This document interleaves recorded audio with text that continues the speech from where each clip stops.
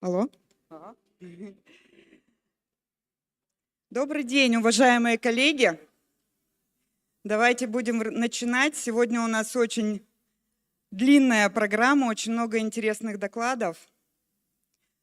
Сегодня уже третий день нашего семинара, да, для некоторых. Мы уже побывали с вами в муниципальных библиотеках, городских библиотеках и даже в сельской библиотеке, да, посмотрели модельные библиотеки.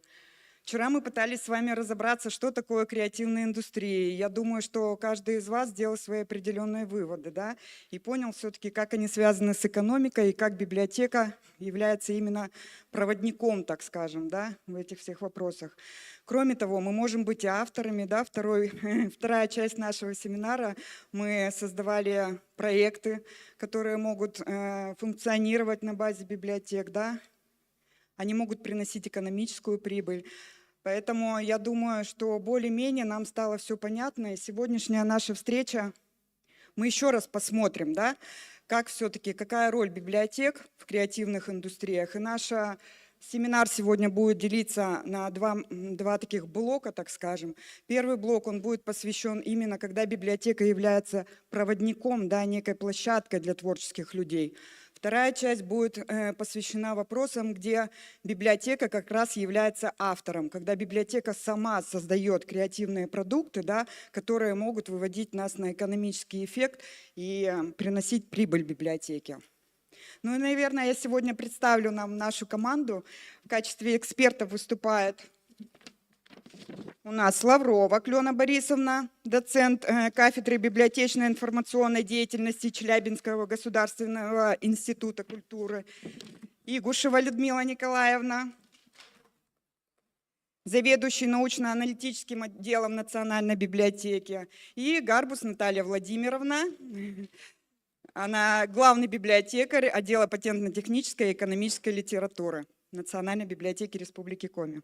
Ну, а я представлю первого выступающего и модератора тоже сегодняшнего дня, Пасахову Любовь Александровну, заведующую отделом патентно-технической и экономической литературы Национальной библиотеки Республики Коми. Да, это я, и я начну свой доклад. Национальная библиотека стала участником очень интересного проекта. В 2012 году мы подключились к проекту по созданию центров поддержки технологий и инноваций, о нем сейчас пойдет речь. И как эти центры помогают именно творческим людям, да, в реализации их проектов. Они именно созданы для того, чтобы поддерживать инициативы таких людей. Известный деятель, наверное, многие из вас ее знают, Марина Абрамова. Она много лет проработала, более 10 в книжной индустрии. Она инициировала множество федеральных проектов по поддержке чтения. То есть это человек непосредственно связан с библиотечным делом. И она говорит о том, что сегодня интеллектуальная собственность, она именно является ядром креативной экономики.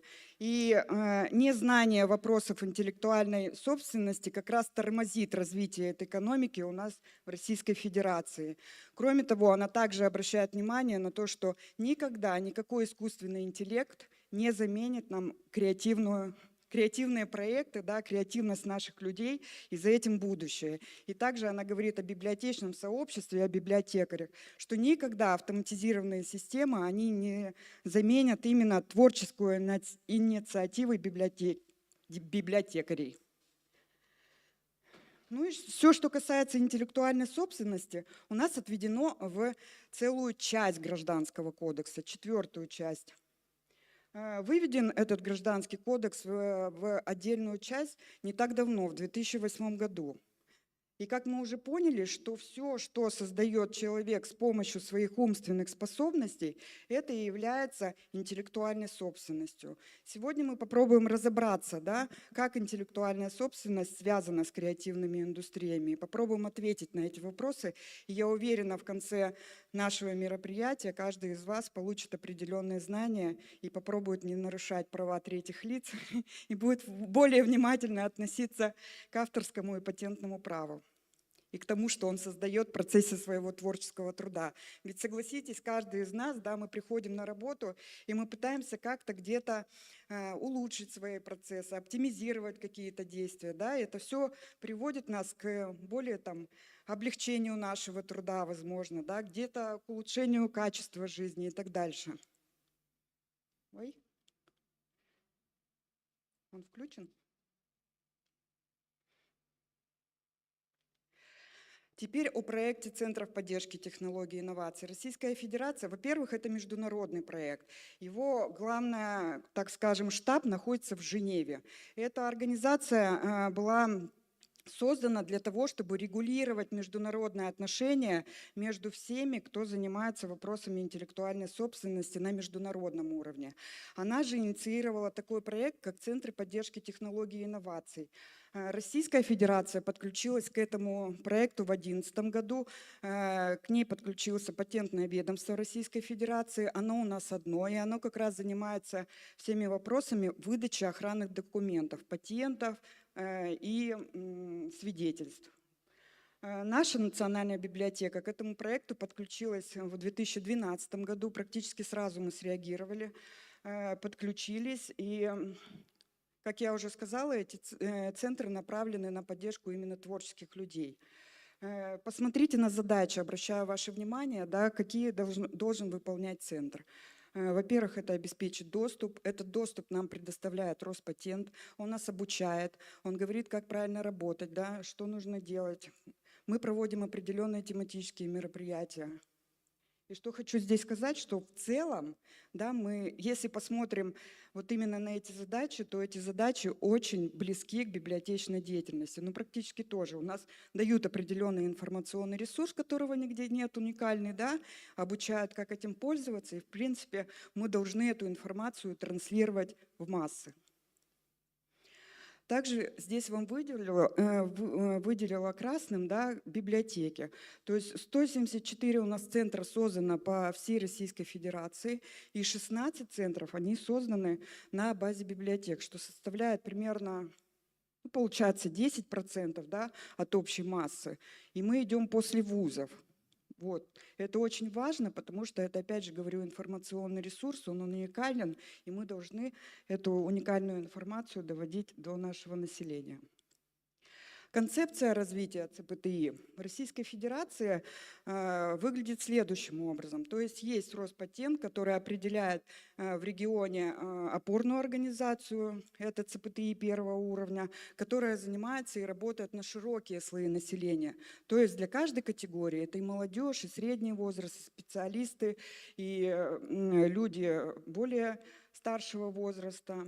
ЦПТИ второго уровня, они обычно создаются при торгово-промышленных палатах, при научных центрах, да, вот, например, у нас при высших учебных заведениях тоже созданы, и они работают на внутреннюю, получается, составляющую, да, на своих специалистов, на своих студентов и так дальше.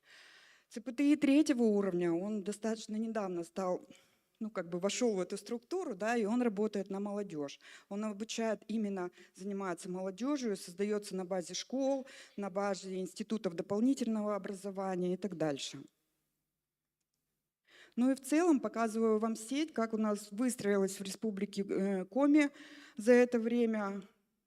У нас заключено соглашение между правительством Республики Коми и патентным ведомством, в которой Национальная библиотека, она определена уполномоченная организация, которая будет заниматься не только просвещением, да, в этой области и оформлением заявочных документов на получение патентов, но и будет создавать некую инфраструктуру. И вот начиная с 2012 года мы активно начали подключать наши муниципальные библиотеки. И на сегодняшний день 8 муниципальных библиотек, они работают с нами в команде. Если мы отказываем более широкий, получается, да, спектр услуг для нашего населения, консультационные пункты ЦПТИ, они служат неким проводником, как раз о чем мы и говорим. Да? Они выявляют интересные проекты, они работают с молодежью, они проводят обучающие мероприятия. Мы, соответственно, для наших муниципалитетов проводим свои обучающие мероприятия для того, чтобы они могли транслировать эту информацию у себя в районах. Ну и здесь важно отметить, что этот проект, он не обязует ни к чему, по сути. Он дает информационный ресурс, он обучает специалистов, и дальше вы сами выбираете круг услуг, там есть базовые, да. Базовые, они склоняются к тому, что проводить тематические мероприятия и использовать их ресурсы. Все. Вот. А дальше есть уже дополнительный вид услуг, и любая библиотека, которая видит в этом необходимый здравый смысл, она может даже на этом проекте зарабатывать.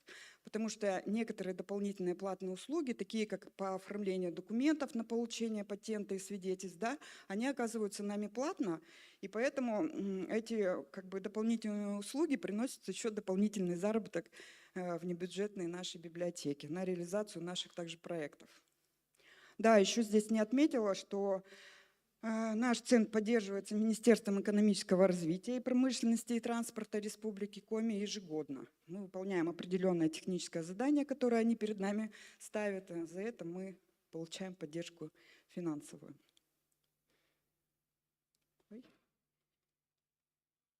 Здесь показала инфографику ЦПТИ, ну это за последние 22-23 год, примерно как у нас получается по цифрам, как работают муниципалитеты, как работаем мы. Ну, думаю, это не очень интересно. Теперь мы вернемся к вопросам интеллектуальной собственности и почему она является именно ядром креативной экономики. Интеллектуальная собственность, она разделяется на авторское право и патентное право. Авторское право, оно возникает с момента создания какого-то произведения, да, вы пишете все сценарии. Вот то, что находится слева, авторское право, да, оно больше связано именно с библиотечной деятельностью, потому что все мы что-то создаем бесконечно, потому что библиотека, она является действительно частью креативных индустрий, да, даже когда мы готовимся к различным мероприятиям, да, мы пишем уникальные какие-то, исследовательской работой занимаемся, да, пишем какие-то, готовимся к каким-то уникальным мероприятиям.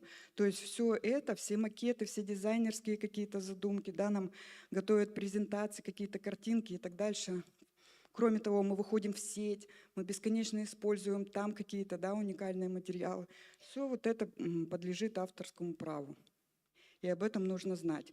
И важно знать, что оно появляется с момента создания, и оно, в принципе, не должно нигде регистрироваться.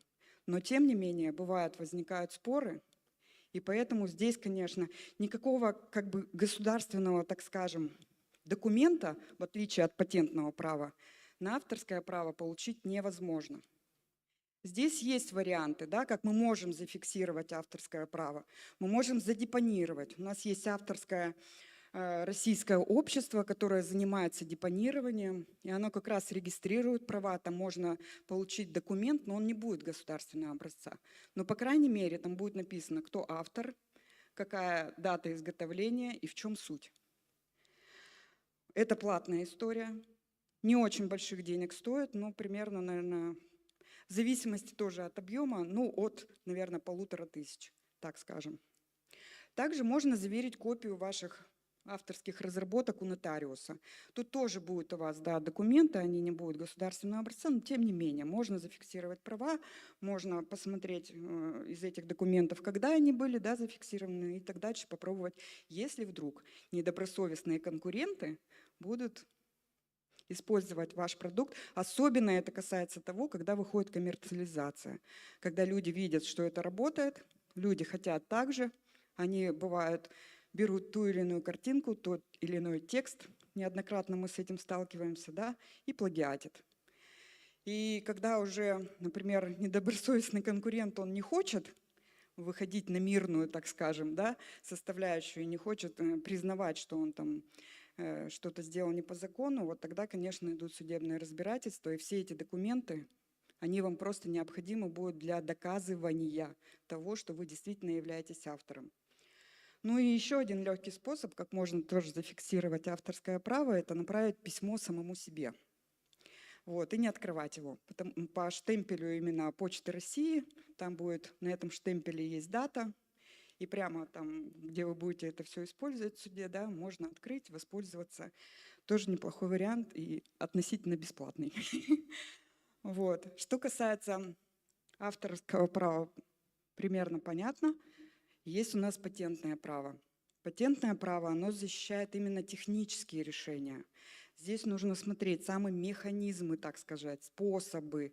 Они тоже существуют в нашей практике, и даже мы иногда создаем, вот даже на открытках можно сделать, бывает конструкция открыток, наверняка вы знаете, да, как они выглядят. Вот эту конструкцию, если она уникальна, ее можно проверить, ее также можно зарегистрировать и воспользоваться именно патентным правом. Но в патентном праве, вот я тут написала, есть такие объекты изобретения, полезные модели, промышленные образцы, товарные знаки. Это самые распространенные, которые вообще их 17. Вот. Они очень так тяжело звучат. Может быть, многие, да, опасаются, когда думают, что такое изобретение, это что-то такое страшное. Мы неоднократно с этим сталкивались. Вот. Я вам сейчас попробую на примерах нашей библиотеки показать, что не все так страшно и не все так тяжело. Это просто нужно чуть-чуть поразбираться. И что касается патентного права, тут хочу отметить, что здесь как раз выдается патент или свидетельство, в котором указан и автор, и патентообладатель, и сама разработка. И это платная история. Фиксируется все в Роспатенте, и заявка платная, и экспертизы все проходят платно. И нужно задумываться о патентном праве только тогда, когда у вас уже идет конкретный коммерческий как бы эффект. То есть вы точно будете понимать, что все затраты на получение патента у вас впоследствии окупятся.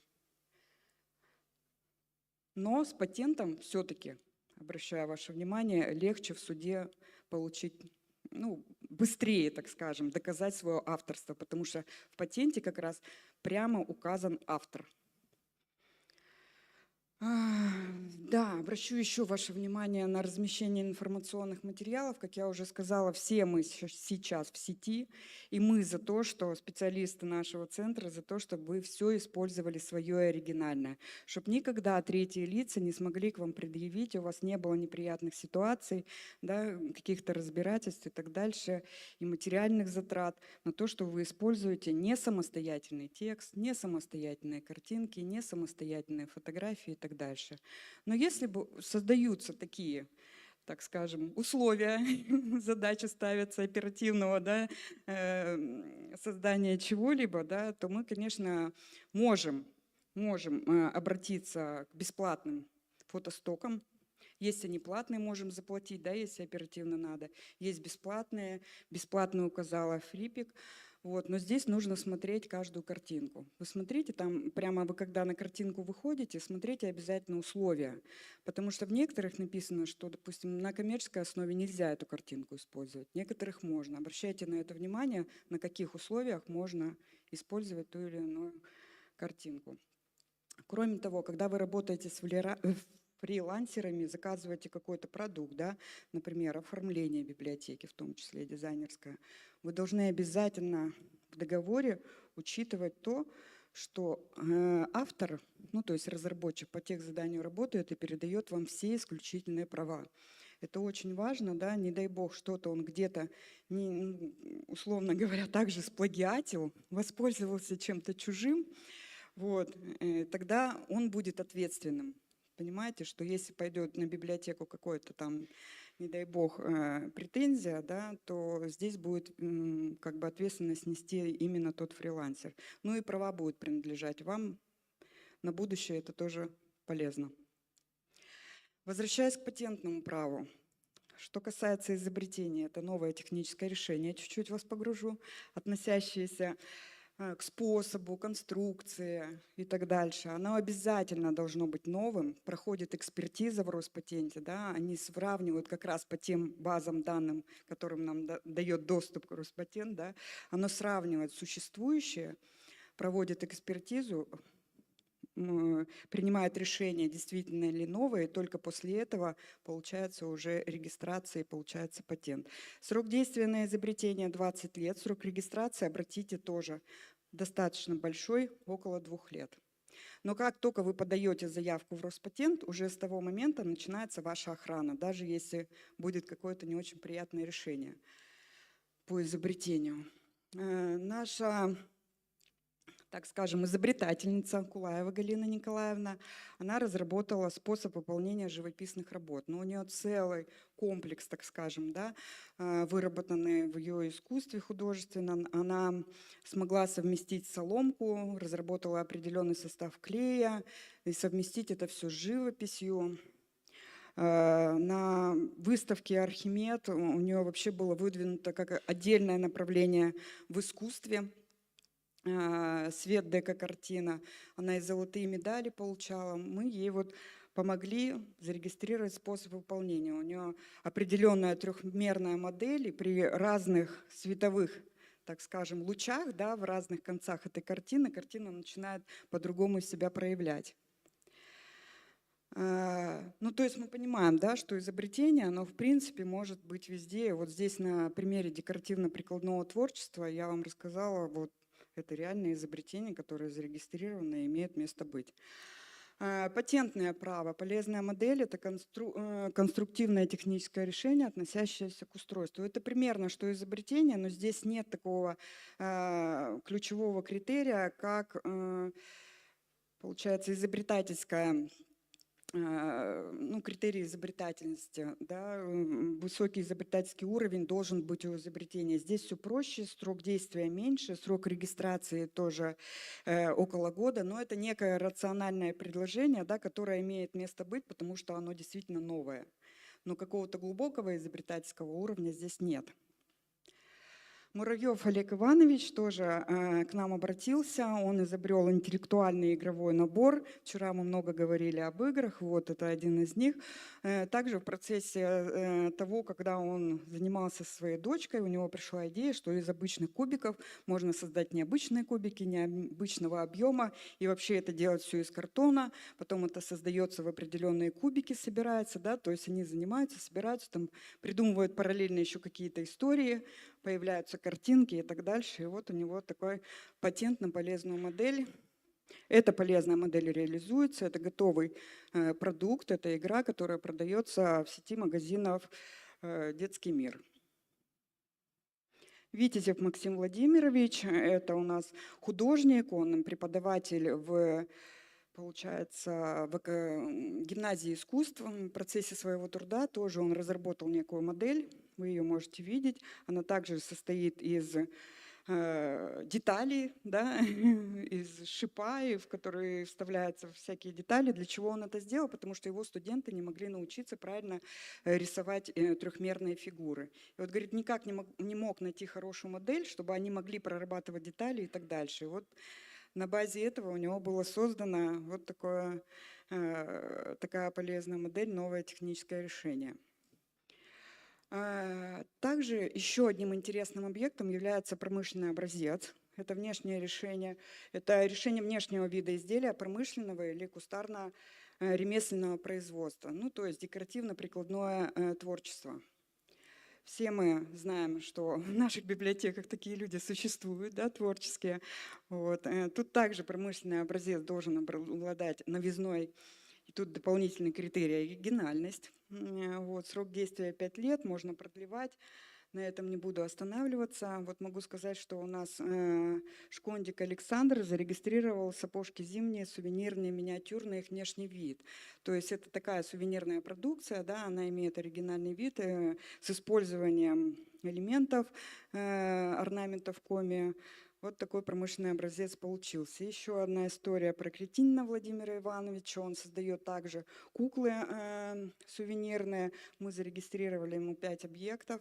Обратился он у нас с проблемой. Он долго лет работал у нас тут в мелких таких магазинчиках, сувенирных лавках, когда выставлял свою продукцию, и к нему потребитель обратился. То есть его знакомые начали говорить, что качество твоей продукции снизилось. Что ж такое, почему?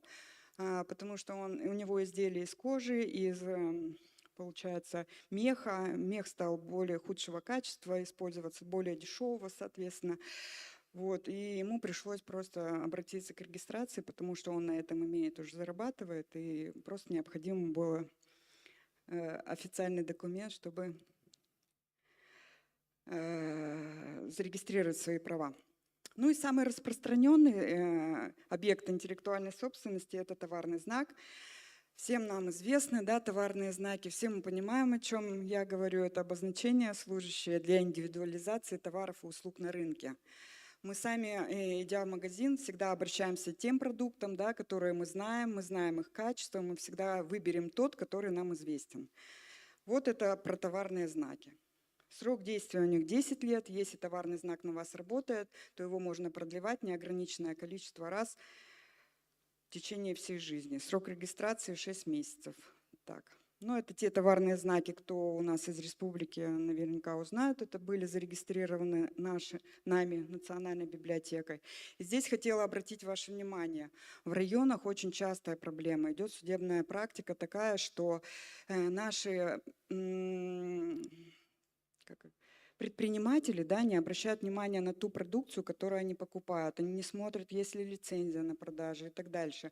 Вот, например, предприниматель из Каркероса, здесь я уже не указывала, кто конкретно, она закупила продукцию с чужим товарным знаком. У нее не было лицензии на использование. Тем самым получила штраф. Сначала заявляли штраф этот 100 тысяч, но поверьте мне, и 30, которые в итоге с нее как будут брать, вот, она обязана будет заплатить. Для предпринимателей из глубинки это достаточно большие суммы, поэтому обращаем обязательно ваше внимание и предупреждаем всех, кого вы знаете, о том, что чужие товарные знаки использовать в коммерческих целях запрещено.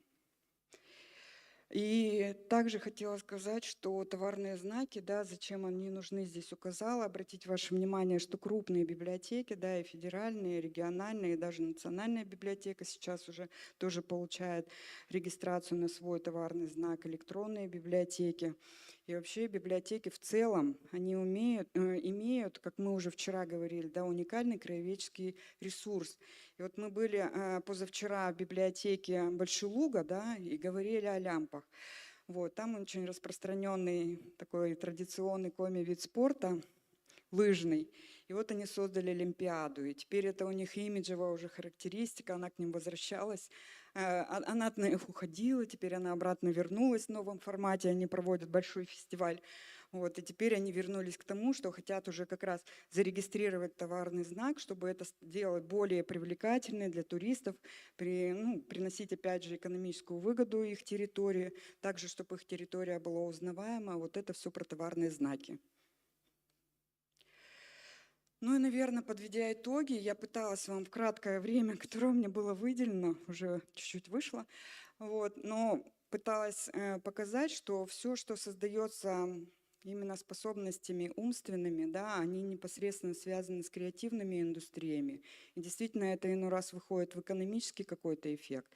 И мы не должны забывать о том, что все, что приносит деньги, оно всегда когда-то может быть интересно другим людям, вот, недобросовестным нашим конкурентам. Поэтому об этом не забываем.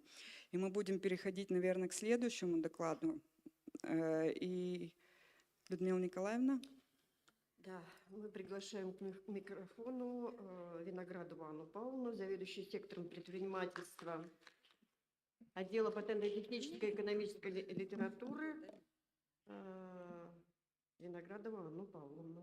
Региональный проект по созданию информационно-маркетинговых центров предпринимательства. Да, спасибо. Меня действительно зовут Виноградова Анна Павловна. Я являюсь заведующей сектором. Я вам расскажу про такой проект, как ИМЦП, информационно-маркетинговые центры предпринимательства. Любой бизнес, осуществляя свою деятельность, он преследует определенные интересы. Государство же, осуществляя свои функции, оно защищает свои интересы. Нередко, что происходит столкновение этих интересов, и как раз вот инфраструктура поддержки предпринимательства, она призвана сгладить этот конфликт интересов, который возникает между государством и предпринимателями. И вот окунемся в далекий 2000 год.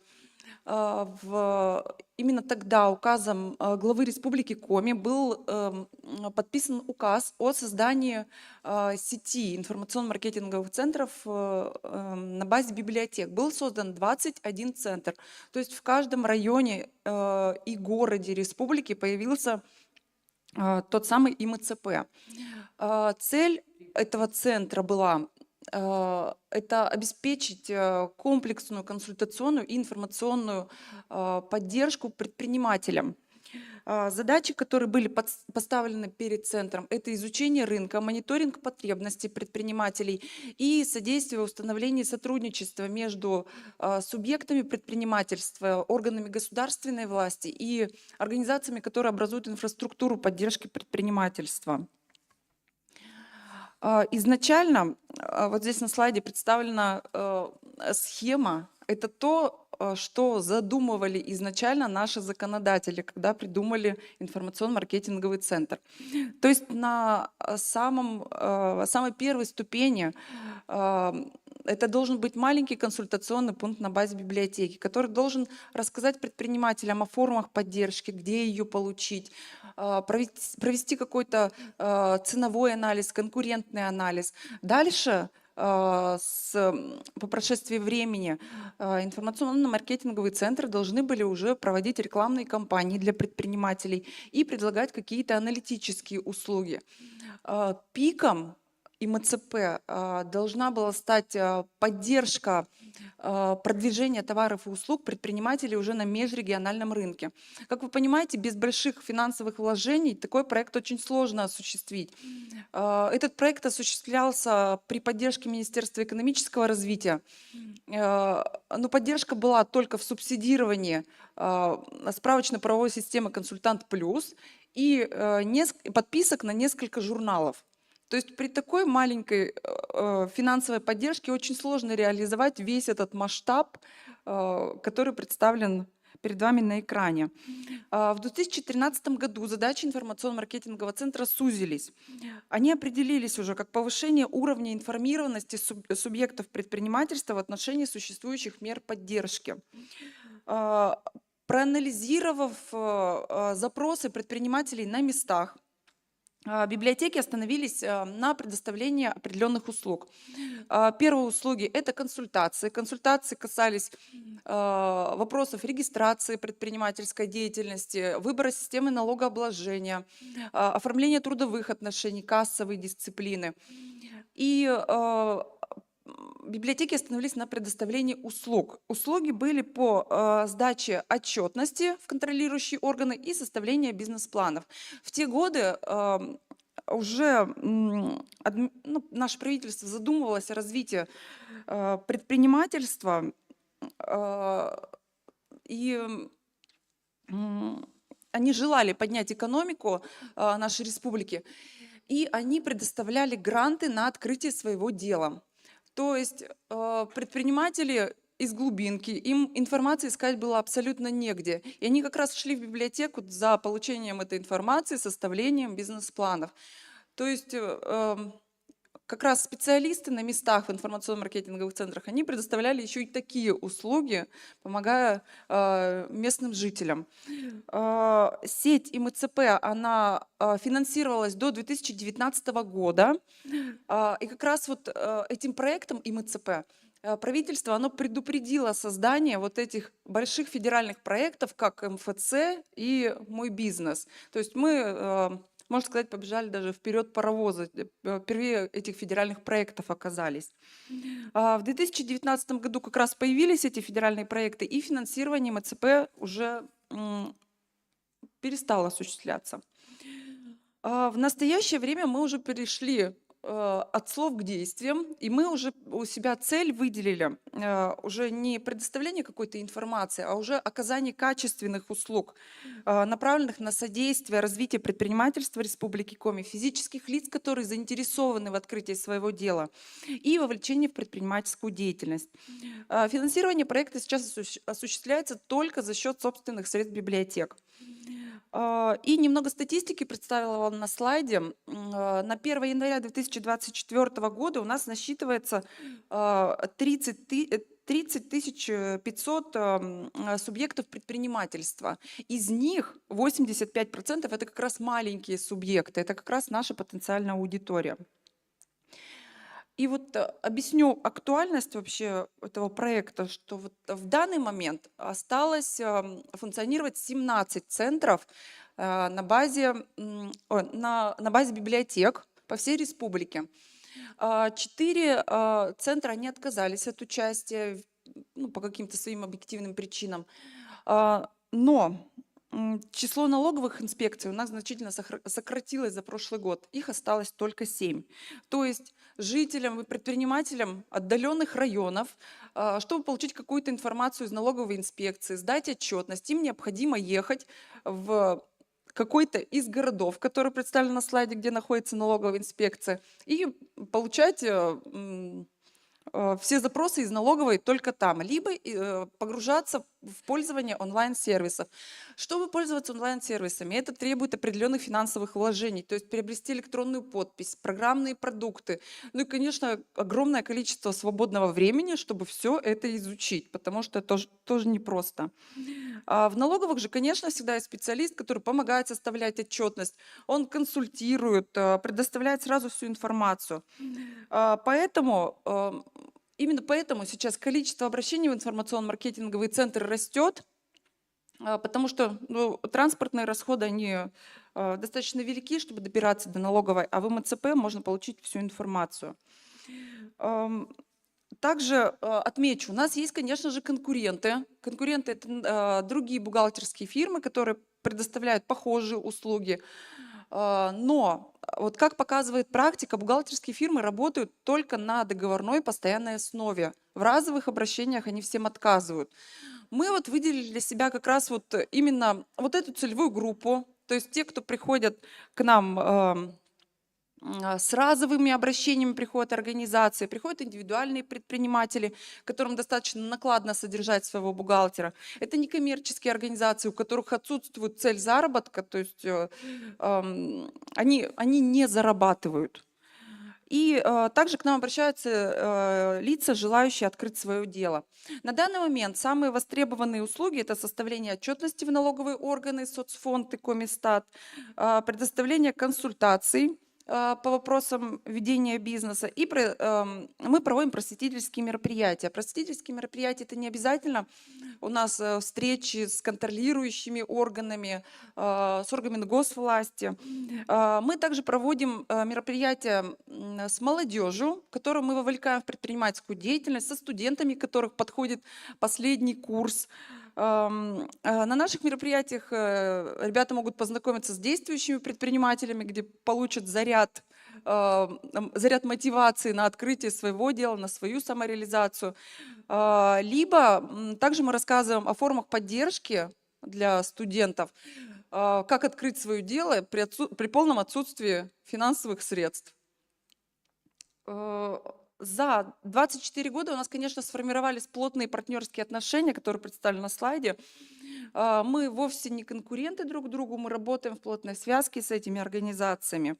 И хотелось отметить, что, возможно, роль МЦП, она как-то мало заметна в развитии креативных индустрий, но хотелось отметить, что именно с помощью информационно-маркетинговых центров есть возможность зарегистрировать и помочь вот этим субъектам креативной индустрии зарегистрироваться, например, в Усть-Цильме, в том же Троицко-Печорске. То есть у них нет возможности,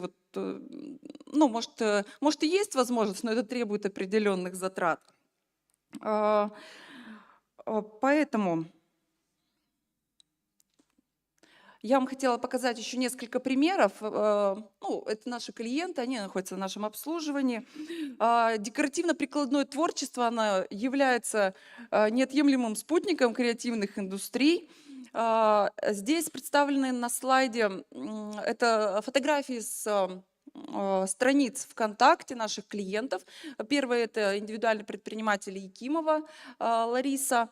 И второе – это Коми региональная общественная организация «Союз мастеров декоративно-прикладного творчества».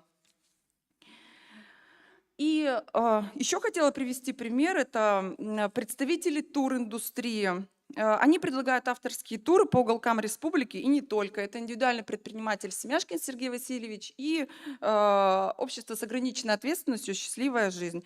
Креативный туризм не только дает вклад в развитие экономики, но и формирует положительный имидж региона и способствует развитию других субъектов предпринимательства, расположенных в маршрутных узлах.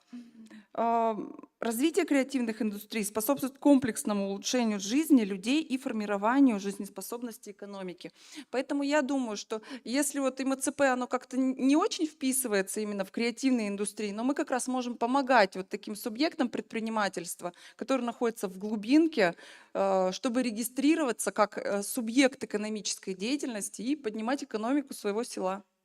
Все, Спасибо, спасибо. Анна Павловна. Да, я бы хотела еще добавить, что здесь мы увидели, да, по этим двум проектам, что библиотека сегодня не может быть не только, да, проводником, помогать как-то предпринимателям, но на этих проектах мы показали, что библиотека может еще немножко зарабатывать, да, для того, чтобы мы могли реализовывать свои какие-то творческие задумки и творческие, ну и не только творческие, вообще цели, задачи библиотечного дела. Вопросы, коллеги, есть? У зала вопросы есть? Вопросов пока нет. А мы продолжаем. Мы сейчас говорили о международном проекте, о республиканском проекте, а дальше у нас в продолжении всероссийский проект, который инициирован был в 2022 году Министерством культуры Российской Федерации, и куратором этого проекта является Российская государственная библиотека. Это проект «Гений места». И его цель была в рамках проекта библиотека должна стать точкой притяжения, точкой концентрации талантов, притяжением людей, которые хотят выразить себя в определенном направлении, в творчестве и так далее. А конечная цель этого проекта – это развитие креативной экономики регионов и создание уникальных продуктов. И я предоставляю слово, если у нас на связи Москва, Артемовой Алевтине Александровне, руководителю Центра развития библиотечной деятельности Российской государственной библиотеки. «Гений места», как библиотеки стали частью креативной индустрии. Добрый день. Здравствуйте, коллеги. Надеюсь, меня хорошо слышно. Спасибо большое за представление. Давайте я сейчас поделюсь экраном, чтобы показать в целом свою презентацию. Так.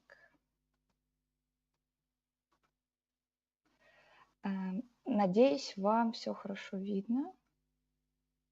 Итак, тема моего сегодняшнего выступления, как спасибо, меня уже представили, как библиотеки, собственно, стали частью креативных индустрий и какая в целом сегодня у нас ситуация в стране, как библиотеки уже успешно реализуют свои некоторые креативные проекты, какие есть творческие инициативы, как библиотеки работают с своей локальной идентичностью и своими новыми какими-то продуктами. Поэтому давайте более подробно поговорим. В целом, как уже было сказано, проект «Гений места» действует уже не первый год. Мы осуществляем свою деятельность в рамках федерального проекта, придуманного в России. То есть в рамках проекта «Гений места» мы занимаемся развитием креативных индустрий на территории нашей с вами страны. Глобальная, конечно, миссия, помимо развития креативных индустрий, увеличения вкладок в креативную экономику, увеличения доли творческих предпринимателей, это, безусловно, также создание и развитие такой инфраструктуры, чтобы у людей была возможность приобщиться к креативным индустриям, бесплатно понять, что это такое, потому что мы должны с вами понимать, что сегодня в целом мы живем в таком мире, где у людей иногда бывают трудности с получением бесплатно тех или иных услуг, особенно когда речь идет про такие отрасли, как IT, например, компьютерная графика или кино и мультипликация. Перед собой на экране вы можете видеть 14 направлений креативных индустрий, в рамках которых работает проект «Гений места». В этом году мы обновили некоторые направления креативных индустрий. Теперь у нас есть современное искусство, в рамках которого наши библиотеки, точки концентрации талантов могут инициировать какие-то новые идеи, проводить инсталляции, осмыслять происходящее посредством непосредственно искусства. Также у нас появились народные художественные промыслы и ремесла. Это направление креативных индустрий позволяет сочетать традиционные, привычные формы, осмыслять культурное наследие региона и совмещать это с современными тенденциями, брать какие-то новые актуальные смыслы, работать с локальными брендами и местными ремесленниками и мастерами. Теперь у нас помимо этого есть креативный туризм. Спикер, выступающий передо мной, тоже уже активно освещал эту тему. Креативный туризм во многом очень помогает библиотекам развивать свои какие-то креативные, краеведческие проекты. Например, создавать путеводители, открывать школы гидов. Наши точки концентрации талантов уже активно работают в этом направлении, поэтому в целом мы ждем в этом году все больше новых интересных проектов. Помимо этого у нас возникло кино и мультипликация, и сегодня о мультипликации мы поговорим более подробно. В целом, вот в 2023 году, если говорить про показатели проекта «Гений места», у нас прошло около 4000 мероприятий по креативным индустриям, которые собрали свыше 400 тысяч посещений. Более подробно давайте сфокусируемся на целях нашего проекта. Как уже говорилось ранее, у нас на базе библиотек создаются точки концентрации талантов, в которых все желающие могут прийти и ознакомиться с креативными индустриями, с тем, как работать с локальной идентичностью и развивать свои проекты. Конечно, первый нюанс – это привлечение творческих сообществ, каких-то деятелей, у которых есть свои инициативы, яркие идеи и смыслы, поскольку зачастую библиотека является единственным, часто, если мы говорим про маленький населенный пункт, если это какое-то село, например, это единственный центр культурный притяжения, куда люди могут прийти бесплатно, собраться, провести как-то время, досуг. Потому что, например, если мы говорим про какие-то галереи, краеведческие музеи, безусловно, там также проходят мероприятия, но все-таки это больше про именно созидание, наблюдение и поиск новой информации. Библиотеки в этом плане могут выйти на первый план именно благодаря ряду креативных мероприятий, которые могут привлечь непосредственно творческие сообщества. Это таким образом объединит местных лидеров креативных индустрий. То есть мы всегда рекомендуем нашим кураторам в точках концентрации талантов обращать внимание на инициативных, творческих людей, которые не обязательно должны быть посетителями или читателями библиотеки. Может быть, есть какой-то, например, активный подросток или студент, или уже взрослый человек, у которого есть какие-то свои идеи, почему бы не пригласить его в точку концентрации талантов, чтобы у него была возможность для реализации. То есть непосредственно наши точки концентрации талантов, которых на данный момент у нас 420, из них 10 находятся в Республике Коми. Чаще всего библиотеки, наши точки концентрации талантов выбирают одно или несколько направлений креативных индустрий, в рамках которых они осуществляют свою деятельность. Например, это может быть креативный туризм или издательское дело и журналистика. Так непосредственно люди могут прийти в точку концентрации талантов, узнать больше, попробовать себя в непосредственно новом направлении. И, возможно, это даст основу для людей, которые уже состоялись в профессии, привнести в нее что-то новое, либо попробовать себя в чем-то ином. А для подрастающего поколения это возможность такой некой профориентации, понять в целом, какой вуз возможно выбрать для поступления, чем дальше планировать заниматься в жизни в дальнейшем. Если говорить про деятельность библиотек в проекте, что в них привнесли креативные индустрии, то перед вами вы можете видеть ряд пунктов, по которым наши точки концентрации талантов осуществляют свою деятельность. Во многом это плотно пересекается в целом с привычной библиотечной деятельностью. Во-первых, это, конечно, организация мероприятия по направлениям креативных индустрий. Тут важно отмечать, что такие мероприятия должны проводиться совместно с экспертами по данным направлениям. Например, если библиотека работает в направлении IT, или компьютерная графика, важно понимать, что у сотрудников часто может не хватать компетенции в этих сферах. Поэтому мы поощряем привлечение различных партнеров, спикеров. Возможно, это не обязательно, чтобы это был очень именитый спикер, можно, чтобы это проходило онлайн, но важно, чтобы у посетителей был такой первоисточник знаний, чтобы это не был пересказ, чтобы непосредственно люди могли вдохновиться каким-то примером, жизненным опытом. Также это создание собственных креативных продуктов, непосредственно с партнерами или без них. Что мы подразумеваем под креативными продуктами? Наши точки концентрации талантов выпускают путеводители по своим населенным пунктам и по своему региону, различные интерактивные онлайн-платформы, сайты, мобильные приложения, разрабатывают подкасты, снимают фильмы и мультипликационные фильмы, проводят различные фестивали крупные и запускают инклюзивные проекты, что непосредственно очень похвально. Важным аспектом является, чтобы это был именно непосредственно креативный продукт.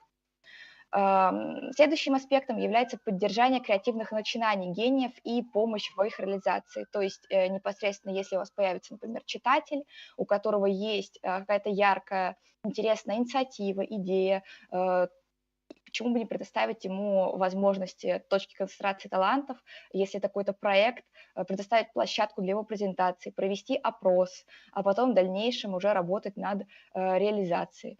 Так в рамках проекта уже успешно были реализованы и действуют различные проекты, которые были инициированы непосредственно читателями.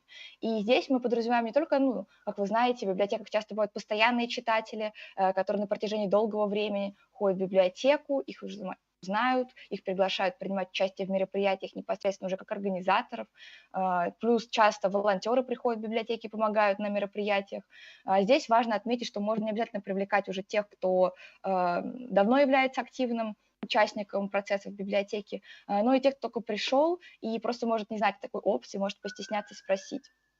Следующим аспектом является консультация читателей по в целом креативной литературе и онлайн-ресурсам, которые предоставляет наш проект.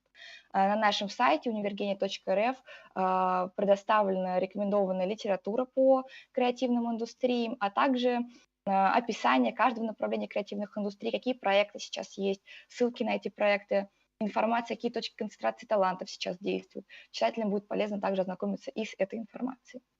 Давайте более подробно поговорим о том, какие непосредственно проекты реализуют библиотеки, наши точки концентрации талантов в целом по стране и непосредственно в Республике Коми.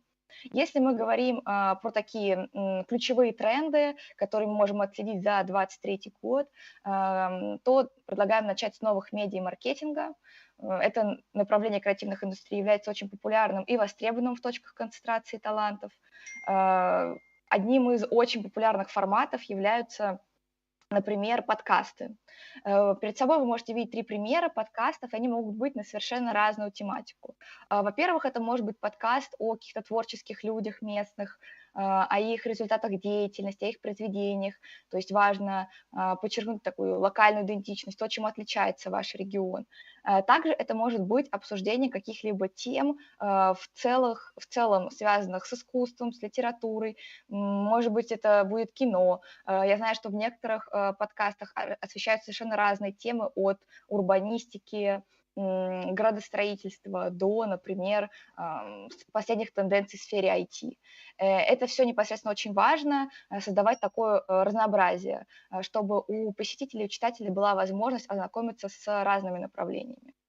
Вот одним из примеров может быть подкаст, который запущен в Усть-Куломской библиотеке Республики Коми, в котором выходят выпуски с творческими людьми непосредственно этого района населенного пункта. То есть важно подчеркнуть, подкаста часто бывают возможности по, например,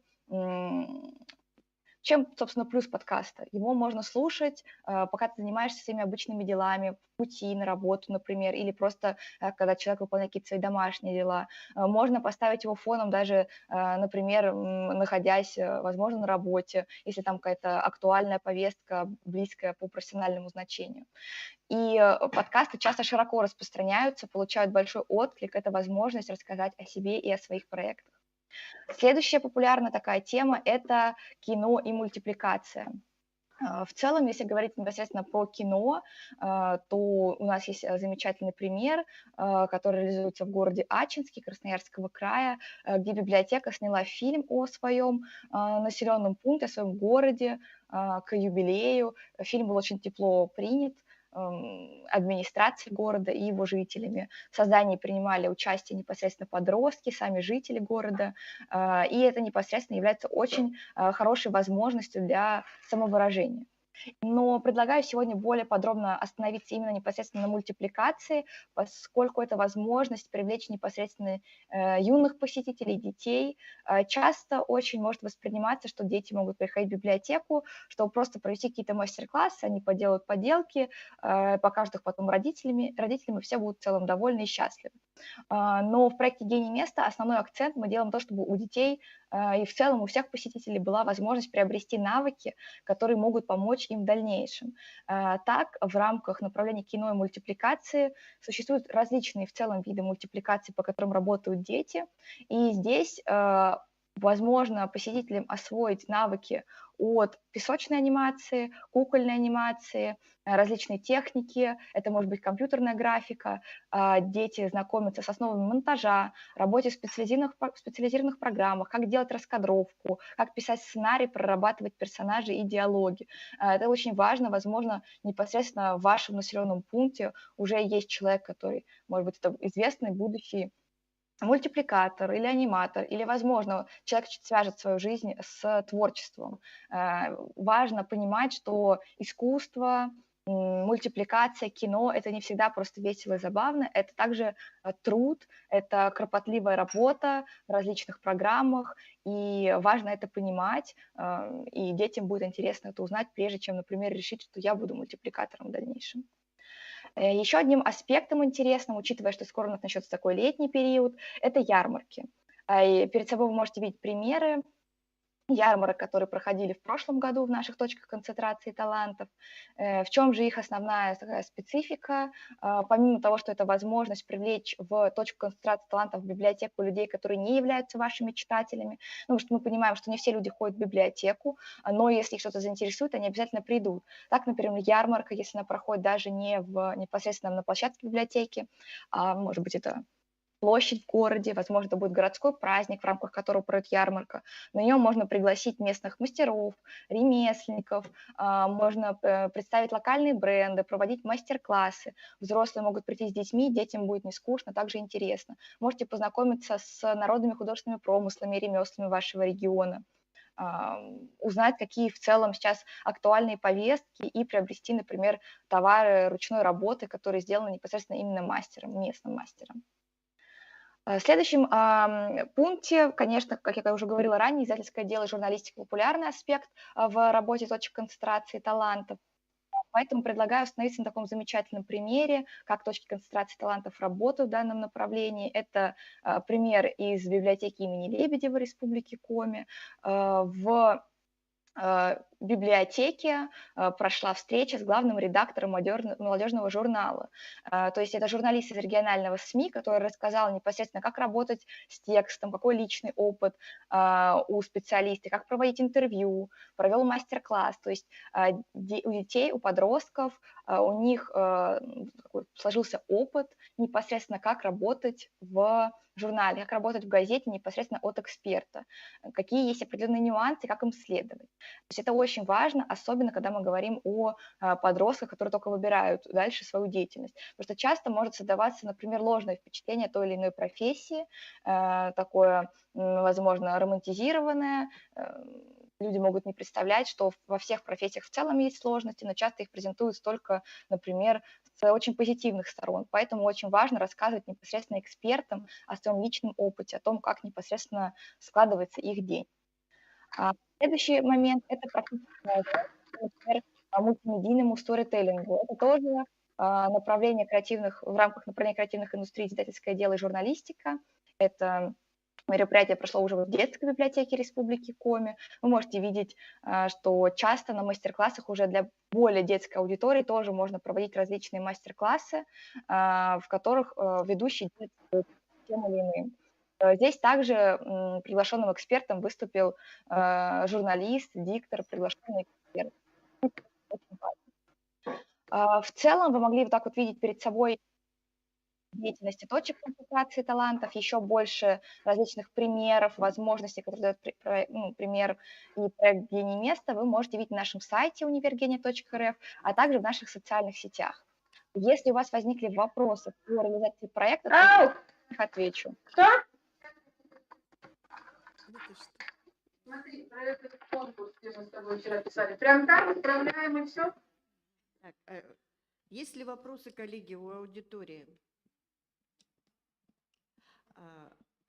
Алевтина Александровна, у нас сегодня практически большая часть выступлений посвящена как раз практикам, интересным практикам работы библиотек в рамках проекта «Гений места». И не только нашей республики, но мы пригласили и другие регионы поделиться своим опытом. Поэтому надеемся, что очень интересный опыт мы приобретем сегодня и услышим. Спасибо вам за выступление. Да, Спасибо большое за приглашение. Очень было интересно выступить. Я также ознакомилась с программой, послушала некоторых участников. Действительно, очень впечатляющее мероприятие. Очень здорово, что на одной площадке можно собрать представителей по разным направлениям креативных индустрий, поделиться опытом. Это всегда очень здорово. Поэтому спасибо большое за проведение такой яркой инициативы. До встречи, спасибо. Я приглашаю следующего спикера. Это Попов Никита Николаевич, заведующий Центром креативных индустрий Рязанской областной универсальной научной библиотеки имени Горького, руководитель проектного офиса Президентского фонда культурных инициатив Рязанской области. И его выступление называется «Нужны ли креативные индустрии в библиотеке?». Никита Николаевич. Коллеги, добрый день. Добрый Слышно ли день. меня? Видно? Слышно, но пока не видно. Мгм. Так, просто я... Так.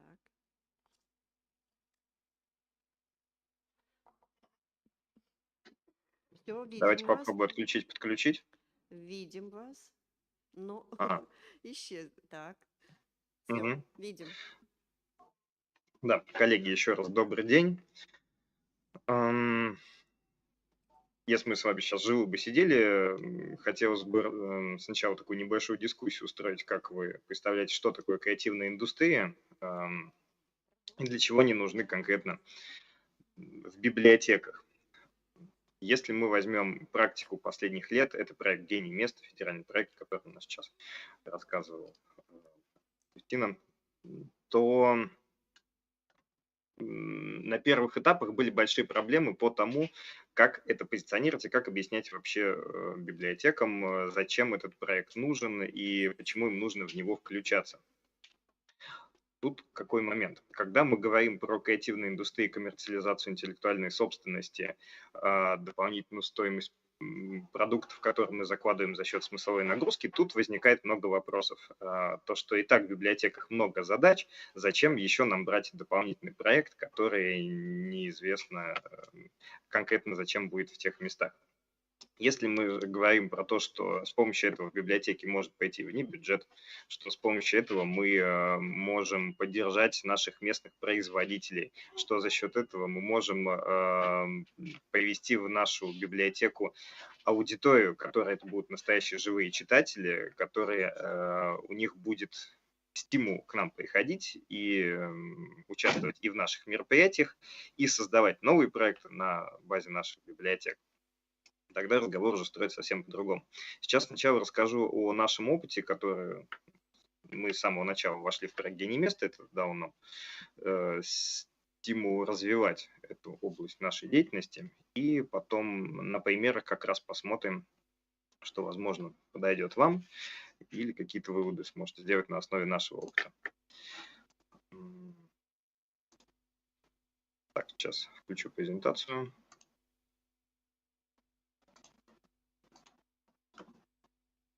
Вы сейчас видите экран? Видим. Видим, видим. Презентацию. Хорошо. Так как мы областная библиотека, то и функции у нас тоже возложили областную. Посмотреть, как же нам создавать условия для развития креативных Никита индустрий. Николаевич, у нас наполовину мы видим вашу презентацию почему-то. Это как? Не знаю. Наполовину. Скорее всего, у вас предоставили доступ к одному окну, и поэтому мы видим только его половину, если у вас перекрыто чем-то сверху. Так, сейчас попробую тогда ко всему экрану предоставить доступ.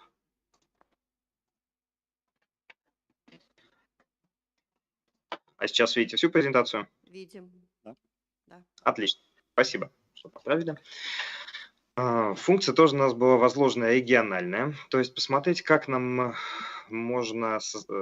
помогать развивать креативные индустрии во всем нашем регионе, потому что не так много организаций вообще, которые этим занимаются. У нас есть отдельная некоммерческая организация Центр развития креативных индустрий в Рязанской области, которая занимается всеми проектами, связанными с недвижимостью, с потенциалом в сфере креативных индустрий. Тут мы создаем и креативные кластеры, первый в нашем городе открылся как торговый городок, так и другие. Но в целом организаций в регионе, которые занимаются креативной индустрией, по сути, две.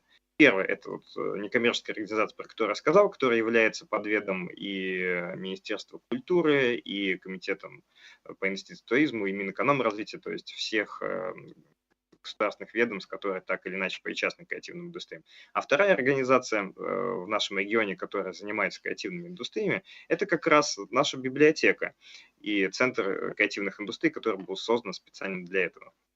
Это было как раз 2,5 года назад, и только мы были созданы, через месяц начался проект «Гений места», поэтому мы очень удачно с самого начала влились в него. Когда мы разбирали проблемы с креативными индустриями во всем регионе, то мы посмотрели, что есть основные три проблемы, которые сейчас видите на экране. Это размытое восприятие бренда региона и его позиционирование на внутренние и внешние рынки. Когда спрашивают, что такое Рязань для каждого из нас, то вроде каждый чувствует, понимает, что это такое, но вот сформулировать это очень тяжело. Для кого-то это столица ВДВ, для кого-то это древнее княжество, которое стояло на... Ну, то есть это все, что связано с историей, с подвигом рязанцев. Для кого-то это грибы с глазами, как многие, наверное, слышали. Для других Рязань – это все, что связано с косопузами, лесорубами, которые ходили когда-то по Центральному федеральному округу и подрабатывали и так далее. То есть есть много-много исторических и современных отсылок на культурно-историческое наследие, но для всех Рязань это что-то разное. Что же говорить о том, когда мы спрашивали людей не из Рязани, что для них означает наш регион. Следующая проблема, с которой мы столкнулись, это отсутствие образовательных программ, отвечающих актуальным задачам в сфере креативных индустрий. Даже сейчас мы можем посмотреть, что во многих учреждениях культуры, в библиотеках мы часто на какой-то функционал, который нам необходим, сотрудника, берем человека на другую ставку, потому что в штатном расписании даже нет таких позиций. Как мы открывали, чуть позже расскажу, региональный проектный офис Президентского фонда культурных инициатив, и там нам нужны были проектные менеджеры, ну и, соответственно, это нам нужно было вводить новые позиции в штатное расписание, согласовывать их и так далее. И пока все-таки у нас там главные ведущие библиотекари в этом офисе, не проектные менеджеры. И то же самое, так как мы сотрудничаем со многими образовательными учреждениями нашего города, вузами, СУЗами, то и видим там такие же проблемы. Поэтому если мы говорим про конкретный рынок креативных индустрий, то тут нет очень мало образовательных программ, подходящих для них, только какие-то смежные в основном. И последнее – это недостаточность координации для создания креативного сектора в экономике региона. Тут можно начать с самих библиотек, с всех наших регионов. И на примере этого сейчас вам расскажу. То есть, получается, первая проблема – это позиционирование. Второе – это, собственно, отсутствие подготовки специалистов. И третье – это сама координация. Ну, межведомственная связь – это всегда является одной из важнейших проблем, если мы начинаем делать какие-то межведомственные проекты. Поэтому здесь, конечно, это актуально. Поэтому мы с коллегами из РАНХИКС придумали такую программу формирования креативного кластера в Рязанской области на основе межотраслевого подхода «Дети и молодежь. Амбассадоры креативных индустрий». Мы начали брать сразу молодое поколение, дети, молодежь, и смотреть, как работать с ними, как создавать кадровый резерв и, в принципе, продукты в сфере креативных индустрий, чтобы дальше они за собой уже повели остальных. Все мы это разбили на портфель проектов из 4 проектов. Первый – это Альянс креативных индустрий, общий такой основополагающий проект, который всех будет собирать. Тут мы пошли по принципу Союза швейцарских сыроваров, Апелласьон. Суть в чем? Швейцарские сыровары, швейцарский сыр, те, кто его производит, это около 70 деревень сыроваров, которые находятся на территории Швейцарии и Франции. И понятно, что это не одно большое производство, это много разных производств. В этих 70 деревнях еще в каждой по несколько производств. Но всех называют швейцарским сыром, потому что они объединились в союз, в альянс, и выдерживают общие стандарты. И у них есть общие ценности и концепции. Поэтому, если ты выдерживаешь определенный стандарт, то входи в нашу продуктовую систему. Также и здесь хотели сделать мы. мы организовать как подготовку кадров, в том числе на базе библиотеки для сферы креативных индустрий в нашем регионе. Также посмотреть, где эти продукты, которые будут... То есть у нас есть кадры, мы их готовим. Мы хотели помочь нашим уже действующим производителям в сфере креативных индустрий развивать свой продукт и помочь его продавать, где-то его выставлять, показывать и продавать. И также помогать с ресурсами. То есть, если человек занимается креативными индустриями, мы хотели объединить всех причастных к этому в регионе, чтобы их объединить в продуктовые цепочки, в которые мог войти человек и дальше уже знал, где ему взять кадры, где ресурсы, где специалистов, которые могут проконсультировать его с продуктом и где его можно продать. Для этого мы также сделали проект «Креативное погружение». Это все, что связано с популяризацией креативных индустрий. Для того, чтобы они развивались, нужно сначала подготовить к этому почву и вообще людям рассказывать, что это такое, что это не какое-то пугающее слово, что, в принципе, креативность – это умение создавать новое. И тут мы говорим именно популяризационной программе. Мероприятия, лекции, мастер-классы, как с теми, кто только хочет прикоснуться к креативным индустриям, так и те, кто уже в них участвует, помочь им в этом развиваться. Третий проект – это трансформация школ креативных индустрий. И о четвертом чуть позже скажу. Трансформация школ креативных индустрий. Мы в прошлом году выиграли субсидию Министерства культуры, около 60 миллионов, то, что прописывали этот проект, для открытия школы креативных индустрий. Это для наших учреждений, что мы можем сделать продукт, продавать, это будет наш бюджет. Также про локальную идентичность – это все, что связано с культурно-историческим наследием нашего места, где мы проживаем. Про школу креативных индустрий, которую мы открываем. Мы ее открываем в сентябре этого года. Мы вторая библиотека в стране, которая выиграла эту субсидию. Первая за год до нас это была Иркутская областная государственная универсальная научная библиотека Молчановка. Мы были вторые и готовимся к открытию в сентябре. Суть в чем? То, что у нас есть 6 направлений подготовки. Дети с 5 по 11 класс могут поступить в эту школу. Обучение будет длиться 2 года, и они получат диплом о дополнительном образовании. За 2 года они должны по одному из 6 направлений, то направление, куда они поступят, создать проект. И за первый год обучения у нас должно пройти 120 человек, и за второй год обучения. Соответственно, это будет 240 детей, которые пройдут обучение по креативным индустриям. Кто-то из них поступит в 11 классе, соответственно, закончит уже на втором курсе, на первом курсе. Да, в конце первого курса он закончит уже свое обучение. И это юные специалисты, которые уже могут идти на работу. Так если 2 года они будут обучаться, то логично сделать проект, который будет уже практика применимый, и делать его на производстве, в том числе на базе библиотек. Мы взяли такую себе задачу, то, что те дети, которые будут обучаться по одному из 6 направлений, тут же будут где-то в библиотеках региона практиковаться в этом. Если они будут заниматься фото-видеопроизводством, они могут снимать, соответственно, фото и видео. Звукорежиссеры смогут попробовать себя на мероприятиях. Те, кто занимается современной электронной музыкой, написать саундтреки тем же подкастам, которые мы снимаем. Анимация, 3D-графика, интерактивные технологии, VR, AR, они могут помочь нам улучшить как фирменные стили библиотек, так и создать электронные экспозиции, которые можно посмотреть через виртуальную или дополненную реальность. И, конечно, если у нас человек просто пойдет в библиотеку, 2 года поработает, будет делать афиши и потом уйдет, то после него ничего не останется. Поэтому логично, чтобы он сделал какие-то брендбуки, по которым уже можно будет, шаблоны афиш, по которым уже дальше сотрудники смогут работать. Мы проводили экспериментальную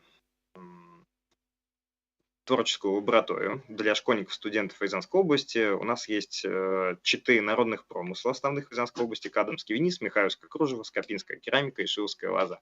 И, соответственно, мы собирали школьников устраивали такую лабораторию, то, что они должны были взять один из народных промыслов Рязанской области и на основе него за время лаборатории придумать какой-то современный продукт, который они сами бы хотели купить. Мы разделили их на 4 команды по промыслам, и в каждую команду также у нас вошел эксперт-носитель этого промысла, мастер, там, керамист или там, тот, кто владеет лозоплетением, кружевным делом или вышивкой кадомским винизом. Их задача была переосмыслить так, чтобы они сами хотели себе купить этот продукт. И в итоге вот что они придумали на основе михайловских кружев. Мы им не давали никаких установок, то есть полностью все, что они сами хотели сделать. Дали им нейросеть, чтобы они могли быстрее за время лаборатории представить продукт, который они видят. На основе кружев их команда взяла направление создания фирменного стиля аксессуаров, который каждый день употребляется в обиходе. Команда, которая взяла себе в работу кадомский виниз, они придумали сделать такой агрегатор, не агрегатор, конструктор в интернете. Вы на сайте можете сами сделать свой дизайн одежды, и дальше мастера долго и дорого будут его изготавливать. То есть такой VIP-сегмент. Самая младшая команда, 12-летние дети, у нас придумали ролик по скопинской керамике, нарисовали тут же керамишек, те 4 персонажа, которые будут использованы в мультфильме. И даже после этого уже успели снять мультфильм, только как есть пластилиновый мультфильм, а этот был глиняный. Они лепили по кадрам из глины персонажей, и там рассказывалась история о том, как появилась скопинская керамика. Это дети сами сделали под руководством преподавателей. Шиловская лоза взяла направление малых архитектурных форм, беседки, остановки, которые можно было сделать из обработанной лозы. Узнали, все это можно делать, но будет долговечно. Соответственно, несколько направлений, несколько команд выбрали абсолютно разные абсолютно разные направления создания продукта. Тут как и медийный продукт, это мультфильм для популяризации скопинской керамики, так и конкретное производство и малых архитектурных форм, и аксессуаров, и прочего. И дети неподдельный интерес к этому проявили. Поэтому мы также посмотрели, что можно в этом направлении развивать продукты на базе библиотек. Также мы для популяризации и развития наших партнеров всей креативных индустрий помогаем проводить их мастер-классы на базе библиотеки, привлекать партнеров. Сейчас создается первый креативный кластер, уже сдаются последний объект первого креативного кластера в Рязанской области торгового городка. Вот павильон, который закреплен за библиотекой, там будет арт-резиденция. Все, что связано именно с креативными индустриями, будет у нас находиться там. Это наш, собственно, кластер, который сейчас сдается уже к сдаче. Это фотография прошлого года. Также мы делали совместный проект роль библиотеки во всем создании экосистемы. Здесь библиотекари должны быть экспертами. Если же по каким-то направлениям мы экспертами не являемся, то мы должны скоординировать и рассказать людям, где они могут найти наставников, экспертов в их области. И как бы мы хорошо не работали, нам нужно об этом рассказывать, вещать, поэтому мы также несем просветительскую медийную функцию и, конечно, методическую, как областная библиотека. До этого уже я рассказывал про выставки, ярмарки, продажи. Одна из них – это наша ярмарка с проекта «Смыслы». И сейчас проект «Смыслы» – это все, что связано с продвижением локальных брендов на территории Рязанской области. Ярмарка уже обрастает культурной программой, потому что помимо того, что люди продают на них свои изделия, библиотека за аренду не берет ни копейки, настолько прибавляется читателей, то и теперь им важны связи между собой, общение. Также на базе этого уже и выстраиваются акселераторы и создаются даже серия видеороликов про наши локальные бренды.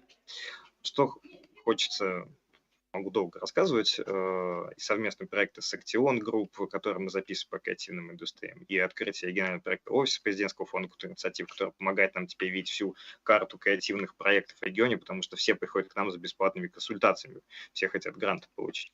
То, что в этом всем креативные индустрии, которые сейчас есть в библиотеках, которые вводятся в библиотеки, они им нужны не для того, чтобы сверху дать еще какую-то нагрузку, потому что нужна отчетность, поэтому, а дает нам инструменты, которые помогают нам решать задачи, которые были у нас до этого, только они становятся более актуальными.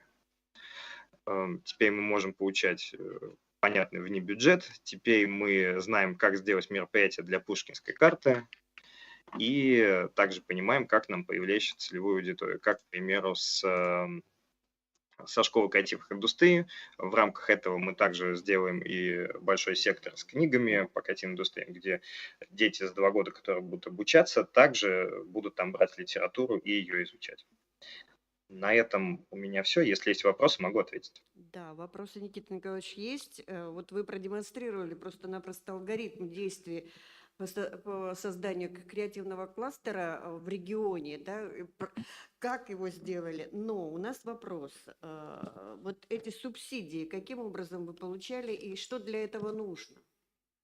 Очень просто. У нас есть костяк из нескольких специалистов библиотеки, которые постоянно пишут гранты, заявки на гранты. Мы их писали за последние годы в Росмолодежь, фонд президентских грантов, президентский фонд культурных инициатив, гранты губернатора, региональные другие гранты и так далее. Набивали руку, пока в том году просто не выиграли 60 миллионов на гранте. Нас еще после этого позвали пройти обучение в президентском фонде культурных инициатив. От региона у нас была квота на 2 человека, и я в нее попал, съездил в президентский фонд, и там год назад анонсировали программу, что будут создаваться по стране проектные офисы президентского фонда культурных инициатив. И они имеют региональное значение, проявили просто инициативу, договорились с нашим Министерством культуры и с президентским фондом культурных инициатив, что у нас в регионе на базе библиотеки будет открыто. А сейчас уже по стране на базе 6 региональных библиотек открыты проектные офисы ПФКИ.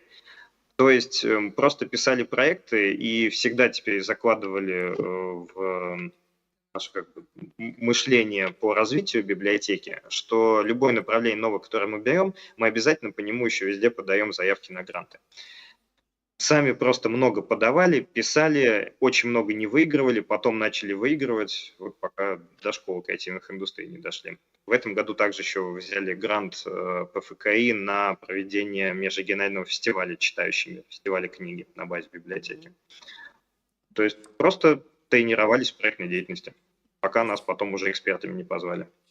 Спасибо, молодцы. Очень интересно вообще ваше изложение, вообще ваши действия, которые вы предприняли для того, чтобы именно на базе библиотека ваша стала вот этим центром креативных индустрий в регионе.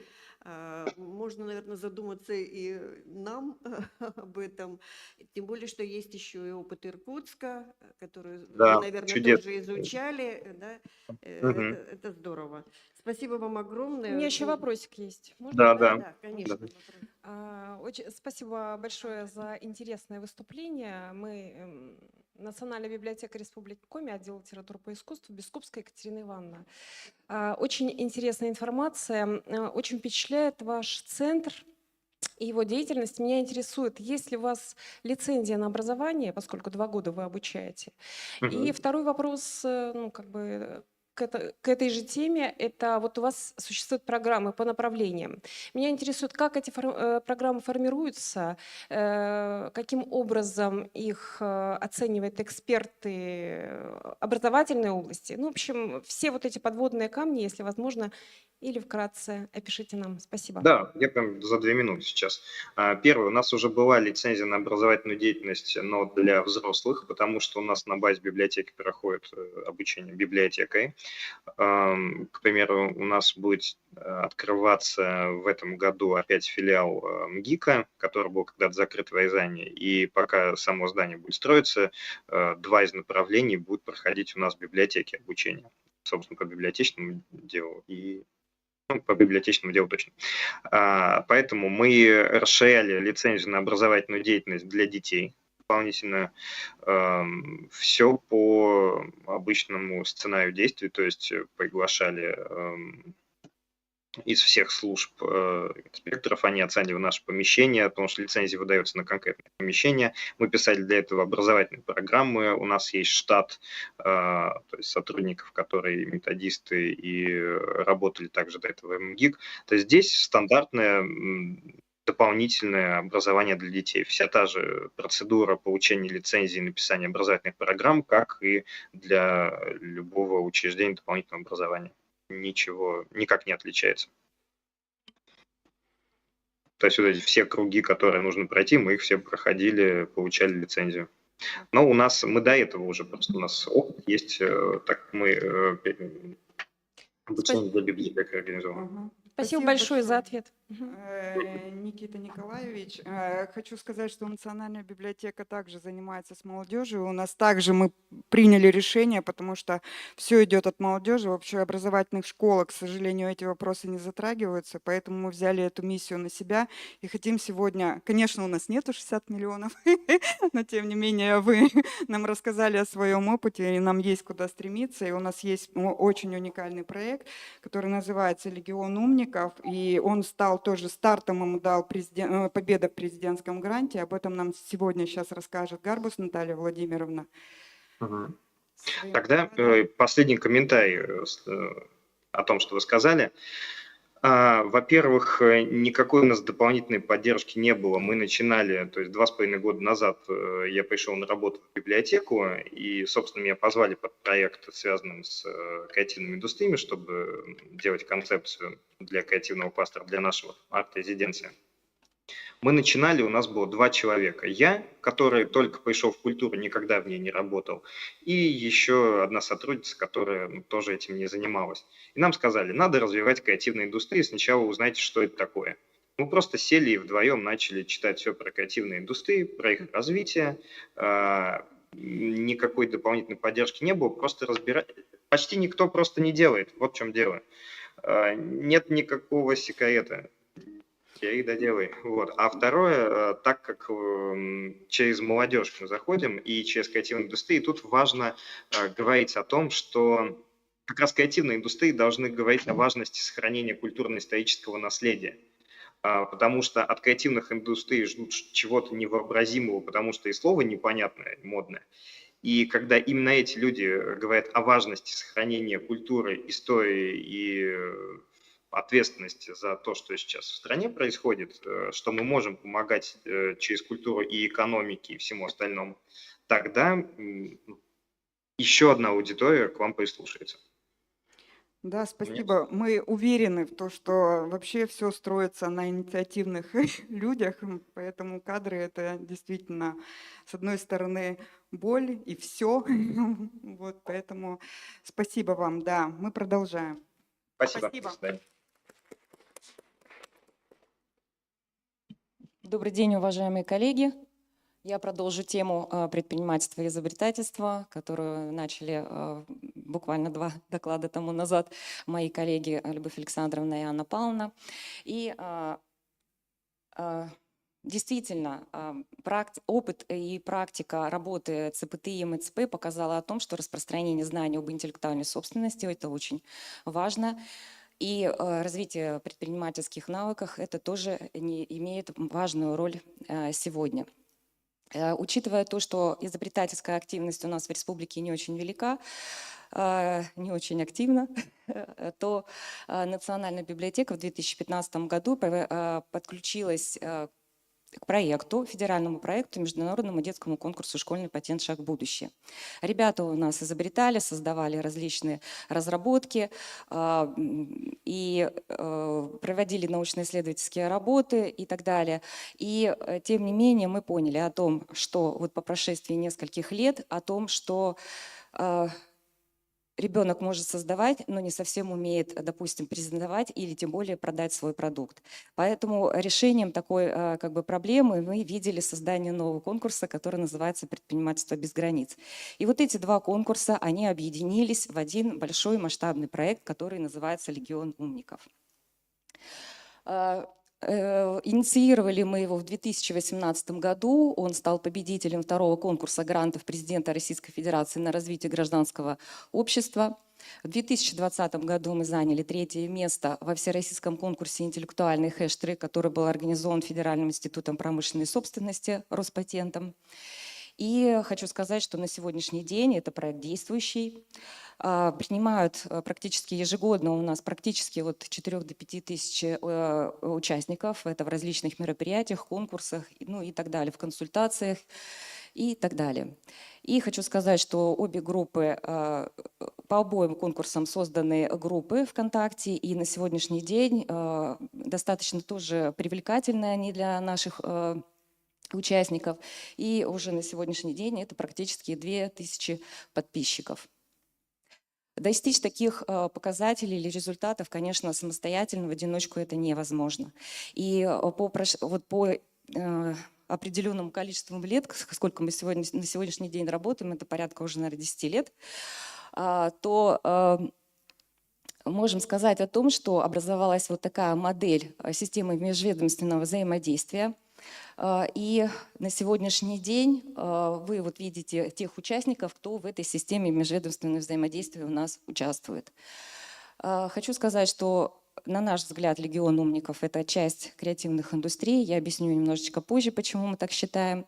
Но тем не менее, значит, партнерами в нашем проекте являются и Коми-научный центр, Союз писателей Республики Коми, это Национальная галерея Республики Коми, то есть это те партнеры, которые предоставляют нам специалисты, которых участвуют в экспортировании работ конкурсных и, конечно, дают ценные советы нашим участникам.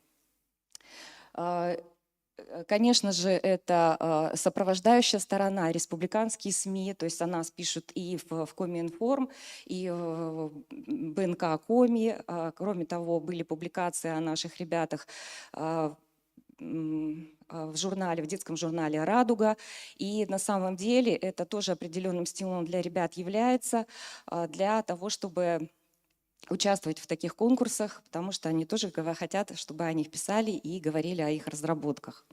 Ну и, конечно, основную часть этой системы межведомственного взаимодействия, без которого, наверное, вообще реализация проекта это была бы невозможна, это наши 19 муниципальных библиотек городов и районов Республики Коми, которые принимают непосредственно участие в реализации этого проекта. На базе библиотек проходят мероприятия по интеллектуальной собственности, по изобретательству, предпринимательству. И на сегодняшний день еще одна такая тема у нас включилась – это финансовая грамотность, достаточно популярная. То есть в данном случае все это происходит на базе библиотек. Кроме того, информационные ресурсы, которыми мы обладаем, они непосредственно необходимы для написания научно-исследовательских работ. Поэтому тоже активно это используем. Ну и, конечно, поиск одаренных детей со всех уголков Республики Коми. Нам библиотеки помогают в этом. Мы ищем таких талантливых детей и привлекаем к участию в наших конкурсах. Обратите внимание, почему мы все-таки считаем, что проект «Легион умников» является частью креативных индустрий, потому что даже по номинациям в данных конкурсах видно о том, что школьный патент «Шаг в будущее» направлен на креативное творчество, то есть на какие-то определенные разработки, которые впоследствии могут являться и являются объектом интеллектуальной собственности, подлежащие патентованию, например, или являющиеся охраноспособными. Если говорить о конкурсе предпринимательства без границ, то есть в данном случае ребята работают над идеями, креативными идеями в бизнесе. То есть здесь они получают необходимую информацию о том, что, как формируются доходы, расходы, какая прибыль или выручка формируется, исходя из этого, как анализировать конкурентов своих и так далее. Поэтому вот эти две составляющие, в общем-то, есть интеллектуальный труд, есть коммерциализация. В данном случае мы можем сказать о том, что это элементы креативных индустрий. Мы добились того, чтобы эти два конкурса вошли в состав, в перечень конкурсов и олимпиад, которые министерство утверждает по одаренным, талантливым детям. И ежегодно в этот реестр у нас попадают практически 70 человек. Эти ребята, конечно, могут пользоваться теми правами, которые им предоставляет Министерство образования, то есть участвовать в выездных лагерях в образовательных и в лагерях, которые предусмотрены для отдыха. Но, тем не менее, мы, как Национальная библиотека, предоставляем таким ребятам адресную помощь в оформлении заявки на получение патента. На сегодня у нас таких патентов 13. Именно полученных документов. Ну вот буквально 2 недели назад мы уже получили еще одно решение о выдаче патента по настольному календарю, промысловому календарю. Вот скоро мы его опубликуем тоже в нашей группе, можете будет потом посмотреть. Что здесь хочется сказать по аналитике? Если мы говорим о техническом творчестве, то оно не настолько масштабно, как, например, ребята работают в плане декоративно-прикладного творчества. Если вы обратите внимание, у нас получены патенты, сейчас вам скажу, из 13 у нас 2 – это техническое решение, и остальные у нас дизайнерские решения. И если обратите внимание, они, в принципе, очень связаны близко с декоративно-прикладным творчеством. То есть это, допустим, школьная форма. То есть вчера был на экскурсии, вы уже знаете о том, что это первый патент, который нами получен в 2015 или 2016, сейчас точно не вспомню, в 2016 году. И патентообладателем являлась девочка-пятиклассница Лиза Афанасьева. То есть, да, то есть это все возможно, что возраст не имеет значения на идеи и придумывание этих идей. Эта школьная форма, она имеет оригинальный дизайн и имеет такие национальный колорит, то есть орнамент, национальный орнамент такой представляет собой на этой одежде. Кроме того, если вот в правом нижнем углу вы посмотрите, это тоже, так скажем, разработка дизайна одной из участниц у нас, Марии Алдушиной, которой на тот момент было вообще 7 лет. И задача такая была, мама ей поставила, чтобы нужно было нарисовать рисунок для этикетки. Мама была предпринимателем и изготавливала сувенирную продукцию. И вот эта упаковка, в которую вкладывалась эта сувенирная продукция, по-моему, куколки такие небольшие и открытки. Ну, необходимо было упаковать в пакет, а вот на пакетик нужно было как раз ну, так скажем, сообразить вот такую, можем сказать, этикетку, почти что этикетку. Ну вот в данном случае девочка самостоятельно ее нарисовала, а уже мама и ее брат помогли ей сделать это уже в компьютерной графике. Еще одно, может быть, интересное такое в этом направлении, это вот зеркало, которое напоминает очертания озера, и на раме вырезаны коми-пасы. Оно идет с подсветкой. Вот на такой продукт Артем Щукин его придумал, мы тоже зарегистрировали, получили патент. Ну, как видите, шахматы тоже в национальном колорите сделаны. Это герои коми-легенд. Это Перо-Богатырь, Зарань, Антип, по-моему, да, и, в общем-то, пешки – это собаки у Пера-Богатыря. То есть ребята, вот, читая даже те сказки, легенды и ну, любя свою республику, вот они реализуются в таких разработках. Хочу сказать также об том, что если мы говорим про школьный патент, то здесь подача заявок у нас на сам конкурс составляет большую часть, нежели, например, другие какие-то номинации. Ну, это просто такой интерес у ребят, видимо, к такому именно творчеству. И по поводу коммерциализации таких объектов очень сложно детей, вот именно тех, кто изобретает, научить, и для них достаточно тяжело является тем, чтобы их продавать, научиться продавать. Хотя, вот, допустим, в предпринимательстве без границ она совершенно другая история. То есть лучшие идеи декоративно-прикладного творчества у них наименьшая подача этих заявок. Ну, вот есть о чем подумать, потому что действительно, тот, кто умеет изобретать, не умеет продавать. А тот, кто продает, не всегда может креативить. То есть вот это такое, нужно соединить их вместе и дать возможность им, в общем-то, самореализовываться совместно. Вот такие вот, опять же, декоративно-прикладное творчество, вот такие вот элементы разработки ребятами представлены на этот конкурс. Вчера у меня на выставке кто-то спрашивал по поводу, из чего сделаны брелоки, кроме орнамента, из полимерной глины. Девочки, вас не вижу, но я думаю, что меня услышали, да, из полимерной глины. Вот. И хотелось бы подытожить, нет, извините, и для продвижения как раз уже тех продуктов, которые у нас продаются в рамках конкурса предпринимательства без границ, мы с ребятами участвовали в бизнес-ярмарке, которая приходила в декабре 2023 года. Организована она была региональным центром финансовой грамотности. Хочу сказать, что ребята у нас приняли участие с Сагдавитинского района, Усть-Куломского, Карткиросского и Ижемского, да. Ижемского района. Выручка наша общая составила 7 тысяч рублей, но мы на этом не остановились. Мы принесли эти объекты в нашу библиотеку и, в общем, продолжили свою ярмарку среди своих коллег. И выручка составила у нас 13 тысяч.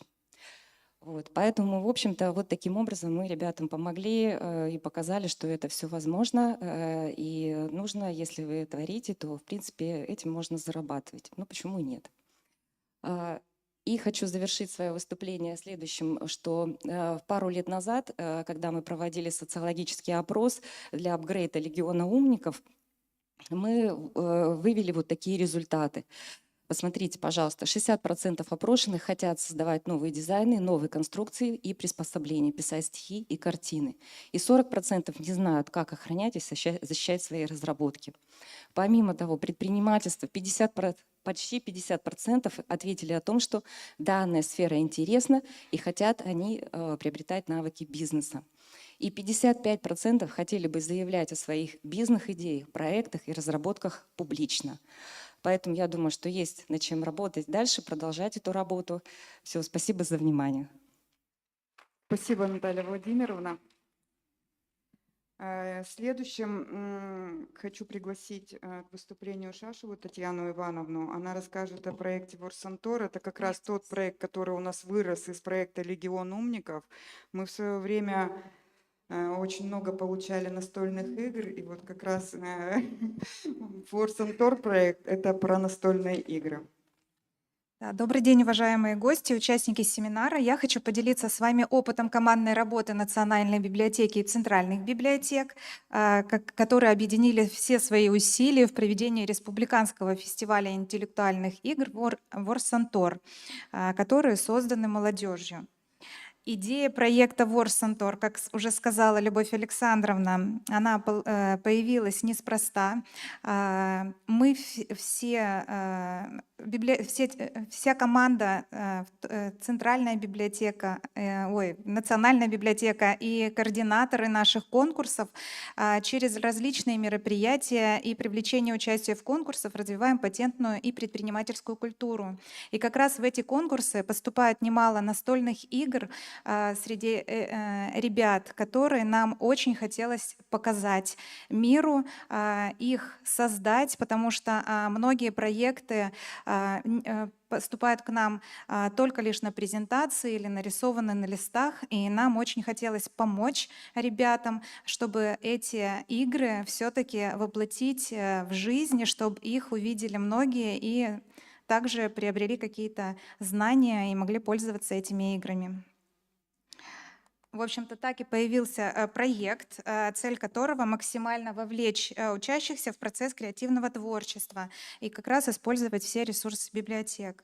Заявителем выступила Ассоциация библиотек «Чукар», инициатор Национальная библиотека и команда библиотеки городов и районов республики. Одним из требований настольным играм было то, что они должны были облегчить усвоение школьного материала, ведь, как известно, что даже через игру самый сложный предмет становится доступнее. Реализация проекта у нас была в 2023 году. Мы осуществляли его целый год, и у нас получилось осуществить нашу задумку. Вы видите цифры, это стоимость проекта. 70%, примерно 70% затрат у нас ушло как раз на изготовление настольных игр, в том числе для создания игротек в центральных библиотеках муниципальных образований. Весь проект у нас делился на 3 этапа. На первом этапе нам нужно было провести конкурс во всех муниципальных образованиях и собрать игры, созданные ребятами. И по итогам конкурса выбрать нам необходимо было 15 лучших работ. На втором этапе мы провели митап, организовали неформальную встречу заинтересованных людей. Мы собрали ребят с их группой поддержкой, авторов, и дали возможность авторам презентовать свой продукт, чтобы эксперты смогли выбрать самых лучших. Хочу сказать, что для второго этапа мы уже по итогам конкурса, когда выбрали работы, их сделали уже в презентабельном виде. Да, я попозже расскажу, как мы это делали. Поэтому они смогли презентовать их экспертам. На третьем этапе мы организовали фестиваль во всех муниципальных образованиях. Но это стало нам возможным сделать только благодаря команде проекта из 20 библиотек. Поэтому только поэтому мы смогли так масштабно развернуть наш фестиваль. И что у нас получилось? Первый этап. Провели конкурс настольных игр среди ребят от 7 до 18 лет. Оценивать решили по возрастным группам, потому что понимали, что работы учащихся 1 и 11 классов могут значимо отличаться. Игры принимались на различные темы. Это были точные гуманитарные, общественные, технические, естественные и иные науки.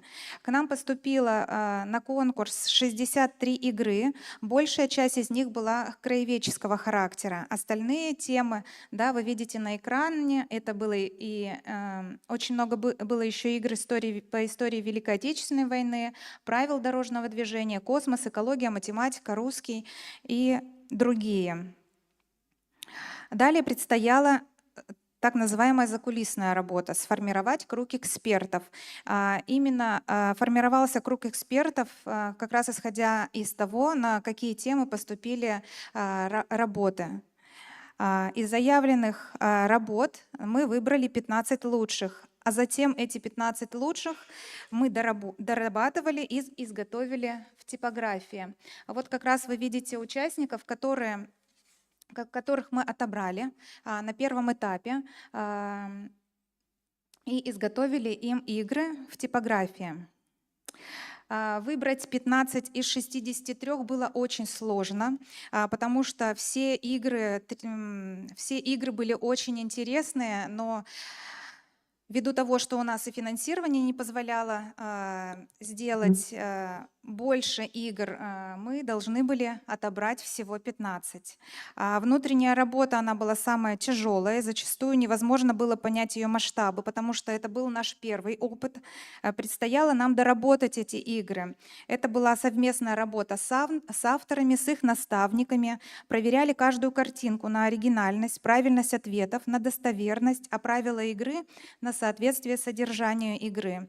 Так как эти игры были еще не изготовлены, мы рисовали, вырезали карточки, играли, в общем-то, в отделе, пытались понять, каким образом, нет ли ошибок.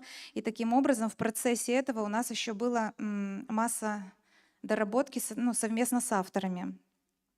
И только после этого отправили на изготовление нашему попечителю в Коми республиканскую типографию, где дизайнерам предстояло изготовить игры, учитывая уникальные эскизы авторов. Здесь хочу сказать, что даже на этом этапе нам пришлось привлекать экспертов, даже отправляли какие-то игры, например, по истории Великой Отечественной войны, мы привлекали Коми-научный центр, да, специалиста по истории, чтобы у нас не было никаких ошибок, чтобы посмотрели ее с нескольких сторон, сами, естественно, оценивали. Поэтому эта работа оказалась сложной. Все лето мы трудились над этим. Думаю, что у нас это получилось. Так. Вот так выглядят игры. Те игры здесь как раз представлены, которые вышли у нас в финал, 15 игр. Игры победителей вот здесь представлены сзади меня на выставке. Будет перерыв, можно будет их посмотреть. Очень рекомендую прям открыть, посмотреть, как это сделано в итоге, что получилось. Поэтому, кто еще не смотрел, можете познакомиться. А здесь игры вот таким образом выглядят. Это на первом этапе мы их изготовили для проведения митапа. Следующей задачей у нас было провести вот так называемый митап, да, неформальная встреча. Перед нами стояла задача, как это организовать, чтобы не затянуть и представить все 15 игр экспертам. И мы уложились в 2 часа. Было решено проводить митап в этом зале. 15 авторов со своей группой поддержки расположились по периметру зала, каждый за своим столом для презентации игры экспертам. Тайминг 5 минут на игру. Каждая из команды имел свой маршрутный лист. Переходы от стола к столу построены так, чтобы каждая команда могла познакомиться и поиграть в игры соперников, проголосовать за понравившиеся, при этом защитить работу перед жюри и не столкнуться между командами соперников. Вот так выглядит протокол голосования и маршрутный лист. Кстати, тоже долго думали над этим маршрутным листом, проигрывали в отделе. В общем-то, тоже нам далось нелегко, хотя выглядит вроде бы и не так сложно. А в то время, когда жюри удалилось для подведения итогов, эксперты в области разработок настольных игр дали полезные мастер-классы ребятам. Я думаю, что привлечение специалистов, экспертов в области создания настольных игр как раз было очень уместно для ребят, да, потому что они дали им много пользы. Гурин Юрий Владимирович, разработчик настольных игр, рассказал ребятам о базовых правилах создания игры, об ее механике, оболочке. Наблюдая за презентациями ребят, отметил, что их игры содержали разные механики, ходилки, мемо, квартет и другие. Дал ценные советы. Не спеши делать идеальные рисунки к играм, тщательно тестировать, многократно сыграть в игру с разными игроками, проверять правила и так далее.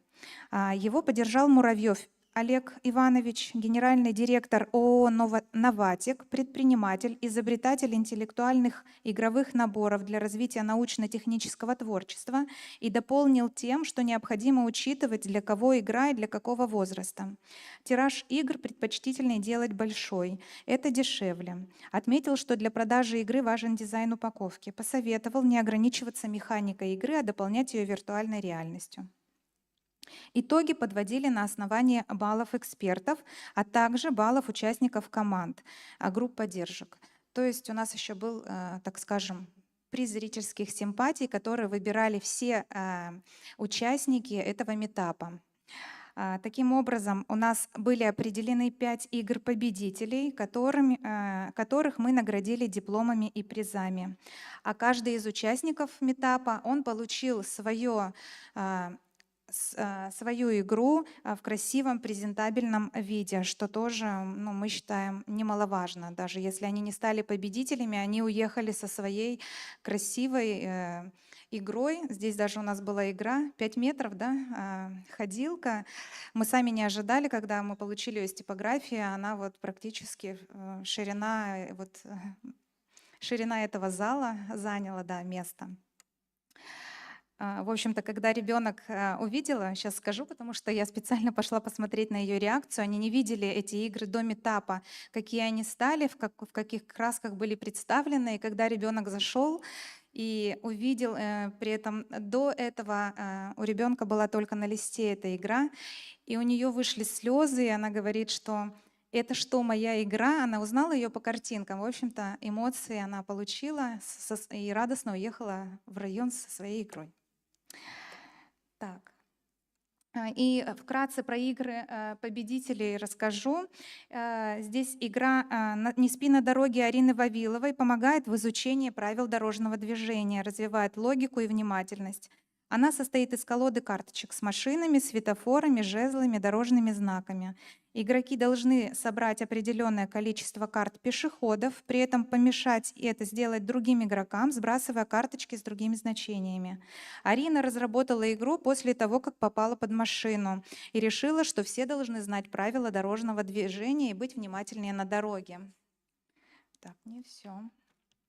Военно-историческая настольная игра «Дорога памяти» Арсения Рожкова и Егора Алишихина. Игра «Ходилка» на закрепление знаний об исторических событиях Великой Отечественной войны. Как раз было вчера приятно было слышать, вот сидела с сотрудниками Усть-Куломской библиотеки, они сказали, что вот у них игра уже почти до дыр, что очень радостно, что они используют эту игру для проведения мероприятий. У нас вот самая популярная — это вот Серпас. Я сейчас о ней тоже расскажу. Пока что она. Но другими мы тоже уже пользуемся на различных мероприятиях. На поле 2 круга, вот историческая игра, по которым предстоит ответить на вопросы в карточках о знаменательных датах, героях и великих полководцах, памятников, боевой технике, военных стихах и песнях. Игра Серпасьяс, игра на быстроту реакции и знаний коми-края и коми-слов. Это у нас самая используемая игра, так как проста в правилах, и ее можно адаптировать под любую возрастную категорию. То есть там, где нужен актив на каких-то мероприятиях, мы ее всегда берем с собой. Она, в общем, интересует многих гостей, с удовольствием играют, с детьми, семьями подходят, и очень здорово получается. Игра TED понравится маленьким игрокам. Игра познакомит участников с культурой и языком коми-края. Игра «Звездочеты» научит стратегически мыслить и развивать навык счета. Вот сейчас как раз проходила у нас к Дню космонавтики семейный фестиваль, мы играли в эту игру «Звездочеты».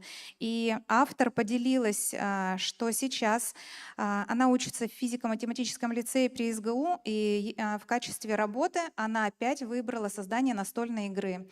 Только уже не для возрастной категории, как здесь, до 10 лет, она выбрала категорию «студенты». То есть она делает такую же игру со стратегическими ходами, но уже у нее там алгоритмы, косинусы, синусы, в общем-то, уже более сложную, но на знание вот таких математических знаний. Так, выбранные по результатам митапа интеллектуальные игры изготовили специально для создания 20 игротех во всех центральных библиотеках республики. А в рамках проекта массово прошли мероприятия по всему региону. Мы смогли смотивировать ребят на разработку новых настольных игр, на внедрение в учебный процесс игровых форм подачи усвоения материала и показать, что их игры конкурентоспособны и востребованы. На сегодняшний день мы получаем запросы от участников, от тех, кто принимает участие в наших мероприятиях, играют в эти игры на то, чтобы купить эти игры. И как раз вот в этот летний период у нас запланирована работа довести их до коммерциализации, для того, чтобы мы могли их понять. Есть некие еще доработки в области авторского права, да? Необходимо решить вопрос с себестоимостью, потому что, как оказалось, это вообще не дешево сделать эти игры, и все зависит от тиража. То есть даже сделать, чтобы большой очень тираж, мы должны понимать, это все, откуда взять деньги.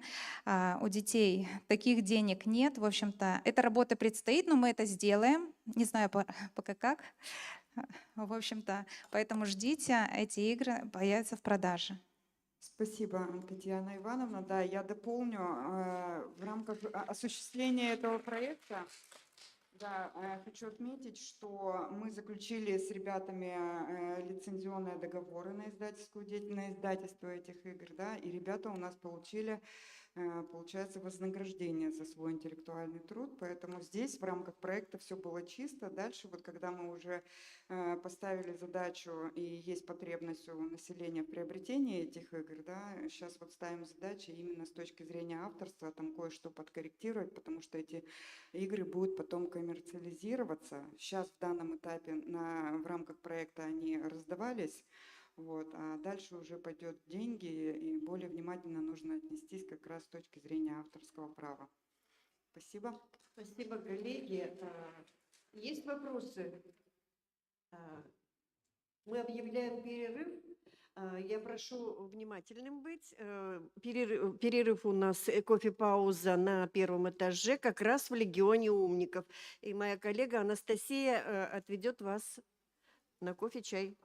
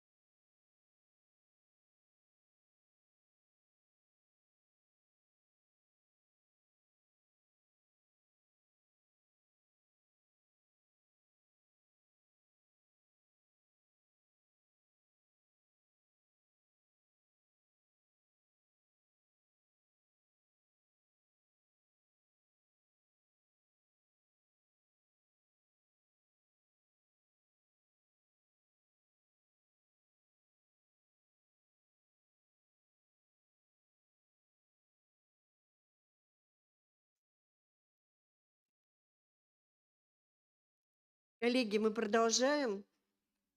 Я приглашаю к микрофону нашу гостью из Великого Устюга, Калининскую Ольгу Николаевну, директора Великоустюгской ЦБС. И если вы видите по программке, у нас кейс называется «Территориальный брендинг и развитие креативных индустрий». И территориальный брендинг способствует развитию креативных индустрий, это мы уже поняли. И пример такого брендинга – это Великий Устюг, родина Деда Мороза. И вот как библиотека вписывается в этот кластер, вот сейчас нам Ольга Николаевна и расскажет. Добрый день, дорогие друзья! Мы представляем проект «Библиоцентр Деда Мороза». В 2020 году Центральная библиотека города Великий Устюг переехала в другое здание. Дом купцов Чебаевских, памятник архитектуры регионального значения.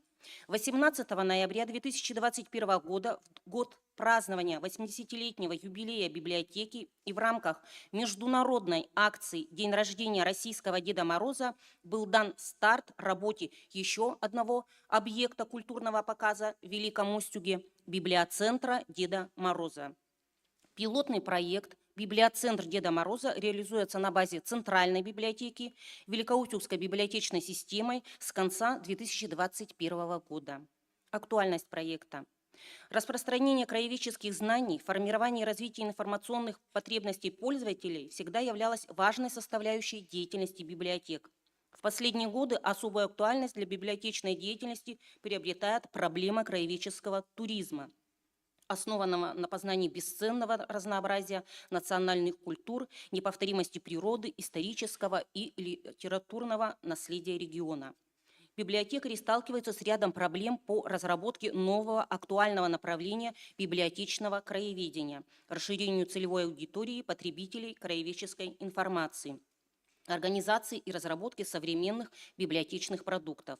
Постоянная потребность библиотек в подтверждении своей социальной значимости, спрос населения на социокультурные услуги и успешный опыт коллег в сфере краеведческого туризма являлись весомыми аргументами для его освоения библиотечным сообществом. Одним из направлений, придающим новый импульс деятельности библиотек по краеведческому туризму, по праву можно считать брендинг территорий. Вологодская область активно занимается развитием туризма, делая ставку на свою индивидуальность и уникальность. В частности, в Великом Устюге уже 25 лет успешно реализуется проект «Великий Устюг. Родина Деда Мороза». Образ белобородого волшебника из старинного русского города хорошо узнаваем в стране, вызывает доверие тысяч людей, является образцом для подражания, несущим знания, мудрость и доброту. На территории Великоустюгского округа создано большое количество туристических объектов, осуществляющих свою деятельность в рамках проекта «Великий Устюг. Родина Деда Мороза». Также на базе некоторых учреждений функционируют проекты, так или иначе популяризирующие образ российского Деда Мороза. К примеру, на базе Великоустюгского культурно-досугового центра успешно работает театр Деда Мороза. Таким образом, персонаж Деда Мороза, устюжанина, актуален для любого локального учреждения, работа которого направлена на взаимодействие с людьми, в том числе и для библиотеки. Центральная библиотека города Великий Устюг является главным учреждением библиотечной системы города и округа в целом, деятельность которого направлена на сохранение и приумножение культурного наследия регионального значения, воплощенного в ее фондах и других информационных ресурсов. Читателей в библиотеке порядка 6 тысяч, посещений 60 тысяч в год. Книжный фонд составляет более 62 тысяч экземпляров. На данный момент библиотека получает 68 наименований периодических изданий. Общий фонд всех библиотечных документов составляет более 70 тысяч экземпляров. Библиотека предоставляет в общественное пользование собранные материалы по культурному наследию, в том числе краеведческой и локально-исторической тематики, что сделало ее наиболее привлекательной для создания на ее базе библиоцентра Деда Мороза. Цель данного проекта – продвижение краеведческой деятельности, направленной на сохранение и приумножение культурного наследия региональной, краеведческой, локально-исторической, литературной и православной тематики. Задачи проекта: систематизация, сохранение, обновление краеведческой базы данных, распространение краеведческих знаний, формирование и развитие информационных потребностей пользователей, расширение целевой аудитории потребителей краеведческой информации, удовлетворение спроса населения на социокультурные услуги, повышение социальной значимости библиотеки. Библиоцентр организует краеведческую деятельность по сохранению информации о прошлом и настоящем Великого Устюга в информационных источниках, популяризирует краеведческую литературу, занимается продвижением творчества местных авторов, а также повышает интерес к деятельности библиотеки в целом. Библиоцентр расширил возможности по продвижению брендинга территории. Разработана долгосрочная концепция по реализации проекта. С введением статуса библиоцентра Деда Мороза каждое структурное подразделение библиотеки имеет свое название и свою подпрограмму, подчиненную общей концепции. Библиотечное пространство включает зал «Доступная библиотека», предназначенный для обслуживания читателей с ограниченными возможностями здоровья. Сектор «Книгозаправка» для удобного и быстрого обслуживания читателей по месту их работы. В рамках данного проекта с 2021 года проходит ежегодный муниципальный конкурс «Самое читающее предприятие», в котором участвует порядка 14 организаций города Великий Устюг. Арт-квартал – это творческая площадка для проведения различных мероприятий. Кроме того, это старт-площадка для творческих, талантливых людей, оснащенная современным мультимедийным и звуковым оборудованием. Литературно-музыкальная гостиная «Лира» собирает заинтересованных представителей литературы и искусства. В туристический сезон проводятся мастер-классы для гостей города. Так, в рамках акций «Сказочный поезд Деда Мороза», «Хранители книжных тайн», так Дед Мороз называет своих надежных помощников библиотекарей, проводят мастер-класс по изготовлению 3D-книжки-открытки на железнодорожном вокзале в день торжественного отправления зимнего волшебника в путешествие по городам России.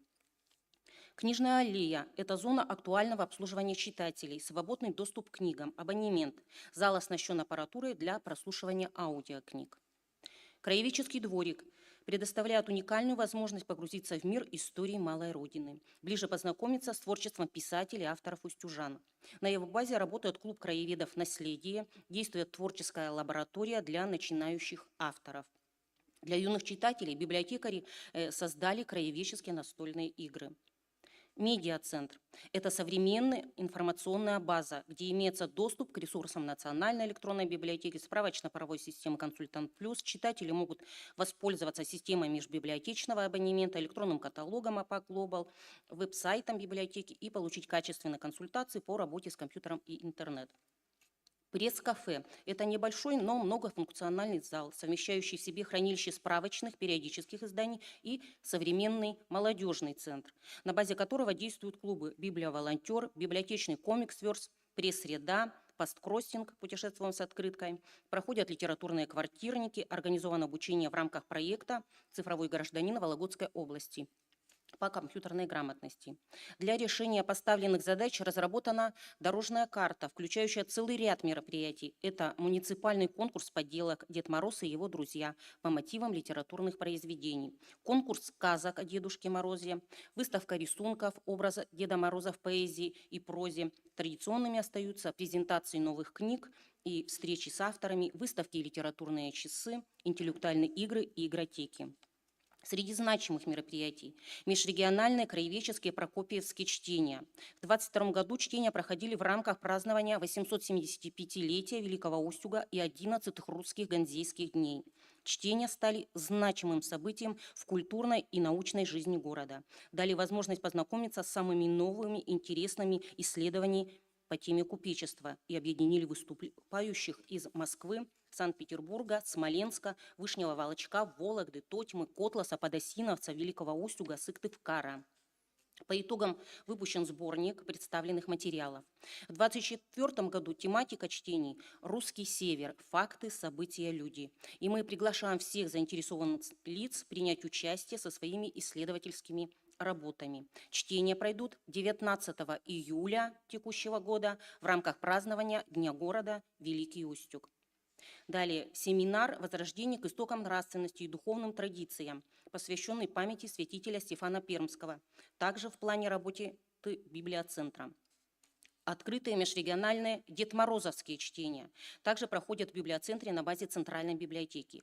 Главная цель чтений – популяризация и продвижение краеведческих материалов, основанных на исследовательской деятельности. Дедморозовские чтения направлены на сохранение культурного наследия локально-исторической и литературной тематики. В 2022 году тема чтений была обозначена как «Мир народного искусства Родины Деда Мороза» в связи с объявленным в России Годом народного искусства. В конкурсе приняли участие порядка 200 обучающихся школ, среднеспециальных учебных заведений, воспитанников детских садов. В год педагога и наставника в 2023 году тема чтений была «Учитель и учительство в Великоустюгском крае. История и современность». По материалам чтений издаются краеведческие сборники. Для различных категорий пользователей систематически проводятся экскурсии, путешествия по библиоцентру Деда Мороза. Гостей встречает снежинка, талисман библиоцентра и помощница зимнего волшебника. Легенду о ее происхождении написала наша великоустюгская поэтесса Татьяна Ядрихинская. Для продвижения работы библиоцентра Деда Мороза развернуто широкое информирование в средствах массовой информации по всем направлениям деятельности, анонсы крупных мероприятий, репортажи с места событий, публикации в периодических изданиях районной газеты, областной газеты, телевизионные трансляции через официальную группу администрации Великоустюгского округа в социальной сети ВКонтакте.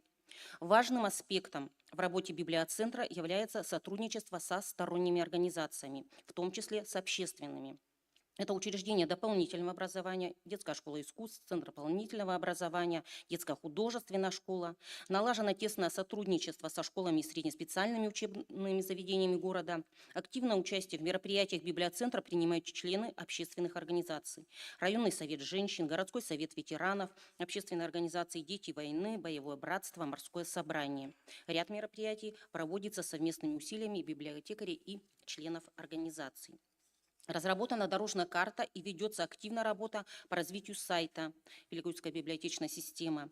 На сайте в разделе «Краеведение» введены новые рубрики: «История предприятий», «Святые Устюжской земли», «Заказники и памятники природы Великоустюгского округа», «Почетные граждане Великоустюгского района», «Библиотекари-наставники», летописи населенных пунктов, литературное краеведение, где размещена справочная информация о писателях и авторах Великоустюгского округа.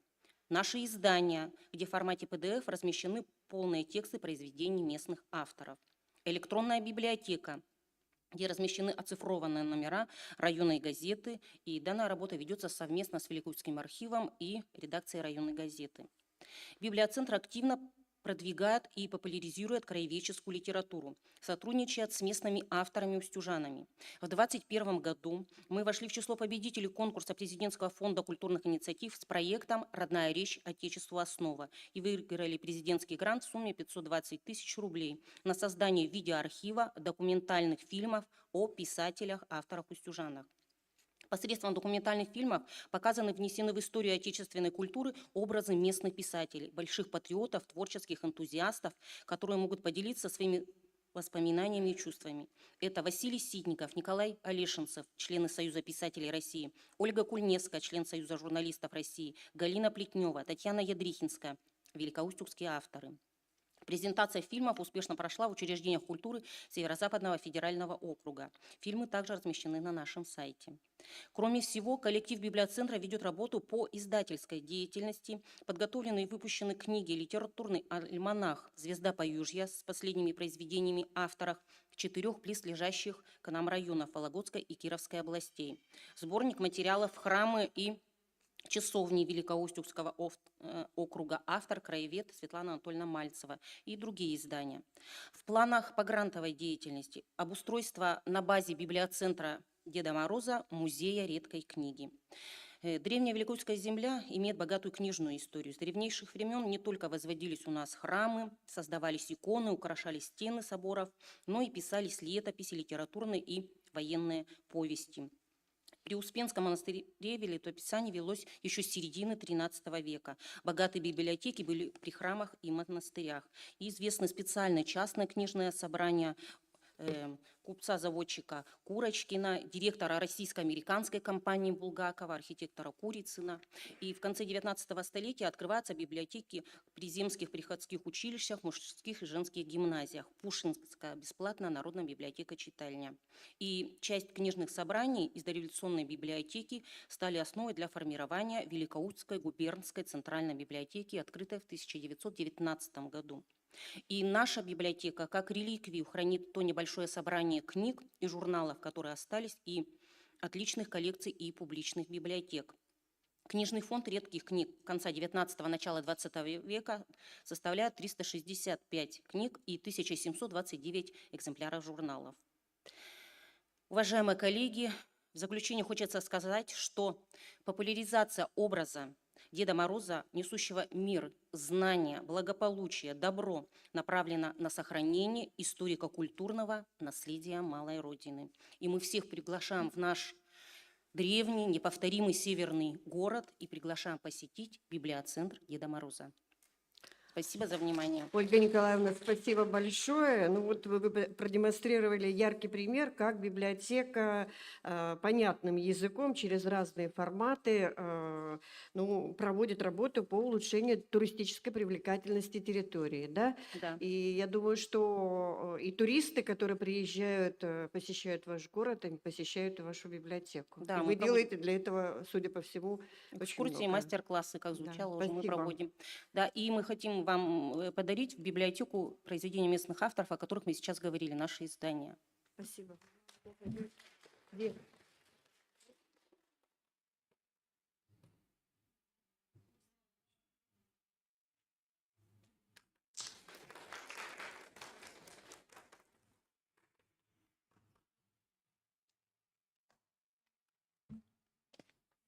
А мы продолжаем. Теперь уже переходим на Республику Коми, Ударский район. В Ударском районе открыто 3 на сегодняшний день модельные библиотеки за счет финансирования из регионального бюджета. И что отличает эти библиотеки? Вот именно национальная идентичность территории и с нашей республики. И слово Будриной Елене Генриховне, библиотекарю Йортомского сельского филиала Ударской ЦБС. Пожалуйста. Всем добрый день. Йортом – это Йортумдин по Коми, старинное село в Ударском районе. Расположено на правом берегу реки Вашка, на расстоянии примерно в 70 километрах от районного центра села Кослан. В 2025 году нашему селу исполнится 540 лет со дня основания. Главной достопримечательностью Йортома считается церковь во имя Святой Живоначальной Троицы, освященная в 1877 году. Через 4 года будет 150 лет. Храм находится на стадии реставрации, открыт для проведения богослужений. Богатое историческое прошлое и знаменитые люди нашего села составляют основу любой краеведческой экскурсии.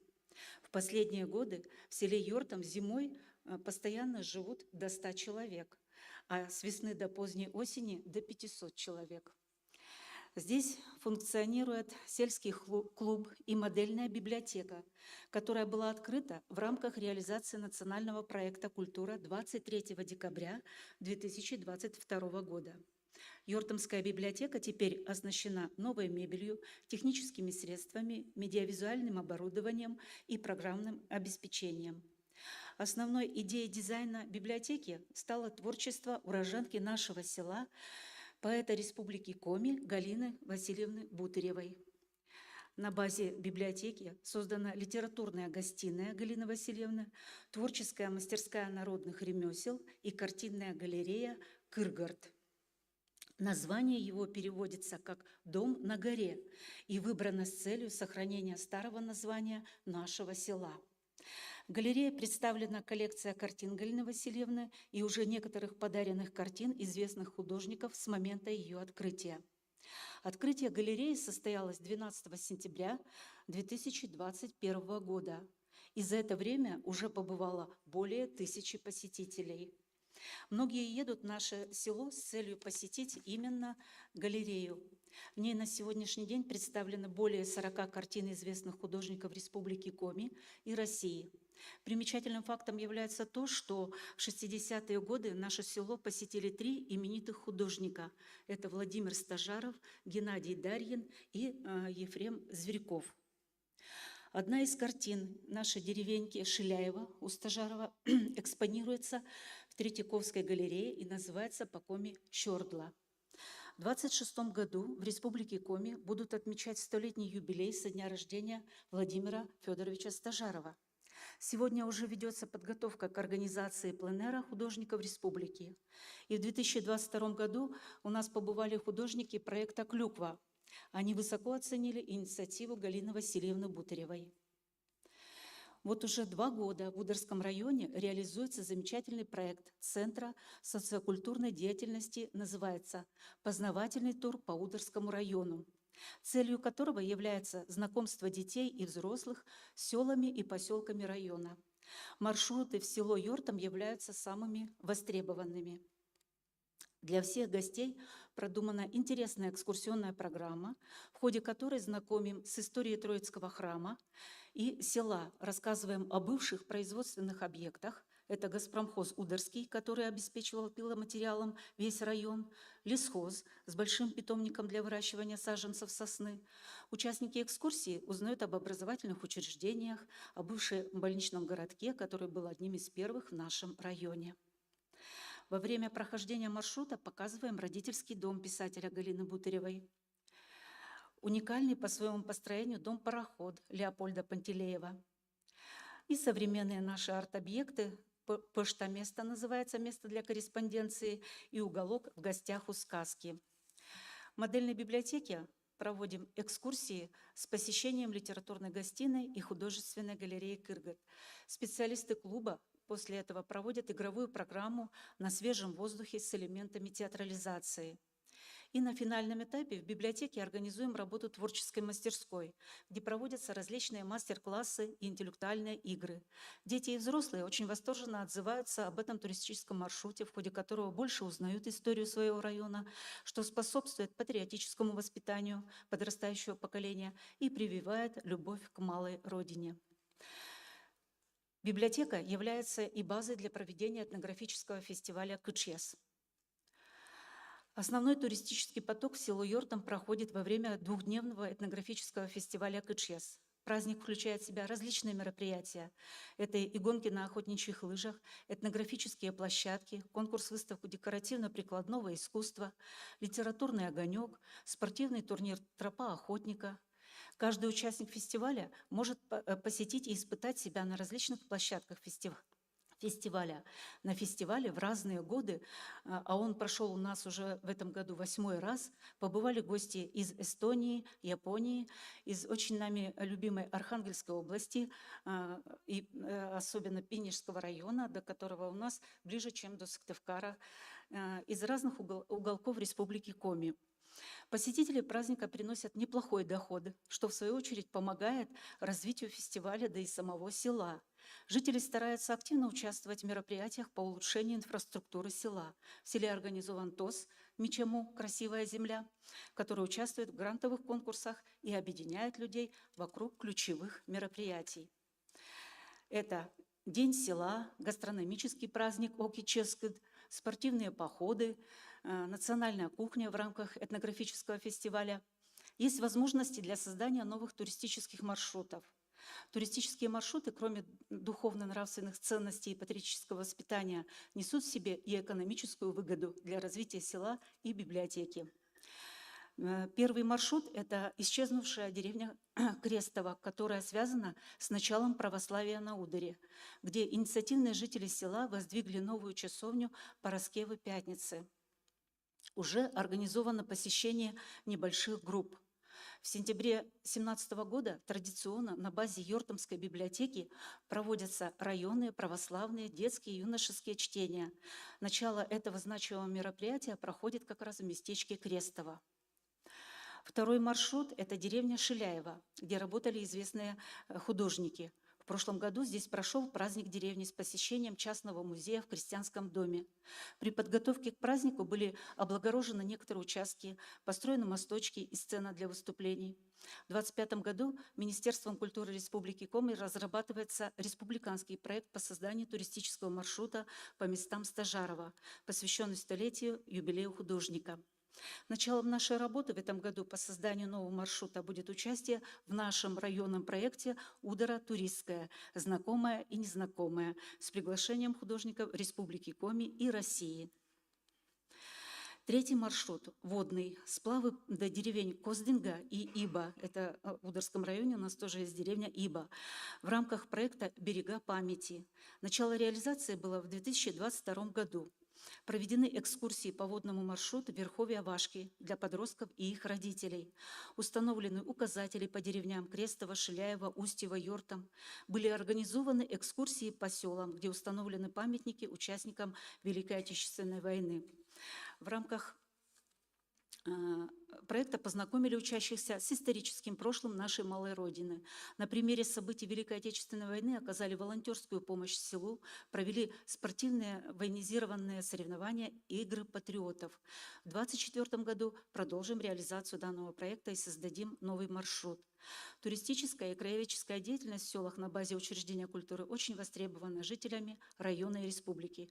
Работу по данному направлению мы ведем во взаимодействии с другими учреждениями и организациями. Это, как мы уже сказали, сельский клуб, ТОС Мичему и жителями и выходцами села Йортом. Проекты туристской направленности имеют большое значение для формирования устойчивого интереса к местности и к ее жителям, еще для дальнейшего развития и продвижения территории поселений. В социальной сети ВКонтакте у нас созданы группы «Наш край Йортом», «Крестовская пустынь» Крестово, «Картинная галерея» Кыргырт, ну и сайт «Наш Мичему». По инициативе самих жителей села и выходцев села Йортом, заинтересованных в сохранении и развитии села.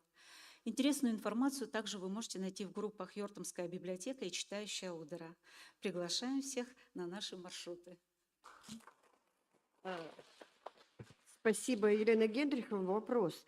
Вот вы говорили о познавательном туре по населенным Да. пунктам. Кто был разработчиком, инициатором этого тура? Библиотеки? Нет, специалисты социокультурного центра, что они предоставляют автобус и привозят детей и взрослых в наши населенные пункты. А экскурсию внутреннюю уже разработала все библиотека, конечно. Библиотека, да. Мгм. И еще один вопрос. Вот кто был инициатором вот этого фестиваля «Кыджьяс»? Ну, сами жители мои. Вот главный инициатор Алина Робертовна. Директор Директор ЦБС. ЦБС, да. Да, отлично. То есть у вас уже столько планов по популяризации, да, территории, Да. наследия культурного, что там планов громадье. Вам успехов в Спасибо. дальнейшем. Спасибо. Спасибо вам. И еще вопрос у нас. Да, я хотела бы тоже добавить с точки зрения, опять же, если возвращаясь к интеллектуальной собственности, раз вы уже пошли так далеко, и к вам приезжают уже не только с Российской Федерации, а зарубежные гости, вам нужно обратиться к администрации вашего района и зарегистрировать как бренд именно фестиваль, да, Кэчьяс, как наименование, и продвигать его уже смело через, ну, это также брендирование территории, это тоже будет определенной нашей гордостью, и мы будем точно знать, куда ехать, да, и как он называется, и мы его уже ни с кем не спутаем. Спасибо большое. Спасибо. У нас есть еще один очень интересный район, Усть-Куломский, и библиотеки этого района. Да. Библиотеки этого района у нас с 2023 года вошли в проект «Гений места». Сейчас нам поведает об этом Тесленко Светлана Кузьминична, заместитель директора Усть-Куломской ЦБС. Итак, Аслан Ин, «Мое место силы. Погружение в традиции, творчество и истории успеха». Добрый день, коллеги. Предлагаю вам перенестись из гостеприимной Ударской земли на нашу не менее гостеприимную Усть-Куломскую землю. Узнаваемые бренды Усть-Куломского района Василей. Это фестиваль современной коми-песни. Ловпу, дерево души. Этнопраздник с яркими площадками по народному творчеству. Верхневычегодская роспись – объект нематериального культурного наследия Республики Коми. История росписи связана с именем Василия Кандинского, которого когда-то вдохновила расписная деревянная утварь в старинных наших селах. А сегодня роспись приобретает новую жизнь в творчестве местных художников и мастеров. Они создают свои бренды, изделия в этническом стиле и проводят мастер-классы для туристов, в том числе и для участников арт-тура за Кандинским в Коми. Библиотека активно включается в процессы развития туризма в районе, использует все свои ресурсы, просветительскую деятельность в продвижении культурно-исторического наследия района, реализует программу «Библиотека и туризм», литературная Верхняя Вычегда, участвует в формировании виртуального образа района через медиапроект «Культурное наследие Верхней Вычегды». Этот ресурс позволяет нам всем желающим совершить виртуальные экскурсии, приобщиться к творчеству писателей, познакомиться с историей и традициями нашего района. Идея проекта «Гений места», участником которого библиотека стала в прошлом году, привела к переосмыслению новых возможностей библиотеки. Команда в концепции смогла обосновать, что для участия в проекте есть креативный фонд, креативное сообщество, есть площадки и, самое главное, желание коллег объединить людей, которые интересуются самобытным миром Верхней Вычегды и активных участников развития территории. Чтобы привлечь новую аудиторию, мы сместили фокус внимания на мастер-классы, лекции от экспертов, встречи с успешными людьми и подкасты. Библиотека стала точкой притяжения творческой молодежи. Каждый участник представлял свою историю успеха и место силы. Мы так и назвали свой проект «Аслам-Ин» – «Мое место силы», нацеленный на погружение в традиции, творчество и креативный поиск. Библиотека активно включилась в популяризацию уникальной верхневычегодской росписи. И через различные форматы мероприятий. Арт-студия Верхневычегодская палитра собрала более 100 ценителей коми-культуры. Событие прошло с участием специалистов Национальной галереи Республики Коми и мастеров района. Проведена лекция, визуализация Василий Кандинский «Жизнь и творчество». Представлен фильм «Цвет времени». Участники знакомились с мотивами росписи и пытались сами изобразить свой расписной круг. Изучение традиций росписи проходило в непосредственном общении с художником-мастером по декоративно-прикладному искусству и народным промыслам. Библиотека Режежинского филиала поддержала наш проект, провела цикл мастер-классов, делилась секретами росписи и своими идеями. Вместе с детьми она создает изделия, пояса, украшения для творческих коллективов. Кстати, можете обратить внимание, здесь за спиной есть брелоки Надежды, очень красивые, стильные. И создает Надежда еще целые арт-объекты. С проектом «Джиджа-Ин» «Ласточки на место» принимала участие в международном онлайн-конкурсе в области дизайна, моды и современного искусства и в прошлом году реализовала свой проект и презентовала этот исторический арт-объект. Можете обратить внимание на слайде в виде 3 ласточек. А в этом году библиотека планирует создать литературные арт-объекты, которые станут, так скажем, частью интерактивной экскурсии, которая всегда идет на ура для гостей, которые посещают нашу библиотеку, и позволяет гостям услышать и увидеть творчество писателя-земляка. Надо отметить, что библиотека-музей в деревне Жежем, созданная по инициативе писательской семьи Натальи Васильевны и Виктора Егоровича Напалковых, привлекательный объект литературно-краеведческого туризма. Здесь есть этнодвор, заложены аллеи литературного парка, и ежегодно проходит фестиваль, как выше может быть, я забыла сказать про литературный фестиваль, который проходит ежегодно с участием писателей, мастеров и творческих коллективов республики. В рамках проекта библиотека использовала одну из актуальных форм продвижения брендов – это выпуск подкастов. Аудиоформат является одним из актуальных форматов взаимодействия с молодежной аудиторией. Коллеги и пользователи получили новые знания и компетенции в рамках курса «Подкаст с нуля». Специалисты районного дома культуры, главные редакторы журналов «Елога» и «Радуга» проводили практические занятия по мобилографии, основам журналистского мастерства. И в конце года библиотека запустила подкаст под названием «Что за люди?», о креативной молодежи, которая любит свое дело, живет и дышит творчеством и представляет наш район. Первый выпуск о художнике-дизайнере, она пишет картины, иллюстрирует книги, авторские сувениры, роспись, качество фотографии, чем она только не занимается. И своими силами открыла музей деревенского быта в родной деревне Малой Анны. Второй выпуск посвящен человеку, который является увлекательным гидом для гостей села Дон, руководителем социокультурного центра. Артур считает, что каждая встреча с человеком – это целое событие, и поэтому его очень интересные истории о людях в видеоформате очень популярны. И третий выпуск посвящен Виктору Уляшеву. Он родом из маленькой деревушки Бадьёльск, это родина 112 Уляшовых. Он очень талантливый человек, обладатель гран-при конкурса «Василей», победитель фестиваля «Койтаж».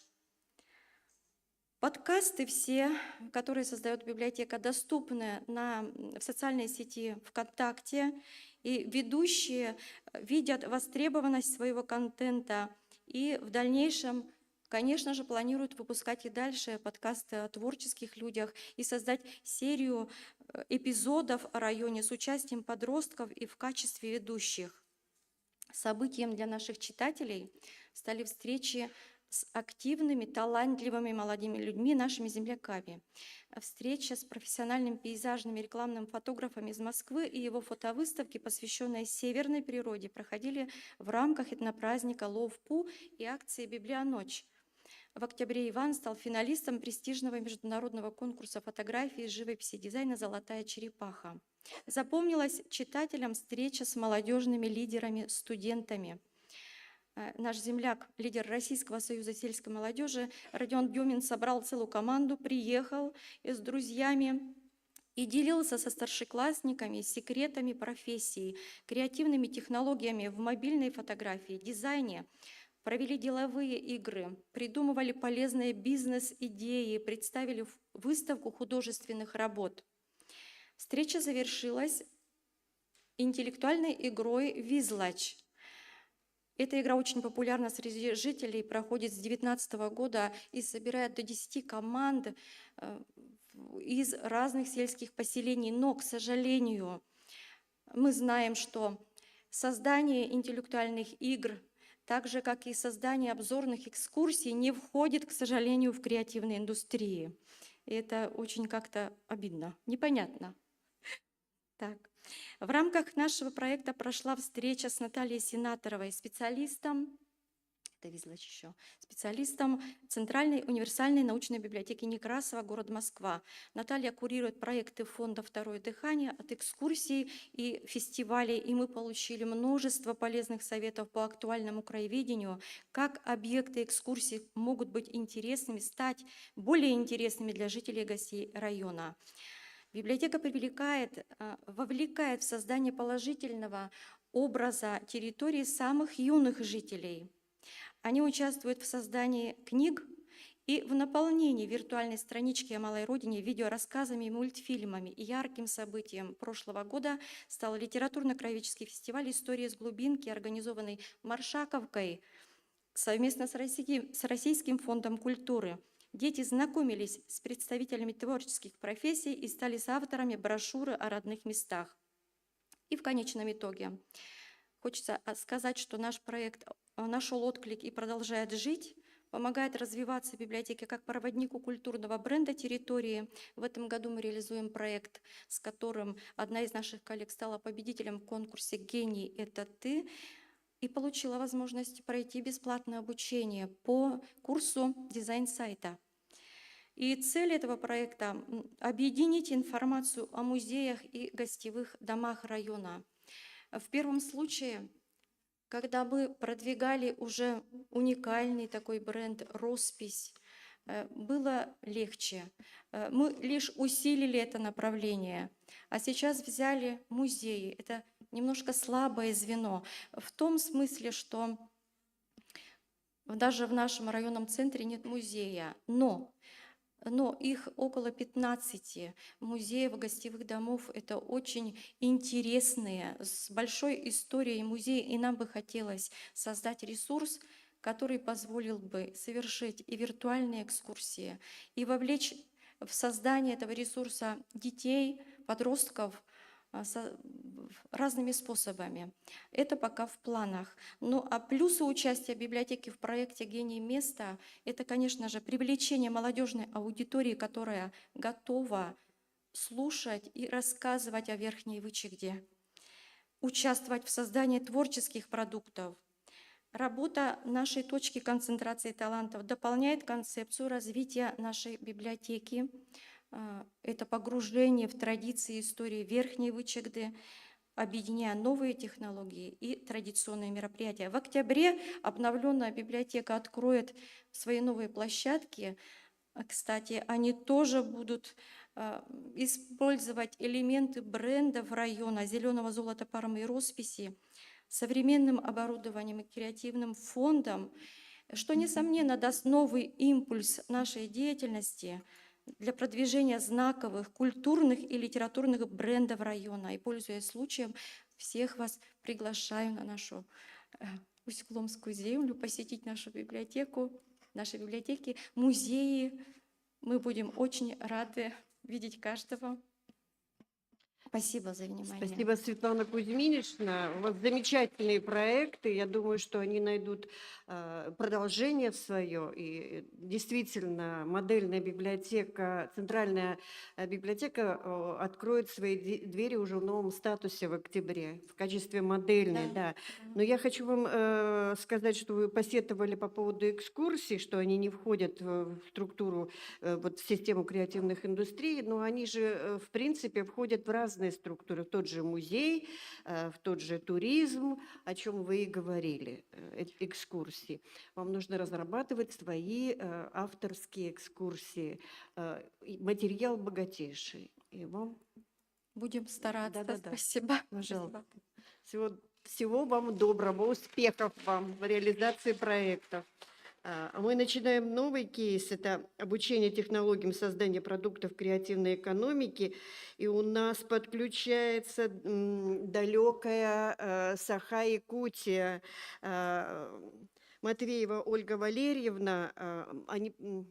Она предоставила свою презентацию, но я очень надеюсь, что Ольга Валерьевна нас слышит.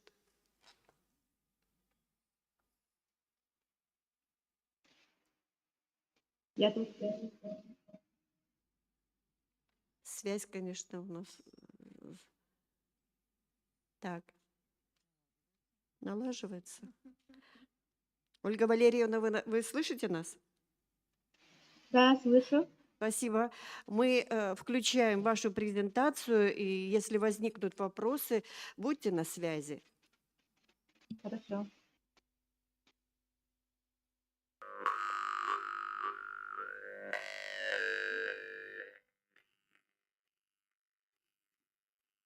Здравствуйте, уважаемые коллеги. Меня зовут Ольга Матвеева.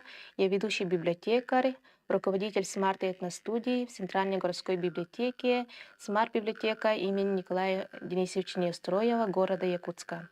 Веду курсы по исполнению торжественных песен «Тойук-тойо», устному народному творчеству «Турит-турган», родные мотивы, и курсы по игре на хамусе, хамусулыптах-тургана, чарующие звуки хамуса. Современное общество уделяет большое внимание интеллектуальному, творческому, духовному и культурному развитию подрастающего поколения.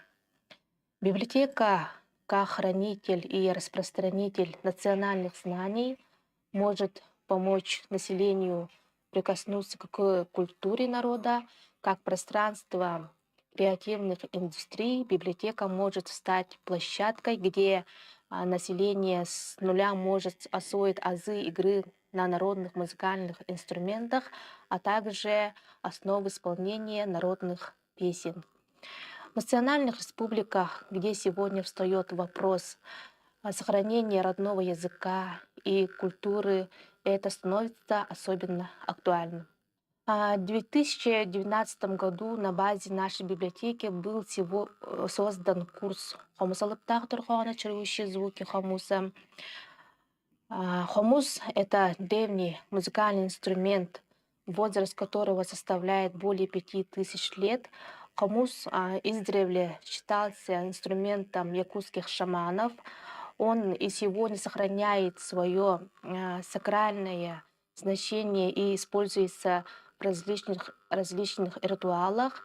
В Якутии это не просто инструмент, а настоящий символ национальной культуры народа Саха. Я окончила Арктический государственный институт культуры и искусств по специальности народная художественная культура и умею играть на национальных инструментах, а также владею исполнительским мастерством в национальном песенном жанре тоюк.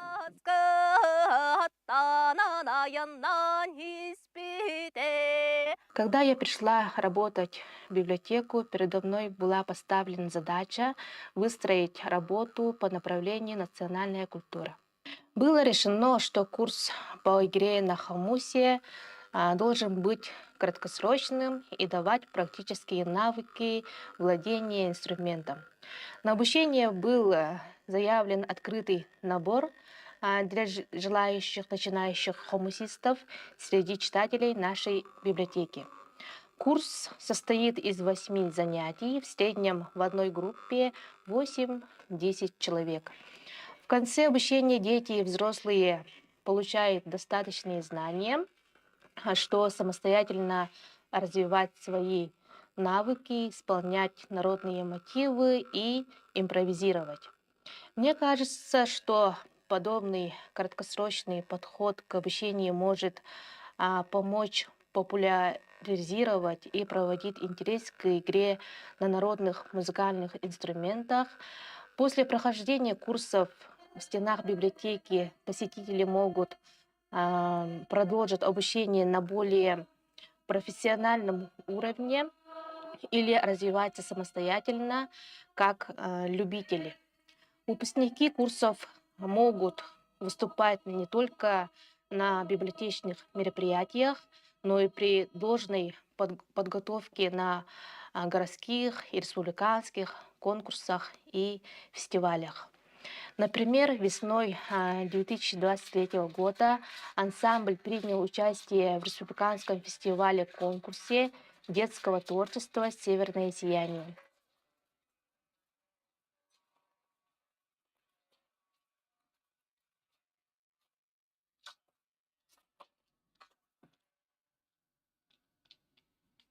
Ансамбль хомусистов «Тыгыик» получил диплом первой степени.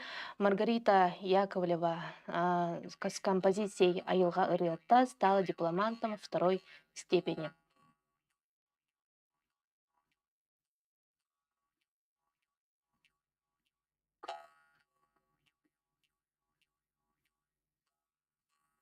Также этой весной ансамбль принял участие в третьем открытом конкурсе хомусистов «Джере Хомугум 2023». Данный конкурс с 2020 года ежегодно проводится при поддержке заслуженного артиста Республики Саха-Якутия, международного мастера культуры, виртуоза-хомусиста, преподавателя музыкального колледжа имени Марка Николаевича Жиркова Варвары Александровны Степановой Арчины. В этом конкурсе ансамбль «Далбар», руководителем которого я являюсь, стал дипломантом первой степени с композицией «Тын Дхани». Что касается детского ансамбля, ученики 2 В-класса городской классической гимназии города Якутска в составе инструментального коллектива «Хомус» приняли участие в международном конкурсе фестиваля детского, юношеского и взрослого творчества «Звезды Якутии» и стали лауреатом 3-й степени. По итогам фестиваля коллектив приглашен на международный фестиваль в город Санкт-Петербург. Как преподаватель курса, учитывая полученные знания игры на инструменте, самостоятельно придумываю для участников музыкальной композиции. В случае участия на конкурсах, опираясь на положения и требования, подбираем соответствующий репертуар, проводим репетиции, готовимся к выступлениям. Для того, чтобы запустить подобный курс, на мой взгляд, не обязательно библиотекарю иметь навыки игры или преподавать такие курсы. Можно и нужно реализовывать совместно с волонтерами, которые имеют богатый опыт игры на народных инструментах и готовы поделиться своими знаниями. Помимо этого, нами были сняты видеоролики на якутском языке для жителей отдаленных районов Якутии, которые желают обучиться игре на хомусе. Видеокурс состоит из 6 уроков, на которых я показываю базовые приемы игры на хомусе. В конце можно разучить готовую композицию. Таким образом, библиотека как пространство креативных индустрий дает возможность посетителям не только обучиться игре на музыкальном инструменте, но и знакомить национальной культурой, национальным языком. К концу курса каждый не только владеет навыками игры, но и обогащает свои знания о традициях истории народа, так как каждый народный музыкальный инструмент связан с историей и культурой. И на этом все. Спасибо за внимание. Спасибо, Ольга Валерьевна. Спасибо за возможность прикоснуться хоть чуть-чуть к культуре народа Саха. Для нас, конечно, это далекая территория, но очень интересно было. Я хочу сказать, что, на мой взгляд, вы тоже являетесь гением места, поскольку сами и научились игре на этом музыкальном инструменте хомус, да? Правильно я произношу?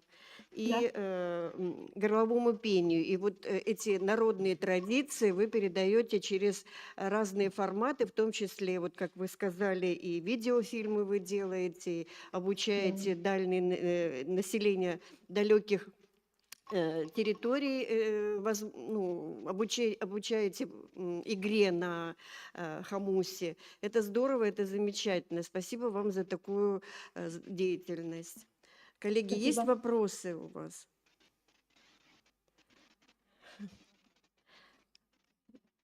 Вопросов нет, все говорят, молодцы, да? Под впечатлением. Да. Да, нет. Замечательно. Спасибо вам огромное за участие. Надеюсь, и в будущем мы с вами еще будем контактировать. Спасибо. А мы продолжаем наше мероприятие. И я приглашаю к микрофону представителя Усинской ЦБС Наталью Александровну Попову, уникальная творческая лаборатория школы журналистики «Открытый взгляд». Добрый день, дорогие друзья. Я представляю Усинскую централизованную библиотечную систему, Центральную детскую библиотеку. Школа журналистики «Открытый взгляд» сегодня объединяет 3 действующих проекта. Это непосредственно сама творческая лаборатория, где проходят занятия с детьми и подростками. Это модный сейчас формат подкаст про книги называется и передача «Поумничаем». Школа журналистики «Открытый взгляд» – это уникальный качественный проект для детей и подростков, созданный еще в 2019 году и завязанный в первую очередь в то время на компетенциях его создателя, то есть меня. Я дипломированный журналист, специалист с большим стажем работы в журналистике. 5 лет последних я работала на телевидении в качестве автора программ и телеведущей. 5 лет назад у меня выпала уникальная возможность открыть для себя абсолютно новую профессию, применяя в библиотечной сфере мой прежний опыт работы. В этом, конечно, библиотеки уникальны. Гений места для меня и моего проекта год назад – это время вхождения в проект, это возможность вывести его совершенно на новый уровень и повернуть в формат креативных индустрий. Чем мы занимаемся с детьми сейчас? Мы занимаемся мультимедийной журналистикой. Это определенный способ предоставления журналистского материала. Это медиапродукт, который сочетает в себе несколько форматов. Фото, видео, текст, инфографика, интерактив. Комбинации форматов могут быть разные, но у этого материала всегда есть общий смысл. Цель, тема, идея, проблема. Мультимедийная журналистика в этом понимании встает в один ряд с телевизионной, радио, газетной журналистикой. В большинстве своем под термином мультимедийный журналист понимается человек, который способен написать материал в газету, на сайт, снять видеоролик и сверстать лонгрид. Конечно, на наши занятия приходят, мы привлекаем постоянно партнеров, приходят спикеры, настоящие профессионалы своего дела. Мы обучаемся искусству видеосъемки, осваиваем азы операторского мастерства, учимся работать с помощью электронного стабилизатора. На самом деле это очень непросто, потому что электронный стабилизатор весит порядка 7-8 килограмм. Ну, это, да. Занимаемся монтажом в специальных программах, пока полупрофессиональных, владеть которым может любой желающий. Конечно, учимся искусству интервью. Правильной техники речи, как вести себя перед камерой, как побороть страх, потому что иногда бывает, что как только ты оказываешься с микрофоном перед камерой, просто парализует. Мы с детьми это отрабатываем, все объясняем. И на тренингах и кейс-сессиях снимаем внутренние барьеры. Обязательно пишем тексты, учимся работать со словом, правильно обрабатывать и преподносить информацию, это очень важно. В рамках реализации проекта проходят встречи с прекрасными творческими, талантливыми людьми нашего города и района, которые делятся секретами успеха и мастерства. Благодаря выигранному гранту «Лукойла» у нас есть профессиональное, качественное звукозаписывающее оборудование, с помощью которого мы создаем качественные продукты. Участники творческой мастерской освещают мероприятия, которые проводятся в библиотеке. И в 2023 году на муниципальном фестивале в конкурсе рекламных видеороликов мои ребята заняли все призовые места во всех возможных номинациях. Актуальность, говоря об актуальности программы, она заключается в том, что журналистика приобщает подрастающее поколение к интеллектуальному и духовному потенциалу общества, служит важным каналом передачи информации и одновременно средством коммуникации, которая позволяет детям и подросткам общаться друг с другом. Материалы программы, практические занятия призваны создать условия для социального, культурного самоопределения, творческой самореализации личности, используя различные виды деятельности. Знакомясь с жанрами журналистики, особенностями видеосъемки и монтажа, ребята одновременно также получают стартовую площадку в мир журналистики, что может стать для кого-то из них ориентиром в выборе профессии. Следующий, подкасты. Сегодня о подкастах говорили много. Также вот Алевтина Александровна нам рассказала, да, Усть-Куломская библиотека тоже. В принципе, не обошло это и нас. У нас подкаст про книги. В профессиональной среде библиотекарей нередко появляется мысль, что если библиотека заинтересована в расширении круга своих читателей, его обновлении, то ей необходимо изучать новые инновационные форматы деятельности. Одним из таких стал в нашей библиотеке подкастинг про книги. В нашей библиотечной системе он пока единственный. Сейчас подкастинг – один из прочно закрепившихся форматов предоставления контента, которым активно пользуются наши читатели. Это дети, подростки и их родители. Серия подкастов в нашей библиотеке вышла в 2023 году. В нашем случае это своеобразный диалог с читателем, это обсуждение классической и современной литературы для всех категорий пользователей. Это советы по чтению интересных книг, идей и стремление быть на связи со своими читателями. Это попытка наладить обратную связь через социальные сети, пообщаться с фактическими и потенциальными читателями без купюр, искренне и непринужденно. Проект стартовал, в марте 2023 года, ежемесячно на различных платформах нашей библиотеки. Это, конечно, социальная сеть ВКонтакте, сайт Усинской централизованной библиотечной системы. Когда я только создавала подкаст в ВКонтакте, там надо было выделить определенную вкладку подкастов. Я не скажу, что все сразу, быстро, легко и просто у меня получилось, но было желание, поэтому, в принципе, все вышло. Говоря о качественных показателях, все-таки после выхода каждого практически эпизода в библиотеку обязательно приходят читатели за книгой, о которой шла речь в очередной передаче. Приходит также огромное количество новых читателей, которые обсуждают все выходы. То есть можно сказать о том, что это относительно новый формат работы, который действительно работает. Передача «Поумничаем». Время у меня есть, я предлагаю вам потом посмотреть. Сейчас буквально пару слов скажу. Передача «Поумничаем». Она записывается с приглашенными гостями в стенах библиотеки.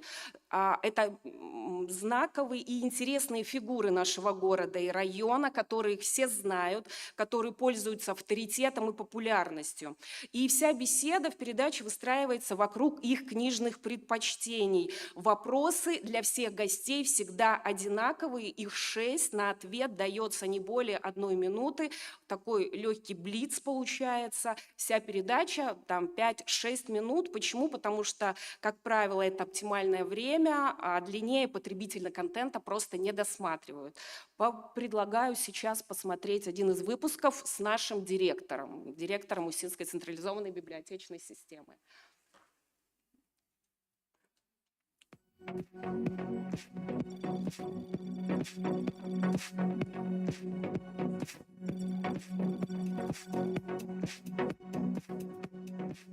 Добрый день, дорогие друзья! С вами Наталья Хузина и мой новый проект «Поумничаем».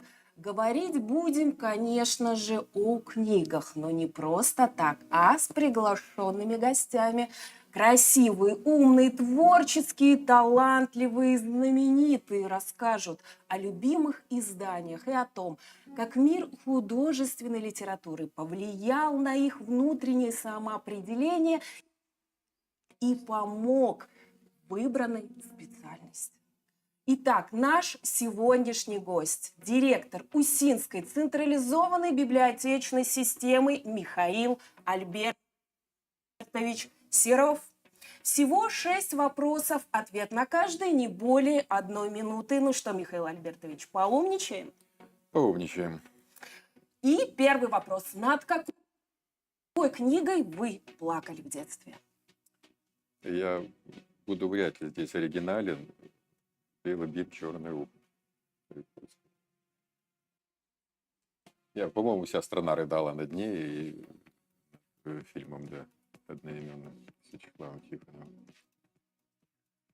Отлично, вы уже второй гость, который принципе, да, которого поразило это издание? И второй вопрос. Есть ли у вас любимая книга, а может даже их несколько, к которой вы возвращаетесь в течение всей жизни? Почему? Вот 3 вопроса. Ну, я вообще с детства ярый любитель, и до сих пор ярый любитель фантастики, хорошей фантастики, умной фантастики. И для меня, наверное, вот к кому я возвращаюсь, это Стругацкие. Стругацкие практически все творчество, ну, может быть, кроме некоторых ранних книг, а чаще, наверное, перечитывал графа Брича. Почему? Книги несколько, скажем так, слоев, наверное, да, и каждый интересно раскапывать в своем возрасте, в свое время со своими мыслями. Каждый раз находишь что-нибудь новое. Отлично. И какую книгу вы читаете, когда нужно поднять настроение, если... Ну, понятно, что что-нибудь легкое. Мне нравится творчество, есть такой писатель Слава Се, с короткими, его короткие вот, заметки, скажем так, на полях, да, вот мне очень нравится. Точные, веселые, остроумные. Какую вы книгу бы взяли с собой в путешествие? Или, может быть, брали, потому что, насколько я знаю, вы человек, который побывал много где, много что видел. Толстую. Толстую. Толстую книгу. Ну, чем толще книга, тем надольше хватит, да. Ну, новую толстую книгу. Как вы относитесь к книгам из серии «Как стать миллионером за 3 часа» или «Суперзвездой, не имея голоса, ни внешних данных»? Ага, наверное, сложно, потому что не читал ничего из подобной литературы. Ну, не знаю, как-то с сомнением я к подобным советам. Жизнь человеческая очень вещь индивидуальная, и там, где один нашел что-то для себя жизни утверждающее, жизнеполагающее, другой может просто потеряться. И... Вообще к советам посторонних, что вот надо так или так жить, я отношусь с большим предубеждением. Поделитесь, пожалуйста, своим мнением. Как вы считаете, почему так важно и нужно читать, особенно юным? Вы знаете, недавно на просторах интернета вычитал такой интересный факт, когда был в свободный доступ запущен искусственный интеллект, напичканный, скажем так, всем объемом человеческих знаний. После общения с интернет-пользователями этот искусственный интеллект начал глупеть. Это, наверное, о том, что постоянное развитие очень важно для того, чтобы оставаться умным, продвинутым, современным. А мозг – это, наверное, такая же мышца человеческого тела, как и все остальное, и тоже требует ежедневных упражнений. Чтение – это как раз та гимнастика, которая необходима для развития мозга. Михаил Альбертович, спасибо вам огромное. А с вами была Наталья Хузина, мой новый проект «Поумничаем». Дорогие друзья, читайте, творите, мечтайте. Всего доброго и до новых встреч. Уважаемые коллеги, вопросы есть у кого-нибудь? Вопросов нет, наверное, да, но хотим поблагодарить за ваш интереснейший проект. И вы совершенно правильно сказали, что формируете компетенции, и, возможно, в будущем эти дети пойдут по стопам журналистики, да, станут журналистами. Я очень в это верю. Это Можно здорово. вопросик? Да, пожалуйста, конечно. По поводу подкаста очень интересная информация. Хотелось бы узнать, где у вас лучше просматривают подкаст, ВКонтакте или на сайте И как может быть, какие-то фишечки по продвижению? На самом деле сейчас, да, мы тоже работаем в АПАКе, и мы поставили, ну, буквально недавно, в прошлом месяце поставили счетчик просмотров. Если сравнивать, то на сайте Усинской централизованной библиотечной системы просмотров больше, однозначно. Маркетинг всегда одно и то же. Ну, как бы вы общаетесь с читателями, вы привлекаете партнеров, вы просите всех рассказывать, рекламировать. Ну, вот как бы таких универсальных советов нет. Они всегда одни и те же, и они всегда работают. Какие перспективы? Может, еще на какие-то площадки планируете выходить? Пока. Литрес, например. Литрес? Ну, это мечта, это пока мечта. Все, спасибо. Удачи. Спасибо вам огромное. Ну, а мы продолжаем и очень надеемся, что подключился к нам город Железногорск, Курская область. Костикова Оксана Валерьевна, школа «Видеограф» для начинающих в рамках проекта «Гений места». Видим вас, да, замечательно. Здравствуйте, коллеги. Слышно? Слышно и видно. Спасибо. Курская область, Соловьиный край. Мы рады стать участниками такого значимого события, межрегиональный семинар по креативным индустриям. Сейчас запустится презентация.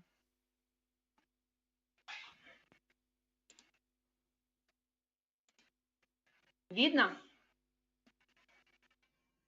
Да, видно. Скажите, видно? Да, Видно, видно. Мгм. Меня зовут Оксана Костикова, я сотрудница библиотеки для молодежи, филиала централизованной библиотечной системы города Железногорска Курской области.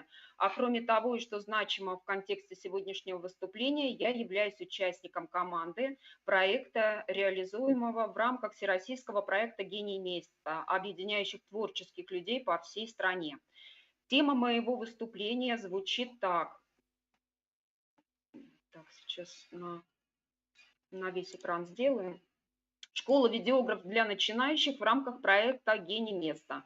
К проекту Министерства культуры Российской Федерации наша библиотека присоединилась в конце 2022 года, став одной из победительниц конкурсного отбора новых библиотек-участниц в 2023 году. Для реализации проекта у нас есть все составляющие. Статус модельной библиотеки с 2013 года, комфортное помещение с бесплатным доступом к сети интернет, современное техническое обеспечение, выделенный фонд по креативным индустриям в электронном формате НЭП и бумажном. И самое главное, активное творческое сообщество молодежное. Сегодня молодежь заточена на творческий контент. Наша библиотека уже имеет отдельные примеры реализованных проектов по работе с видеоконтентом в социальных сетях ВКонтакте и Одноклассники. С 2020 года нами реализуется проект хэштег «Видеорепортаж из молодежки», в работе которого принимает активное участие молодежная инициативная группа. Ребята занимаются полным циклом видеопроизводства от съемки до презентации смонтированного видео. Для нас участие в проекте «Гений места» – это возможность создать необходимые условия комплексного подхода в качественном обучении видеографике, а именно системная поддержка на уровне государства и постоянный диалог между представителями творческой сферы. Это поможет слушателям приобрести навыки для создания творческого видеоконтента и закрепить их на практике. Какие мы ставим задачи? Это обучение основам видеомонтажного искусства, развитие интереса к созданию качественной видеопродукции, расширение кругозора молодежи с помощью креативных индустрий и организацию содержательной досуговой деятельности. Поэтому, позиционируя себя как точку концентрации талантов в сфере креативных индустрий, мы сделали основной акцент на направлении телевидения. Хотя просветительские мероприятия, в том числе с привлечением партнеров, проводятся и по другим направлениям. Новые медиа, фотографии и так далее. Результатом стало создание школы «Видеограф» для начинающих. За время существования в проекте за 2023 год проведено 12 разноплановых мероприятий. Это встречи с творческими людьми, коворкинги, воркшопы, мастер-классы, обучающие занятия и лекции. Первым мероприятием стала проведенная акция «Видеограф – это просто». Она проходила совместно с нашими партнерами, объединением «Про добро» Центра детского творчества. Волонтеры с помощью рекламных флаеров познакомили молодежь и подростков города с проектом библиотеки, рассказали о том, что его участникам представится возможность обучиться теоретическим основам видеомонтажного искусства, а также отработать навыки на практике с экспертами. Не буду рассказывать обо всех проведенных мероприятиях в рамках проекта, остановлюсь на наиболее ярких и суперудачных, по нашему мнению. Мастер-класс «Раскадровка на высоте». Это первое занятие школы, видеограф для начинающих, спикер встречи, железногорская художница, дизайнер, каллиграф Дарья Назарова, основательница и хозяйка семейного арт-пространства на высоте.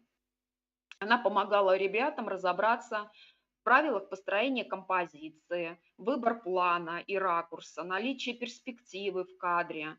Ребята анализировали свои ошибки в создании съемочной локации и пытались их исправить.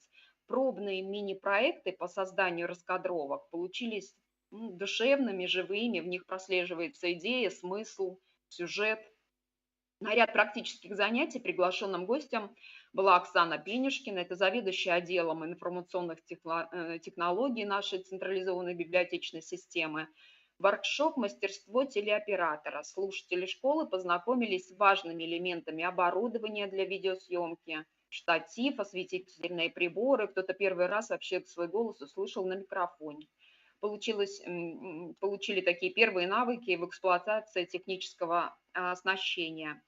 Мастерская 6 секретов о хромакее. На занятии разговор пошел об организации съемки на хромакейном фоне. Почему именно зеленый цвет, какое необходимо освещение, расстояние до объекта, какую надеть одежду. Эти и многие другие тонкости узнали ребята, прежде чем приступить к съемкам на хромакей. Монтаж видео, меняем фон, и вуаля, мы на Мальдивах или на ипподроме. Ребята сами выбирали самостоятельно, отталкиваясь от своих, сюжетно, от своих предпочтений. Мы видели здесь и увлечение их компьютерными играми, и популярные музыкальные направления среди молодежи. Следующее мероприятие «Практик Тайм», съемка живой природы. На этом занятии ребята отправились исследовать окрестности, практиковались в таких новых приемах видеосъемки, как ускоренная, замедленная съемка, макросъемка, это роса на траве, цветы, паутинки, все это было интересно ребятам, такие улавливали величие окружающей среды и мелкие детали, которые делают ее уникальной. Следующий спикер – педагог дополнительного образования, направление аэроквантум детского технопарка «Кванториум» Сергей Николаев с мастер-классом «Техногид». Дроны и коптеры прочно вошли в ремесло оператора. Везде, где нужен зрелищный вид сверху, используют дрон. А вот как же создать зрелищное видео на квадрокоптере? Но сначала нужно научиться им рулить. Ребята осваивали управление квадрокоптером, учились перемещать его в воздухе, а также управлять камерой. Снимали с беспилотника фееричные воздушные планы для своих сюжетов, узнавали полезные советы и лайфхаки. После этого занятия ребята предложили сами разместить пост в нашем сообществе в соцсети ВКонтакте на розыгрыш приза. Необходимо было отгадать, какой скрытый рисунок таится с высоты птичьего полета в кванториуме. Могли бы вы предположить, что это робот? Среди наших обучающихся участников в проекте есть ребята, которые помимо работы с нами посещают школьную медиастудию. Поэтому очевидно было пригласить спикера, преподавателя школьного Алина Московкина, которая имеет немалый опыт в сфере школьного медиа. Тренинг «Школьный объектив». Разговор шел о разработке, создании, исполнении видеосюжетов о школьной жизни. Ребята разбирали снятые ролики, на примере оценивали сценарии, отбирали лучшие идеи для проведения последующих съемок видеофильма «Школа – это мы». На память о продуктивной встрече, вот мы видим на фото, все участники оставили свои автографы на макете видеокамеры. Как уверенно вести себя перед камерой, не впасть в суматохе, в ступор и не перепутать текст. Задача, с которой очень сложно справиться не только новичку, но и профессионалу. Интенсив, работа в кадре. В гостях библиотеки телеведущая программы «Поздравляем», СТВ «Сигнал», это наше местное телевидение, Ирина Карпачева. Опытный эксперт по прокачке голоса, речи, харизмы. С 10 лет она на сцене и много лет на телевидении работает перед камерой в режиме прямого эфира. Она с удовольствием поделилась с ребятами фишками и профессиональными секретами мастерства, как обрести уверенность и не чувствовать страха перед камерой. Получилась очень позитивная и полезная встреча, результатом которой стали видеопоздравления ребят с наступающим новым 2022 годом. Также они опубликованы в соцсети ВКонтакте. Итоговое мероприятие года, экскурсия на ТВ «Мир за кадром». Нам удалось попасть на экскурсию к профессиональному творческому коллективу радиокомпании СТВ. Не каждый день знакомишься поближе с железногорскими знаменитостями, телеведущими, но ребята не растерялись и даже ответили на шуточные вопросы с подвохом от главного редактора. Мы были в студии, где снимаются новости, каждый попробовал себя в роли ведущего, увидели устройство современной телевизионной студии, это профессиональные микрофоны, камеры, свет. Но вот ребятам заинтересовались больше всего телесуфлером. Со стороны диктора это выглядит как небольшой экран с медленно ползущим текстом.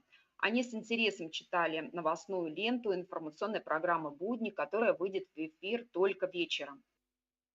Мы были приятно удивлены, что по результатам работы наша библиотека вошла в перечень библиотек с лучшими показателями.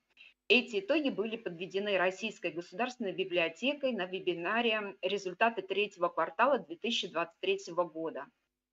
Но в 2024 году наша библиотека продолжает реализовывать проект «Гений места». Учащиеся школы «Видеограф для начинающих» уже приняли участие в значимых событиях. Это цикл встреч с интересными творческими людьми города Железногорска в рамках проекта «Креатив Лаб. Яркие люди», реализуемый Центральной городской библиотекой имени Евгения Ивановича Носова при поддержке Президентского фонда культурных инициатив. Это интервью и мастер-классы на тему креативных индустрий. На данный момент состоялись 3 встречи с дизайнером, иллюзионистом и уже знакомой ребятой художницей Дарьей Назаровой. В планах второго полугодия большая проектная сессия «Экскурсия Ж».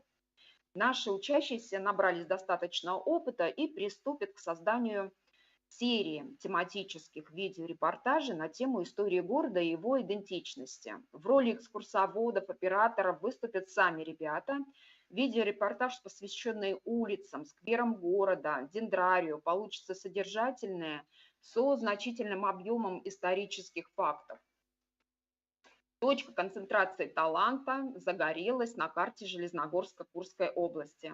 Благодаря гению места мы привлекли к себе много талантливых людей, создали возможность для творческого самовыражения.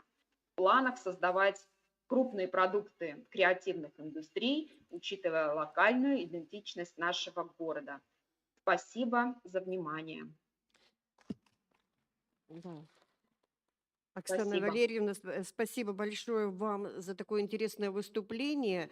Мы уже вот второе выступление, оно посвящено тому, как библиотека формирует компетенции прежде всего среди подростков и молодежи. И вот у вас можно поучиться, каким образом вот даже план действий составлен у вас абсолютно точно. Спасибо огромное за участие. Спасибо вам. Вопросы есть, коллеги? Вопросов пока нет. Спасибо.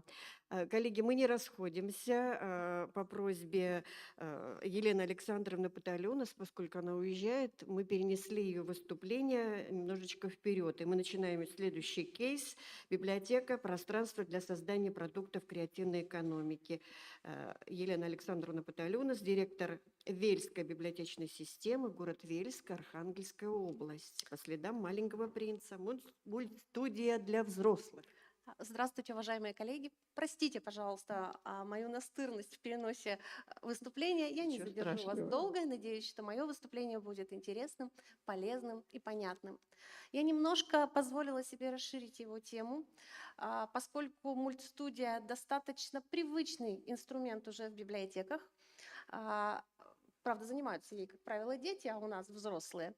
Поэтому я немножко на стыке буду библиотека как проводник в мир креативных индустрий и библиотека как автор проектов креативных индустрий. Наша библиотека расположена вот в таком прекрасном особняке, который расположен в историческом центре города Вельска на набережной. Библиотеке исполнится 150 лет в следующем году. Мы не модельная библиотека, мы центральная библиотека библиотечной системы Вельского района. У нас самая большая в области библиотечная система, у нас 36 филиалов. Вельский район очень удобно расположен для лиц путешествующих. Он находится на перекрестке 7 дорог, как у нас говорят, в точке пересечения Северной железной дороги и трассы М8 Москва-Холмогоры. Достаточно удобно для того, чтобы провести ночь, если едешь в командировку из Архангельска в Москву, либо из Москвы на север. Поэтому городок весьма популярен и посещаем. Вот такое вот наше здание, оно уже само по себе сказочное, двухэтажный особняк с действующим камином, с шикарной лестницей, с сохранившимися историческими деталями. Уже сам наш особняк подразумевает какие-то волшебные истории, креативные проекты и точку притяжения интересных людей. Мы провели небольшой анализ, мы все-таки готовились к модернизации и выяснили то, что основные наши посетители – это либо дети, подростки, либо лица старшего поколения. А вот такой сегмент 35 плюс-минус 5 – это практически потерянная аудитория. Это состоявшиеся взрослые люди, имеющие семью, некоторые уже ее благополучно развалившие и находящиеся в активном поиске, имеющие образование, построившие карьеру. И для них развлечений в городе в принципе нет. Они проводят свои вечера за скроллингом ленты в соцсетях, изредка выезжают на дачу на шашлыки, копаются в огородиках, ну и, в общем-то, интеллектуального досуга для них нет. Мы, конечно, как библиотека предлагаем много разных интересных библиотечных форматов, новых форматов в том числе.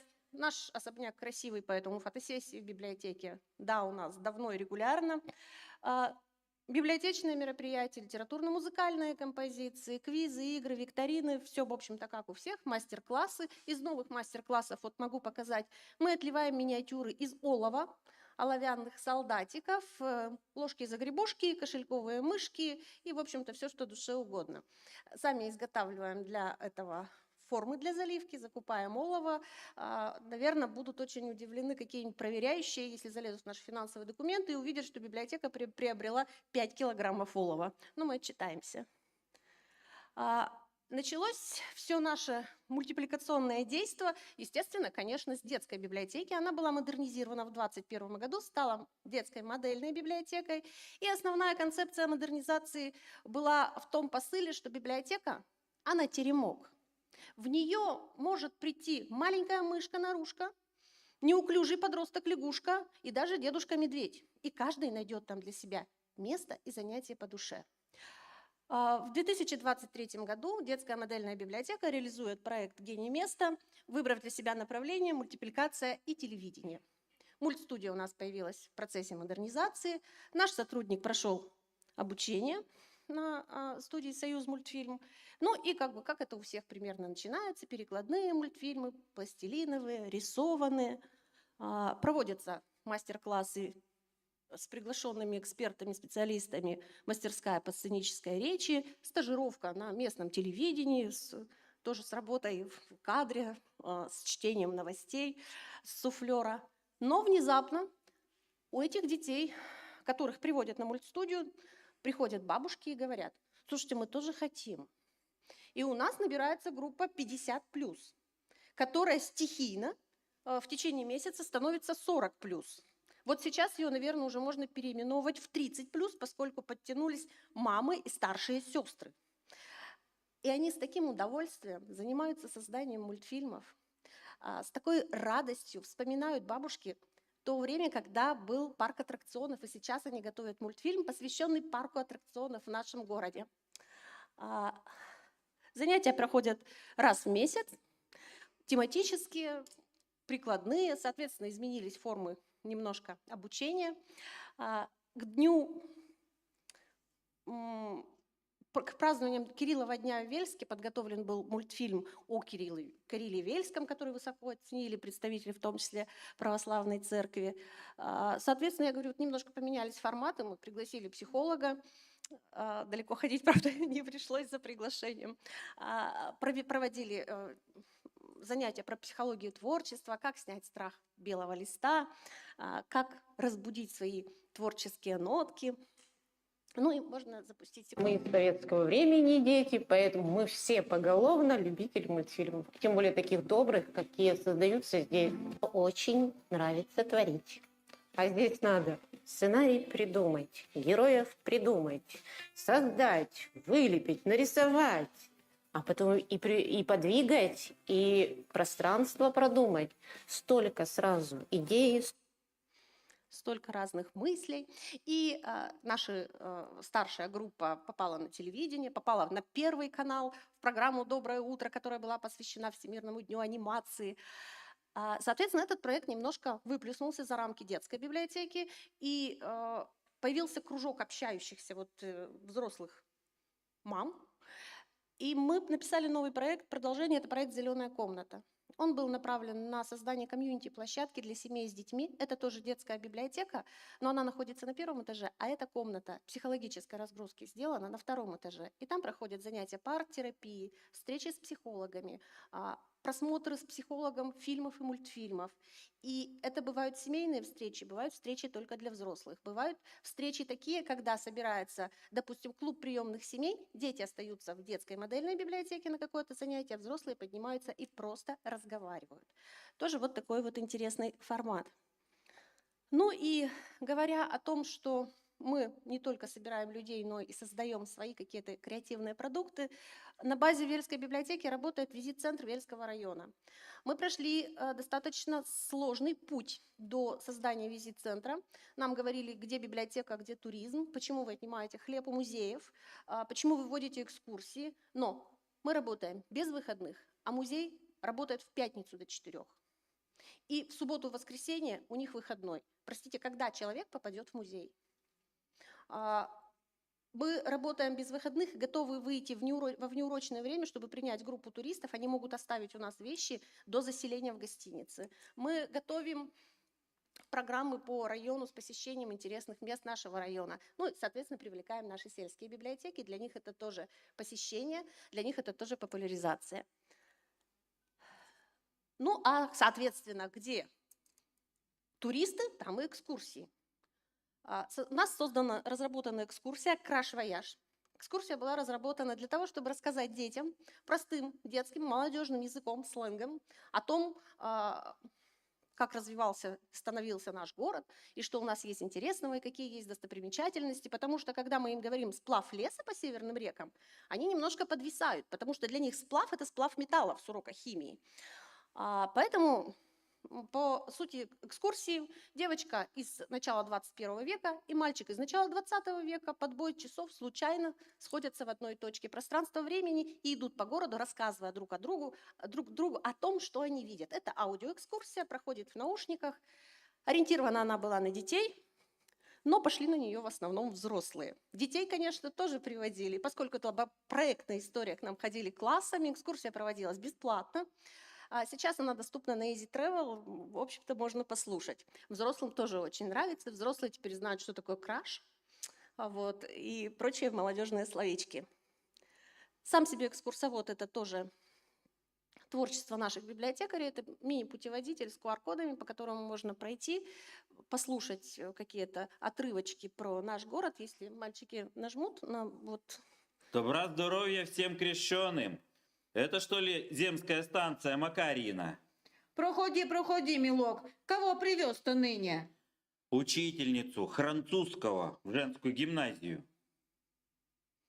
Купец Павел Федорович Макарин в начале 20 века содержал в Вельске на Соборной площади земскую станцию с Ну и вот так конюшней, далее. чайной и Ну и еще один наш проект. Это проект мой любимый, на самом деле, выстраданный. «Вельск. Взгляд сквозь время». В городе установлены вот такие фотоинсталляции, где на прозрачной пластике изображены фотографии тех мест в городе, как они выглядели 100 лет назад. Все это, конечно, тоже подзвучено. Там есть QR-коды, которые ведут на ресурсы библиотеки, где рассказано о том или ином месте. Вот в настоящее время, например, Преображенский собор не имеет куполов, в нем располагается городской культурный центр, а на нашей фотографии он сохранил купола, и если встать в определенную точку, то просто видно, как он смотрелся с этого же места 100 лет назад. Ну и, соответственно, для того, чтобы это все озвучить, мы написали проект и открыли студию звукозаписи в библиотеке. Озвучили газетные заметки, озвучили стихи местных авторов, детские стихи, записали серию рассказов о вельских улицах и переулках, и все это размещено на нашем сайте. Вот, в общем-то, так. Благодарю вас за внимание, благодарю за возможность выступить и приглашаю в славный город Вельск. Спасибо огромное, Елена Александровна. Очень интересные задумки и проекты, которые вы воплотили в жизнь. Очень интересные. И по краеведению, и по туризму, и мультстудия. Должна сказать, что у нас тоже мультстудии практически во всех детских модельных библиотеках есть. И даже я знаю, что Усть-Куломский район Югодьяк тоже есть. Взрослые занимаются в мультстудии. Спасибо вам огромное за такие интересные проекты. Спасибо. Да, я бы хотела тоже добавить, что фигурки из олова хотелось прям даже приобрести. Вот, мышки и так дальше, как вы сказали. Да, тут только не забываем, опять же, об авторских правах, да, все должно быть оригинальным. И второе, что хотела сказать, только на обеде с коллегами обсуждали, не обеде, а на кофе-паузе обсуждали о том, что почему все для молодежи, почему, где же то остальное население, да, которое сегодня готово как-то интеллектуально, креативно проводить свой досуг.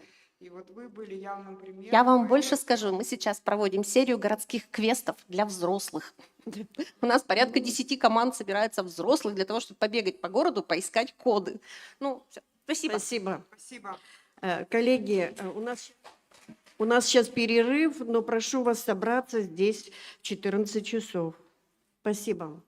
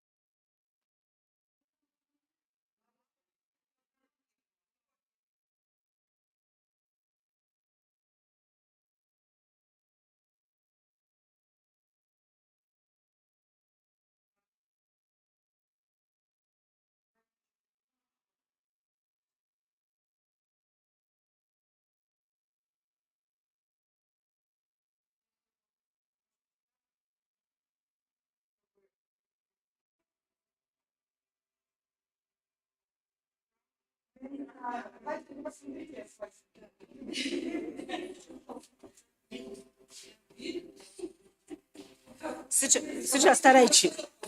Abucun se asospet.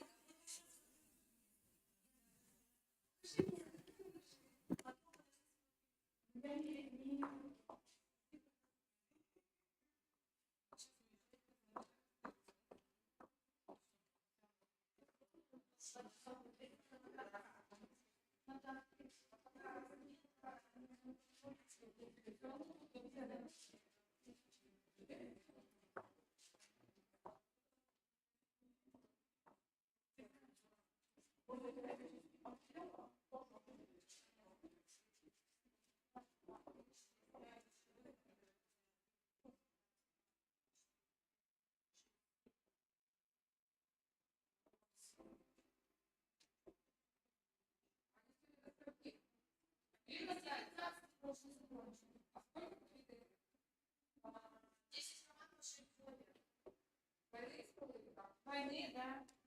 Пускай сидят хорошо. Волейбол.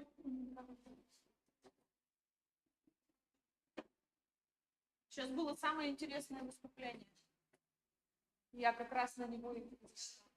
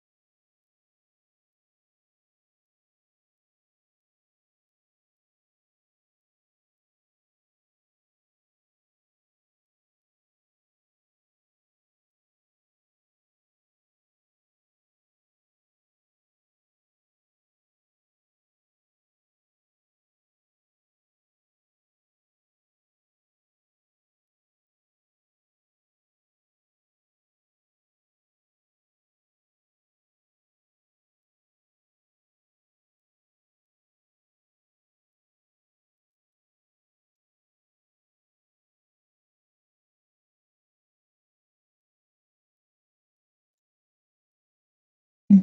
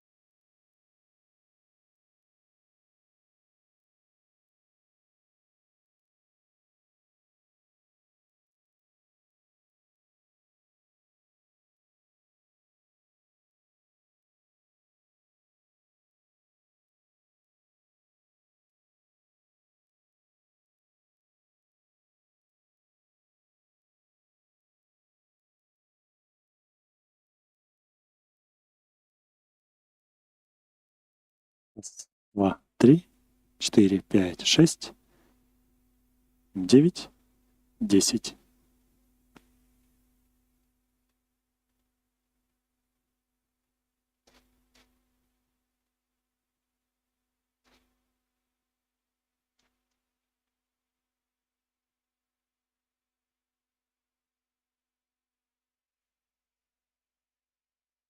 Раз.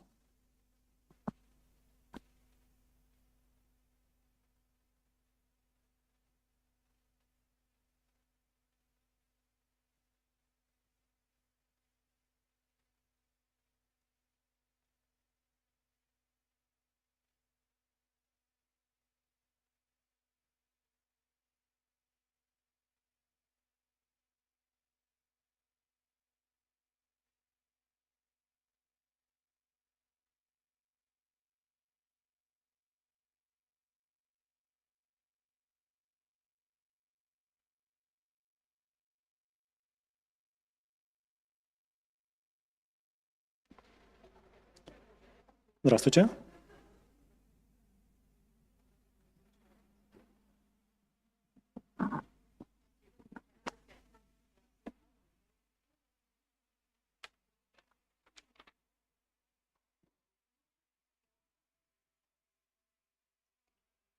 У вас, я так понимаю, выступает Кравцова Валентина и Рыбакова Татьяна. Карауловна.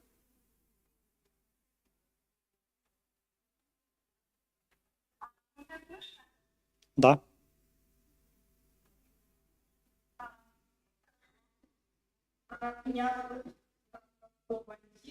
Татьяна Карауловна. Угу.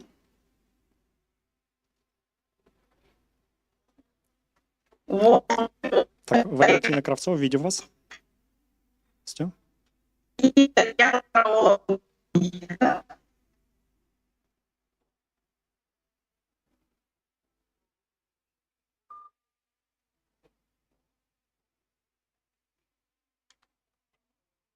Да. Здравствуйте. Здравствуйте. Слышно меня, да, это Архангельск? Да, Дарья Николаевна. Ага, здравствуйте, ага. Сейчас я камеру включу, тоже проверить заранее. Угу, хорошо. Пока перерыв, мы Слышно, видно меня, да? потихонечку. Да, видно. Все, хорошо, спасибо большое.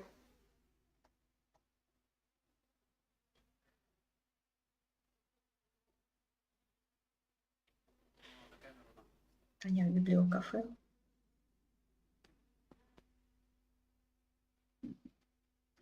Таня, звук выключила. Татьяна, звук выключила.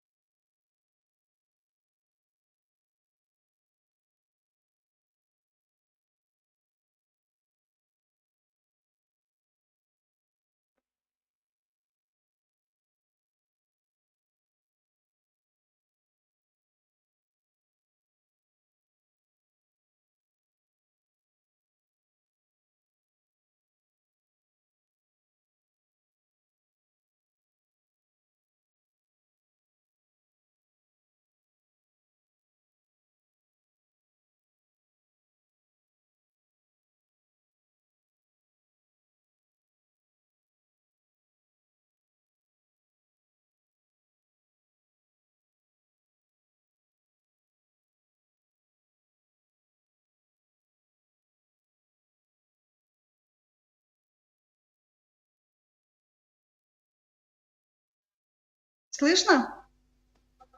Здравствуйте, да. Ой, отлично. Наконец-то. Хорошо.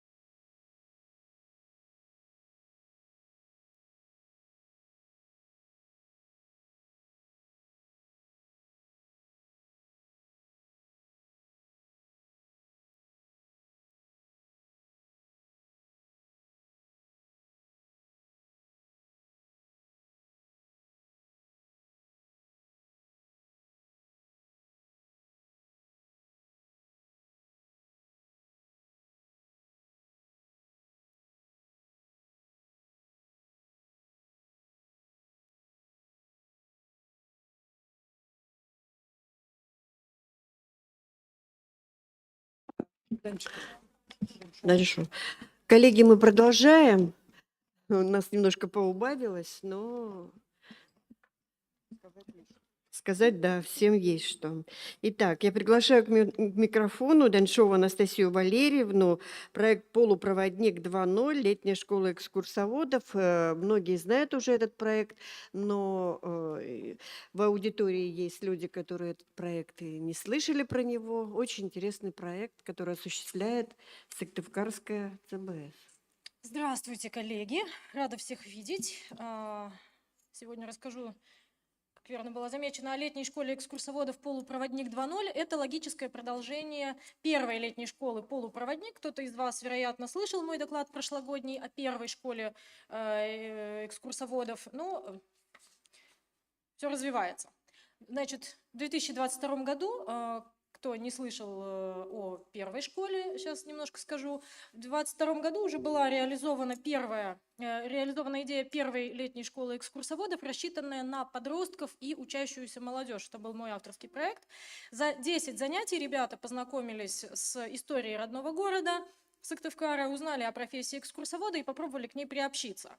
Проект заинтересовал горожан, а самое главное, он заинтересовал управление культуры города Сыктывкара, которое изыскало денежку для нас, и поэтому проект продолжился летом минувшего 2023 года, и тогда состоялся второй сезон летней школы, учитывающий опыт, преимущества и недочеты первого... Куда? Что? Слайды будут рандомные, ну, не то что рандомные, это просто подборка фотографий, они никак не привязаны к ходу моего доклада, поэтому просто картинки из хода реализации. Так вот, главная цель проекта нашего не осталась неизменной – научить всех желающих создавать и проводить авторские экскурсионные маршруты по городу. Несмотря на то, что последние годы тематические обзорные экскурсии по городу становятся среди сыктывкарской публики очень востребованными, до сих пор этот формат креатива остается прерогативой узкого круга экспертов-историков, да, выводя этот формат в такой в класс элитарных, да, что мы хотим со своей стороны нарушить, потому что, естественно, к истории города чувствуют себя причастными не только историки, но и любые другие горожане, кому интересно. Вот. И поэтому с учетом запросов подписчиков и наблюдателей за школой 2022 года и с учетом пожеланий финансирования у нас второй проект, да, второй сезон был разработан с учетом снятия возрастных ограничений, то есть для всех совершеннолетних граждан. Программа проекта была сформирована из 14 занятий, из 28 академических часов. Таким образом, чтобы теория с практикой чередовалась, а между занятиями у учеников оставалось достаточно времени для обдумывания материала и подготовки домашней работы.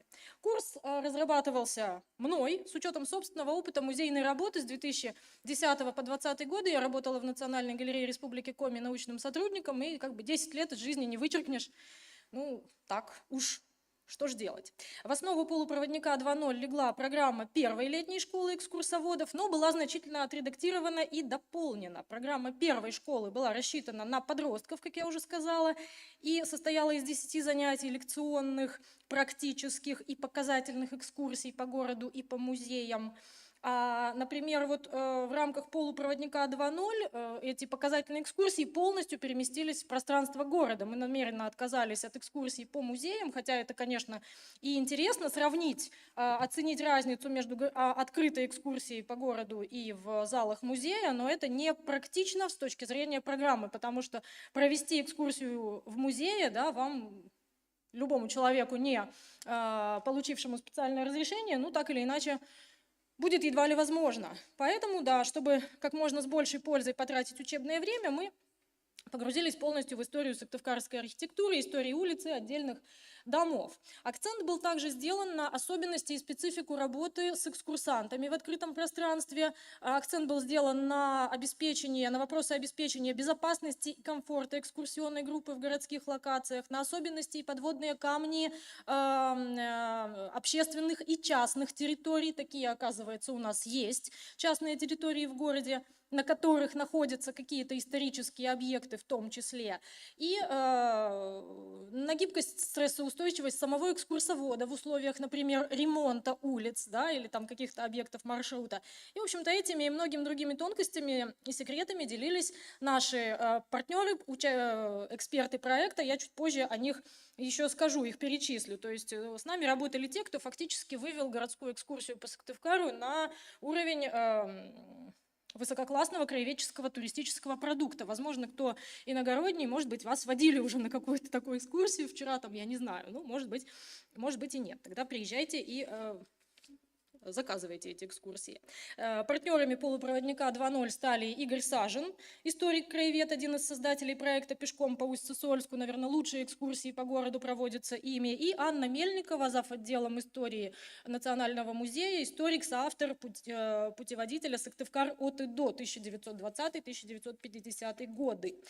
Костяк аудиторной части программы составили занятия, посвященные экскурсионному делу, технике и методике экскурсии. Я сама проводила эти занятия и сосредоточилась на принципе «многое в малом». У нас было всего 2 таких вот занятия по теории и методике, по методике и технике экскурсии. И, конечно, я сосредоточилась на том, что не освещается, как правило, в специальной литературе, то есть на такие вопросы, как уместен ли смех на экскурсии, если уместен, то есть ли все-таки запрещенные темы для иронии, как реагировать на троллей, куда смотреть, если группа большая и внимание хрупко, как разговаривать с экскурсантами, которые значительно младше или значительно старше самого экскурсовода. То есть эти вопросы, как правило, осваиваются экскурсоводами в поле методом проб и ошибок, да, поэтому я на них и сосредоточилась, а всю теорию вывела в форму шпаргалок и наглядных схем. Примечательно, что в этом проекте у нас участвовали в качестве учеников несколько практикующих экскурсоводов из центра ЮГОР. Они с удовольствием менялись опытом с экспертами, но это имело и обратную сторону, я чуть позже в конце уже об этом скажу. 6 из 8 аудиторных занятий были посвящены прокачке навыков, напрямую не задействованных в экскурсионном деле, но очень важных для подготовки и проведения хороших экскурсий, и вообще, наверное, для работы с аудиторией. Так, например, урбанист-предприниматель Дмитрий Махов провел практикум по пониманию городского пространства как места жительства и как пластичного материала для креативного осмысления. То есть, благодаря ему фактически участники поняли в том числе и то, что основа экскурсии по городу вообще не обязательно в его прошлом. Что настоящее и даже будущее, воображаемое будущее города можно использовать как основу. Психолог Диана Рочева провела большой тренинг по приемам и способам снятия эмоционального напряжения в работе с аудиторией, поделилась вариантами упражнений, подходящих для снятия стресса перед выступлением и так далее. Педагог актерского мастерства, художественного слова, истории театра Екатерина Вайс, преподаватель гимназии искусств при главе Республики Коми, большой тренинг, игру провела с участниками на развитие владения собственным телом, голосом, способностью звучать, смотреть, наблюдать и слушать и так далее. Искусству выглядеть, презентовать себя невербально, внеречевому общению с аудиторией, тому, как одеться, чтобы быть воспринятым адекватно, было посвящено занятие от меня. И наш ведущий библиограф Центральной библиотеки Наталья Симак, филолог, она провела занятие по культуре речи. Вот это, кстати, эту тему мы особенно тоже вот сакцентировались на ней. В какой-то момент мы думали, что какие темы убирать, какие оставлять. И если в первом потоке, в первой школе экскурсовода мы намеренно убрали эту тему, потому что мы работали с подростками, для них культура речи, русский язык – это рутина, то для взрослых, для уже давно работающих людей это было и оказалось актуально и свежо, как давно забытое старое. Партнером проекта стал известный в республике видеоблогер Антон Заинчковский, известный еще как «Усатый маэстро». Он провел замечательный, бесценный практикум поделился наработками в области создания видеосюжетов, техническими приемами поделился, хитростями выставления света, монтажа, говорения на камеру, манере вести себя в кадре и так далее. Эта тема, вот перевод собственноручно изготовленного экскурсионного маршрута в медиаформат, она еще в реализации первого потока всех заинтересовала, и, конечно, мы на ней особенно сконцентрировались в рамках второй школы. Творческим партнерам, да, конечно, об украшении проекта обязательно надо сказать, там в самом начале какие-то слайды были. Творческим партнером, украсившим проект и задавшим настроение, стала городская кантри-рок, кантри-блюз-рок группа «Своя компания», наверное, вы многие тоже ее знаете, превратила открытие нашего полупроводника в очень такой уютный квартирник, и выступление их было, в общем-то, символичным, потому что, да, вот интересные кадры, потому что группа, хотя и достаточно известна и востребована в городе, в республике, они, тем не менее, они молодцы, они не гнушаются бесплатными концертами, в том числе на улицах города, то есть вообще-то при стечении обстоятельств могут тоже нечаянно оказаться частью чьей-то экскурсии. Любопытно, кстати, что, как и в первый раз в этой школе экскурсоводов, информационный партнер нашелся сам, и в этот раз это был аж прям телеканал, коми-республиканский телевизионный канал «Юрган». Им огромное спасибо, мы записали замечательное интервью, репортаж, и, в общем-то, они нашу деятельность хорошо осветили. И что еще должна сказать? Что общую специфику проекта во многом обусловило то, что в этот раз, как я уже сказала, было снято верхнее возрастное ограничение для участников. Во-первых, профориентационный характер курса, который был актуален для подростков, сменился акцентом на прокачке гибких навыков людей, которые работают в разных сферах, в очень разных сферах. У нас, знаете, участвовали люди, которые от практикующих экскурсоводов до бизнесменов-ремонтников, которые занимаются перестиланием полов.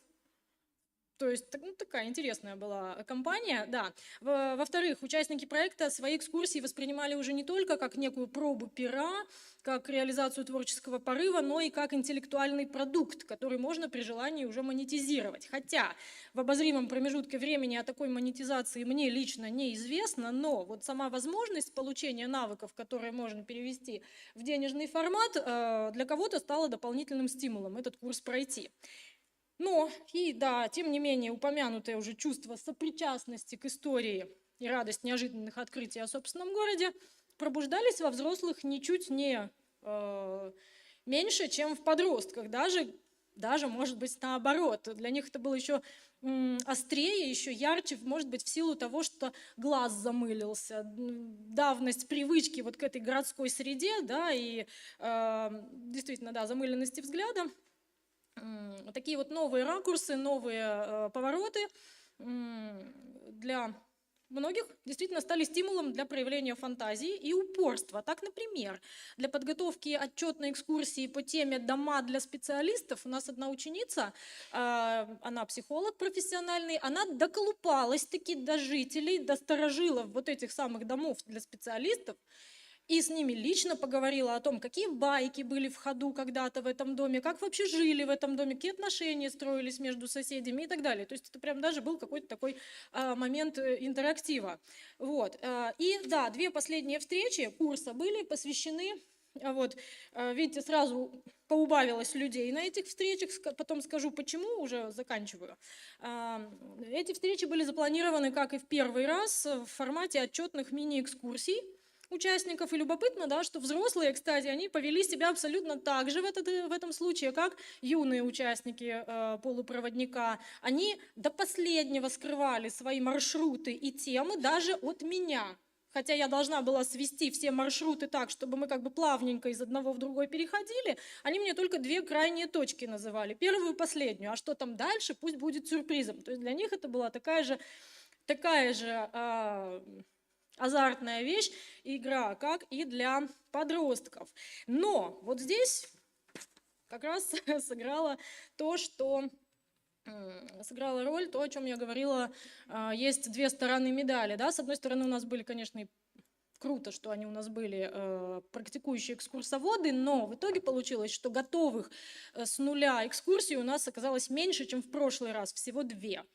Я сперва очень сильно огорчалась, но потом узнала, что просто те, кто работают в Югоре, и еще, я забыла, как эта должность называется, посол гостеприимства, по-моему, в Республике Коми у нас тоже участвовала эта женщина, она тоже водит экскурсии. Они вот эти вот наработки, которые, новые сведения, которые получили на полупроводнике, они использовали в уже готовых своих экскурсионных маршрутах, и это, как мне кажется, это даже может быть еще и круче, чем сделать новую экскурсию, потому что все-таки переделывать старое бывает действительно труднее, чем что-то с нуля создать. И, конечно, да, несмотря на то, что системы оценок у нас и зачетов на курсе не было, лицензии на образовательную деятельность у нас нет, участники подошли к определению тематики, к подбору объектов для показа, к хронометражу, к длительности переходов между объектами, вот с полной такой ответственностью, несмотря на то, что для большинства, наверное, это было, ну, как просто летнее такое развлечение, прокач, да, какой-то, может быть, как личностное развитие и так далее. Ну и, в общем, да, то, о чем я только что сказала, переделывать готовое ничуть не легче, чем делать с нуля, и это, наверное, относится и к реализации второй школы полупроводник, да, хотя первая уже вроде бы сложилась и отработала, и тем не менее, да, я считаю, что этот результат у нас хороший, и то, что у нас специалисты практики с нами работали и как эксперты, и как ученики, в общем, получилось так, что вторая школа экскурсовода у нас получилась не столько и не только просветительским проектом, но и методическим, неожиданно так. Вот, постаралась прям живенько, Да, побыстрее. София Валерьевна, Спасибо большое большое. спасибо за опыт. И у меня такой вопрос. Вот вы проучили, получается, 2 группы. Это я. Вот, вы получили 2 группы, проучили 2 группы экскурсоводов. Вот у меня такой вопрос, интересно. У кого-то вы знаете, кто потом вывел это, например, на самозанятость, да, и стал зарабатывать, получать, ну, проводить экскурсии для, ну, там, заинтересованных людей, да, заинтересованных групп, и на этом стал зарабатывать как-то? А насчет зарабатывать точно нет. Ну, первая школа этим не занималась, потому что там у нас были несовершеннолетние.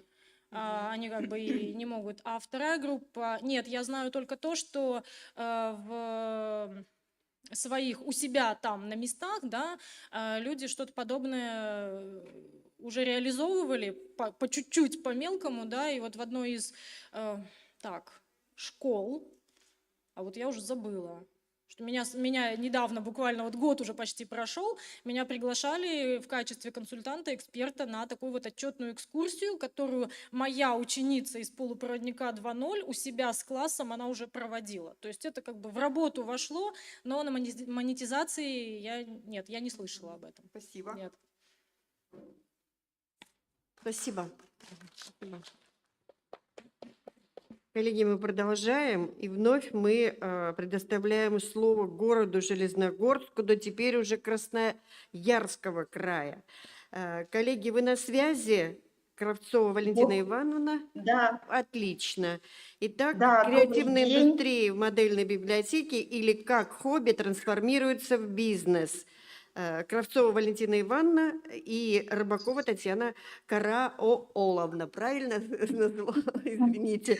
Да-да-да, правильно. Коллеги, мы вас слушаем.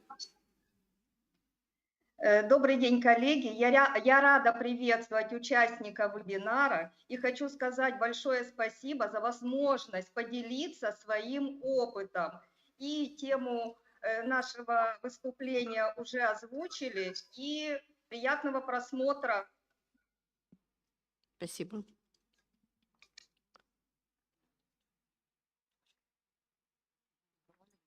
Да, ролик смотрим. Я знаю. Так.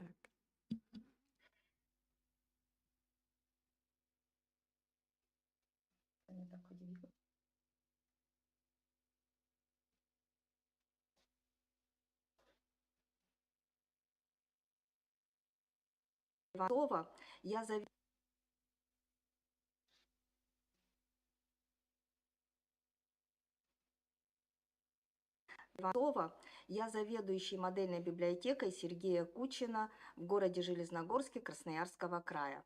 Хочу поделиться с вами нашим опытом участия в национальном проекте «Гений места», направленном на развитие креативных индустрий, где творческие люди, независимо от их возраста, образования и социального статуса могут свободно общаться, обучаться, набираться опыта и реализовывать свои идеи. Немного расскажу о нашей библиотеке, которая стала первой модельной в Красноярском крае, открывшись в новом статусе в октябре 2019 года. Библиотека уникальна тем, что находится в историческом здании. Бывший кинотеатр «Родина», построенный в 1955 году в культурно-историческом районе. Здесь располагаются градообразующие предприятия, муниципальный архив, Дворец творчества детей и молодежи, музей ГХК, городской музей, театр кукол. Недалеко от библиотеки расположено наше единственное в городе среднеспециальное образовательное учреждение – колледж инновационных технологий и сервиса. Кроме того, в Железногорске много мастеров, которые хотели бы поделиться своим творчеством и ремеслом. Поэтому вектор развития нашей модельной библиотеки – это библиотека ремесел, библиотека, которая объединяет современность с традициями. Проект «Гений места» активно реализуется на площадке модельной библиотеки имени Сергея Кучина с 2022 года. Начиная работу в проекте «Гений места», мы, проанализировав ресурсы библиотеки, то есть опыт библиотекарей, помещение библиотеки, наших партнеров, читателей, книжный фонд, сразу определили для себя направление креативных индустрий, которые будем развивать. Это искусство, точнее, декоративно-прикладное творчество. Благодаря участию в национальном проекте «Культура» у нас появились книги по декоративно-прикладному искусству, фольклору, народному творчеству и другим креативным индустриям. А благодаря проекту «Я мастер», который был ориентирован на творческое развитие детей и подростков, а также начинающих мастеров, и предусматривал организацию мастер-классов от городских мастериц, народная роспись, лепка, ткачество и кукольный промысел. У нас появилась база партнеров, городских мастеров, готовых с нами сотрудничать. По проекту «Гений места» был разработан план работы. Ежемесячно проходят встречи с творческими людьми, объединенные в цикл «От увлечения до мастерства». Например, проходят творческие встречи по кулинарии с мастер-классом по росписи пряников, творческая встреча по живописи с мастер-классом по рисованию маслом, творческая встреча по народным промыслам с мастер-классом по росписи глиняной игрушки, а творческая встреча по прикладному творчеству с мастер-классом по бисероплетению и многие другие мастер-классы. Мы и раньше проводили мастер-классы, но теперь немного сместили акцент. И помимо самих мастер-классов предлагаем на встречах еще и обсуждение способов монетизации данного вида творчества, источников информации об этом творчестве, практических советов по продвижению своей продукции, возможностей получения дополнительного образования. Кстати, некоторые встречи не были связаны с декоративно-прикладным творчеством. Мы пошли от запроса нашей молодой аудитории, организовав встречи с различными специалистами. В рамках этой инициативы мастер-классы провели железногорские фотографы. Например, Марина Огнева провела творческую встречу по фотографии, делясь секретами работы с кадром, а Екатерина Головатюк, фотограф с 14-летним стажем, руководитель фотостудии «Звезда» и преподаватель фотографии, поделилась профессиональными секретами и лайфхаками мобильной фотосъемки. и на понятном доступном языке рассказала о настройке и пользовании профессиональным фотоаппаратом. Также были организованы встречи с психологом и мастером йоги, люди, которые превратили свое увлечение в профессиональную деятельность. Изюминкой нашей библиотеки является библиокафе. Именно здесь проходят кулинарные мастер-классы, которые стали неотъемлемой частью библиотечной жизни. Мастер-классы проводит постоянный партнер библиотеки по кулинарным проектам Лариса Шупта. Являясь военным пенсионером, она получила дополнительное образование по специальности кулинар-кондитер. Стала постоянным участником городских ярмарок. На базе нашей библиотеки стала проводить платные кулинарные мастер-классы. В библиотеке есть все условия для проведения кулинарных занятий. Помещение библиокафе с оборудованием. Мы помогли Ларисе Леонидовне оформить проектные заявки. 2 ее проекта «Чтение со смаком» и «Гастрономическое путешествие по России» были поддержаны в грантовых конкурсах, которые стали победителями благотворительного конкурса социальных проектов горно-химического комбината «Преображая жизнь» и были реализованы на базе библиотеки. Проект «Чтение со смаком» был рассчитан на детей в возрасте от 7 до 12 лет и их родителей. Специалисты библиотеки предложили посещение кулинарных мастер-классов, тем самым организовав семейный досуг, где на интерактивных занятиях учили готовить любимые лакомства по рецептам из детских книг и сказок и читали книги известных классиков. А цель проекта «Гастрономическое путешествие по России» – знакомство участникам с бытом и традициями народов России и республик бывшего СССР через национальный эпос и изучение местной кухни.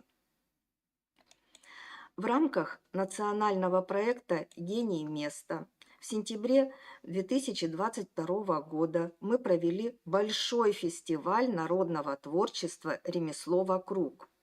Здесь было открытие выставки «Многообразие русской народных промыслов». На выставке представлены изделия из бересты мастеров-умельцев отдела ремесел Центра культурных инициатив города Красноярска и работы железногорских мастеров в технике резьба по дереву. Были представлены фигурки животных, декоративные предметы, кухонная утварь.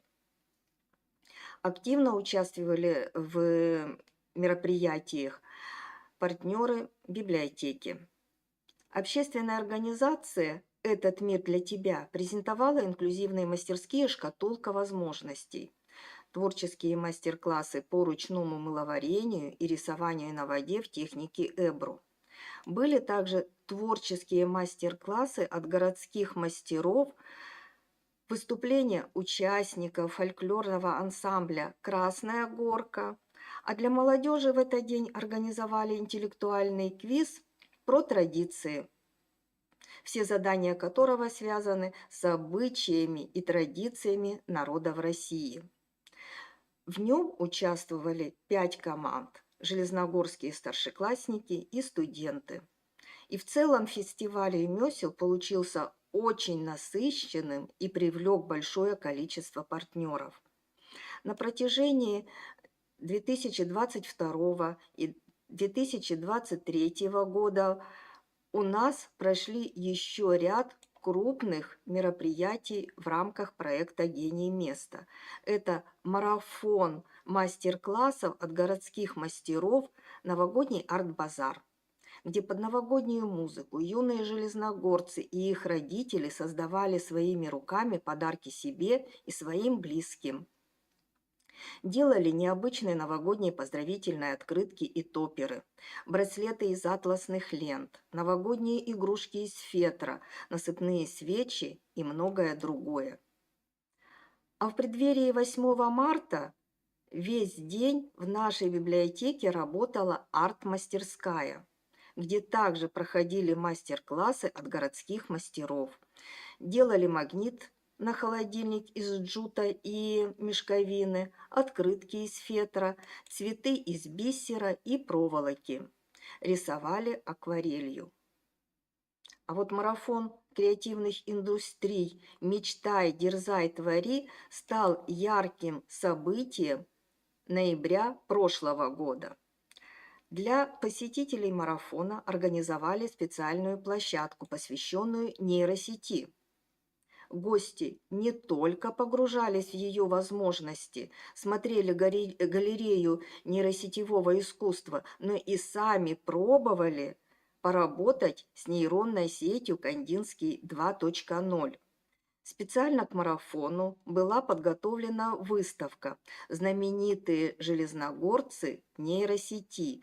Как она видит медийных людей города в разные эпохи героями сказок и фэнтези». Испытать свои интеллектуальные способности и узнать, сможет ли нейросеть обмануть человека, можно было в интерактивной игре «Экспресс-нейроквиз». Вела такой необычный квиз библиотекарь Татьяна 4.0 «Искусственный интеллект». Также в библиотеке работала выставка изделий художника-архитектора Виктора Николаевича Бондарь в стиле корнепластика. Автор выставки «Сотворенные природой» рассказал, как природа и простые материалы могут стать основой для творчества и вдохновения. Продолжением темы из дерева в искусстве стало выступление театральной студии «Пока горит свеча» лицея номер 102 под руководством Елены Труфановой с представлением на палочке верхом, где ребята разыграли притчу «Полуправда, полуложь». А выставку «Арт-матрешка» презентовала ученица студии «Подиум» Дарья Носкова, во время которой она рассказала о разработке дизайна собственной серии матрешек и о работе над проектом. Все желающие смогли поучаствовать в мастер-классе по созданию своими руками куклы-матрешки. Кроме того, работали площадки городских мастеров, знакомящих железногорцев со своим ручным творчеством, мастер-классы поделка из фетра для наушников, изготовление винтажной открытки, подвеска мозаичной техники, кулон из полимерной глины. Для любителей музыки свой мастер-класс искусства диджеинга провел Павел Лукашов, настоящая легенда танцевальной сцены Железногорска. Кроме того, в библиотеке состоялась презентация выставки картин железногорского художника Василия Егорова и его учеников. Железногорск всегда славился своими талантливыми людьми, в том числе и мастерами живописи. Василий Викторович – один из них. Он многогранный талантливый художник, который стал далеко не сразу, прошел сложный путь, прежде чем смог всецело посвятить себя любимому делу. А теперь активно делится своим опытом с горожанами на мастер-классах по живописи маслом. На выставке представлены лучшие работы Василия Викторовича и его учеников. Натюрморты, яркие цветы, маки, пионы, подсолнухи и много других красивых пейзажей. Все эти работы были нарисованы на мастер-классах, которые проходили в нашей библиотеке. Таким образом, проект «Гений места» может стать дополнительным фактором привлечения пользователей в вашу библиотеку. Надо лишь определиться с близким вам направлением креативной индустрии, проанализировать ресурсы вашей библиотеки, мониторить интересы в этой области ваших пользователей, расширять партнерские связи, включить эту работу в план работы библиотечных мероприятий. Кроме того, проект позволяет повысить компетенции самих библиотекарей. Сейчас у нас регулярно проходят платные мастер-классы по декоративно-прикладному творчеству. Наша библиотека была отмечена в числе лучших участников федерального проекта «Гений места» и получила благодарность от Министерства культуры Российской Федерации и Российской государственной библиотеки. А значит, проект «Гений места» стал для нас еще одним подтверждением правильности выбранного направления развития нашей модельной библиотеки. Встречи в рамках проекта показали, как много в городе ярких и одаренных людей, готовых делиться своим опытом. Такое сочетание традиций и инноваций делает библиотеку местом, где интересно людям разных поколений, местом, где формируются новые городские сообщества. Спасибо за внимание.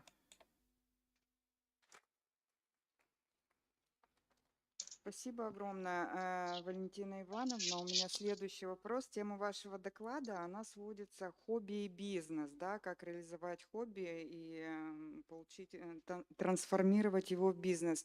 Мы правильно поняли, что, получается, у вас проходят разного вида рода мероприятия? Ну вот, например, если это детская аудитория, то это мастер-классы, результатом которых бывает какой-то продукт, да, которых они уже потом на каких-то мероприятиях также реализуют. Или это наоборот, мастер-классы такие, что... это все верно, вы поняли. В нашей библиотеке проходят мастер-классы, мы собираем аудиторию, и эти мероприятия, эти мастер-классы платные, и на этом наши мастера могут заработать. То есть вот любой горожанин может заявиться, провести в нашей библиотеке мастер-класс и тем самым... заработать. Понятно. Ага, спасибо за ответ. Спасибо. Есть еще вопросы? Коллеги, есть вопросы? Аудитория? Нету. Спасибо. Спасибо. Спасибо всем. за возможность познакомиться с Красноярским краем и с вашей деятельностью. Всего доброго. Слушайте нас дальше, если есть возможность. Мы понимаем, что у нас разница по времени, но по возможности слушайте тоже. Спасибо. Спасибо.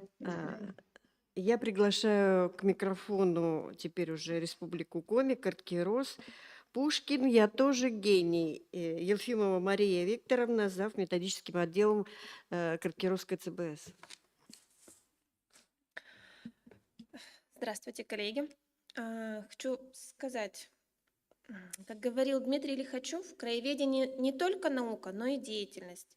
Традиции, обряды, народное творчество требуют в известной мере своего воспроизведения и исполнения, повторения в жизнь. Следуя этому высказыванию, в Центральной библиотеке имени Михаила Николаевича Лебедева мы предприняли попытку объединить краеведение и комиксы. В конце 2021 года библиотека стала участником федерального проекта «Гений места», направленного на популяризацию и продвижение проектов, акцентированных на локальную особенность территории – культуру, люди, историю, легенды, инфраструктуру, памятники, фольклор, быт и другое. Одним из направлений для участия в данном проекте нашей библиотеки стало искусство. По направлению искусства с ноября 2022 года начал свою активную работу литературно-творческий клуб «Пушкин Арт». Почему такое название? Во-первых, Пушкин как символ классической литературы, и, во-вторых, арт – это современное прочтение и осмысление классики, в том числе и краеведческого материала. К участию в литературно-творческих работах были приглашены все желающие школьники села Карткирос от 14 лет. Работа клуба состоит из двух основных блоков – это литературный блок и творческий. В литературном блоке ребята под руководством библиотекаря знакомятся с произведением, биографией писателей, поэтов или элементами национальной культуры, легендами и преданиями. Затем занимается поиском главных элементов и ключевых фигур, разбивкой на смысловые блоки. Произведения читают, определяют для себя, о каких героях или сюжет хотели бы рассказать. Библиотекарь выполняет функцию педагога, предоставляя участникам клуба доступ к различным источникам информации и литературе, которые служат точкой опоры для вдохновения и знаний для создания комиксов. Он также рекомендует книги, журналы или графические романы, содержание которых может быть полезным для участников клуба. Библиотекарь организует специальные мероприятия, такие как лекции, мастер-классы, посвященные искусству создания комиксов. Это способствует развитию навыков участников и стимулирует их креативность. Библиотекарь также помогает участникам в поиске информации, связанной с темой комикса, чтобы работы были реалистичными и увлекательными. В творческом блоке ребята занимаются зарисовкой черновика, переводом черновика на беловики с помощью графического планшета и приданием цвета творческим работам. Именно этот блок является самым трудоемким и продолжительным. Здесь библиотекарь выступает как наставник, помогая участникам клуба совершенствовать их навыки в области создания иллюстраций. Он дает советы по композиции, стилю и использованию цвета, чтобы работы участников были выразительны и привлекательными. За год с небольшим деятельности клуба была проделана большая работа по изучению и переосмыслению литературного и исторического наследия республики и района. Разработаны стикеры на тему коллаборации литературных героев, писателей, легенд Карткировского района для молодежного фестиваля «Карткировское лето-2023». Участники провели параллели между коми-легендами и литературными произведениями русской и зарубежной классики. Юрка и Муму, Рапунцель и Картайка, Левша, Картайка и Железный человек, Михаил Лебедев и Карлсон. Разработаны стикеры на тему богатыри, легенды Карткировского района к спортивному фестивалю «Том Лов». Например, Лымва Иван из села Нившера, Юрка из Маджи, Тюве, тоже из Нившера. Данные стикеры использовались как наклейки на коктейльные стаканы. Творческие работы были представлены на фестивалях в комикс-кафе. Гости и участники могли продегустировать травяные чаи и ягодные коктейли в стильных стаканчиках и при этом послушать интересные рассказы об идее коллаборации героев или легенды района. Более 100 человек вспомнили и узнали о легендах и преданиях Карткировского района. Участники фестиваля с интересом слушали легенды, фотографировали изделия и писали посты на личных страницах ВКонтакте. Ко дню рождения писателя, основоположника коми-советской литературы Михаила Николаевича Лебедева, чье имя носит Карткировская центральная библиотека, участники клуба создали ряд иллюстраций к его известным произведениям. Одно из этих произведений является негласным гимном нашей библиотеки «Я иду землею коми». Аналогичные зарисовки были созданы к юбилею Виктора Савина, драматурга, писателя и основоположника коми-драматического театра. Участники клуба творчески переработали и произведения других коми-авторов, как классиков, так и нынешних современников. Презентация комикс-зарисовок осуществляется в библиотечной группе во ВКонтакте. В декабре 2023 года участниками клуба были разработаны стилизованные открытки-мотивашки, предназначенные для наших земляков, участников специальной военной операции. Библиотека уже трижды организовывала акцию «Письмо солдату» с использованием этих открыток. В акции принимали участие школьники, участники библиотечных творческих объединений и неравнодушные жители села Карткирос. Такие акции будут проходить с периодичной регулярностью до завершения специальной военной операции. А мы ждем возвращения наших бойцов и фотоприветов. Тема «Года семьи» в 2024 году стала приоритетной в работе клуба на сегодняшний день. Так, 23 апреля в рамках недели молодежной книги состоялось открытие выставки творческих работ «Образ семьи в национальной и классической литературе». Участники отобразили в иллюстрациях свои видения,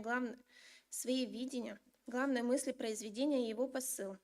После открытия выставки состоялась церемония награждения активных участников клуба. А уже этим летом для литературной площадки на кузнечном фестивале «Картайка» участники клуба примут участие в экспериментальном направлении создания стикеров для комикс-коктейлей в нейросети. Главными героями изображения станут известные люди Карткировского района. Творческие работы будут выполнены в рамках 85-летнего юбилея Карткировского района. К слову, в прошлом году куратор проекта Анна Никифорова приняла участие в республиканском конкурсе «Молодой волонтер Республики Коми» с проектом литературно-творческого клуба «Пушкин-Арт» и стала его победителем. Анна Эдуардовна была награждена дипломом Министерства культуры и архивного дела Республики Коми, а участникам клуба были вручены благодарности.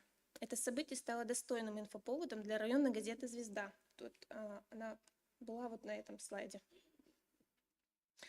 И за 1,5 года работы клуба прошли и качественные изменения. Количество участников увеличилось в 2 раза, и от жителей села поступили предложения разработать и создать брендированную сувенирную продукцию. Спасибо за внимание. Мария Викторовна, спасибо большое. Я подчеркну, не знаю, на мой взгляд, это один из тех проектов в рамках «Гения места», которые тесно связаны с функциями, основными функциями библиотеки, информационные, продвижение книги и чтения. И вот именно на этом проекте это можно было продемонстрировать. Спасибо вам большое за этот интересный проект. Да, я хотела бы уточнить, вот у вас поступили предложения разработать брендированную сувенирную продукцию, это будет связано с чем, с картайкой или вот такое тоже уникальное название, я думаю, что тут, Кирос как район также мог бы обыграть, вот и сувенирная продукция могла быть основана, да, на этом фестивале, да, у вас тоже проходит. Да, вот, и это тоже неким брендом могло бы быть, и спокойно можно обратиться в администрацию. И вот на почве уже созданной какой-то, неоднократно мы слышим, да, об этом фестивале, сама Национальная библиотека не раз была участником этой площадки.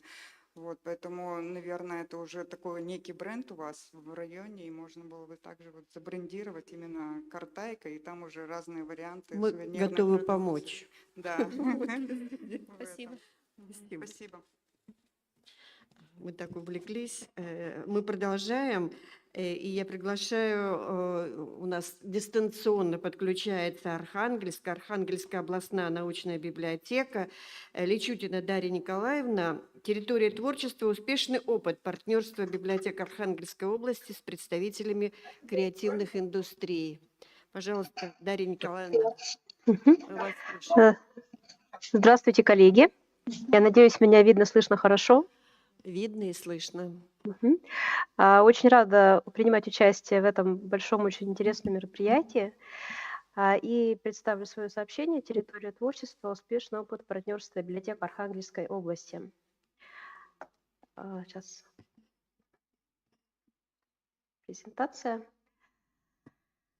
В контексте сегодняшней темы мы много очень говорим о проекте «Гений места», который позволяет библиотекам значительно расширять круг своих партнеров, в том числе привлекать к сотрудничеству представителей творческих профессий. И мое сообщение будет посвящено опыту библиотек Архангельской области, и я постараюсь очертить круг наиболее интересных мероприятий и проектов, которые состоялись благодаря участию партнеров. И сначала я расскажу немного о нас. В Архангельской области сейчас 457 общедоступных библиотек, включая 3 областные библиотеки.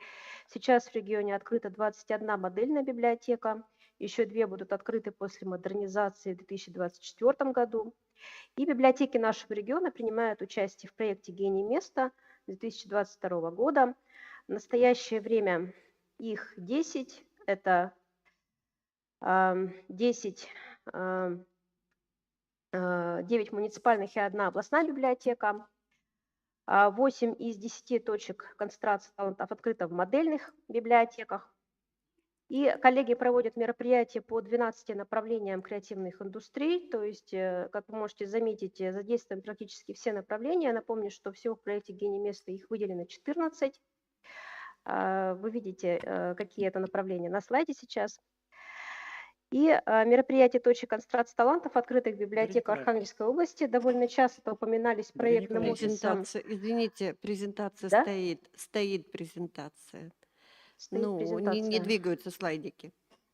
А что вы сейчас видите? Первое название, первый слайд. Только название? Окно PowerPoint. Так, давайте я попробую сейчас Остановите заново демонстрацию и запустить. включите весь экран показ. Так, Демонстрация экрана. Показать весь экран. весь экран Так, поделиться. да-да-да, у меня просто, по-моему, тут немножко зависло именно на компьютере сейчас. Так.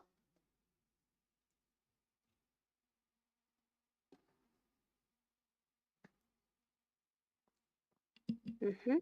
Я надеюсь, сейчас все видно? Коллеги, видно презентацию? Первый слайд. Мгм. Перелистните. Ага, Так, все. еще дальше. Листается? Вот, все видим. Мгм. Отлично, я тогда продолжу. Да-да. Итак, я остановилась на том, что мероприятия точек концентрации талантов, которые открыты в библиотеках Архангельской области, довольно часто упоминались проектным офисом Российской государственной библиотеки в числе лучших. И одна из библиотек, детская городская библиотека Вельской библиотечной системы, в 2023 году была удостоена высокой награды благодарности Министерства культуры Российской Федерации. А, Елена Александровна Поталенова сегодня уже рассказывала об опыте этой библиотеки. Я немного более точечно остановлюсь именно на работе в рамках проекта «Гений места». Вельская детская библиотека демонстрирует нестандартный подход к реализации проекта. Посетители библиотеки обучаются основам создания мультфильмов на занятиях мультстудии «Теремок». Эти занятия ориентированы не только на молодую аудиторию, но и на посетителей более старшего возраста. Сейчас это группа старше 40 лет, что необычно именно для детской библиотеки. Младшая группа детская создает анимационные фильмы по произведениям вельских авторов. Например, вышел в свет мультфильм по стихотворению «Помощник» поэтессы Галины Гладковой. Старшая группа создала мультфильм о святом Кирилле Вельском, покровителе города. И мастер-классы по иллюстрации, техника мультипликации проводят преподаватели детской художественной школы и специалисты библиотеки. В конце прошлого года была начата работа над мультфильмом «Экскурсии» по библиотеке, а в этом году участники осваивают создание мультфильмов на песочном столе. И следует отметить, что на занятиях мультстудии участники не только обучаются различным техникам мультипликации, но также и другим навыкам. Сценической речи, в этом случае партнером выступала режиссер театральной студии Марина Георгиева, изучают основы каллиграфии. Например, интерактивное занятие по этой теме провел Николай Кудрин, краевед, руководитель автономной некоммерческой организации «Тропа». На этом занятии присутствующие дети и взрослые познакомились с азами славянской письменности, узнали, какие бывают шрифты, познакомились с письмом, тушью и перьями. И навыки каллиграфии и новые знания участники мультстудии планируют применять при создании титров к своим мультфильмам.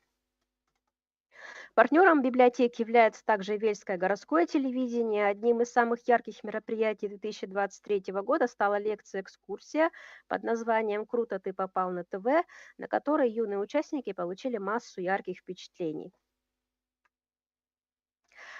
Архангельская областная детская библиотека имени Гайдара в прошлом году выбрала телевидение в качестве основного направления работы в проекте «Гений места».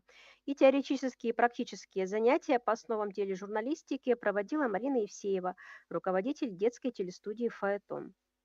На одном из них участники знакомились, например, с этапами работы над фильмом, и одним из которых является питчинг. Ребята сочиняли свою киноисторию, придумывали локации, синопсис, дримкаст, это список актеров, подходящих на роли, должны были кратко представить идею фильма с целью получить финансирование. И занятия по актерскому мастерству проводили студенты Архангельского колледжа культуры и искусства Лев Савчук и Ксения Полежаева. Вот фотографию с этих занятий вы как раз сейчас и видите на слайде. Возрастная аудитория занятий – дети старше 14 лет. И специалисты библиотеки отметили высокую заинтересованность посетителей занятий, их желание в дальнейшем продолжать обучение мастерству тележурналиста и получать профессиональные навыки. Библиотекам, которые находятся в отдаленных районах области, бывает нелегко найти партнеров для реализации своих проектов. И как же быть в ситуации, когда в населенном пункте нет крупных учебных заведений, театров, музеев или творческих мастерских? Выход есть. Можно работать с партнерами дистанционно и проводить мероприятия в режиме онлайн.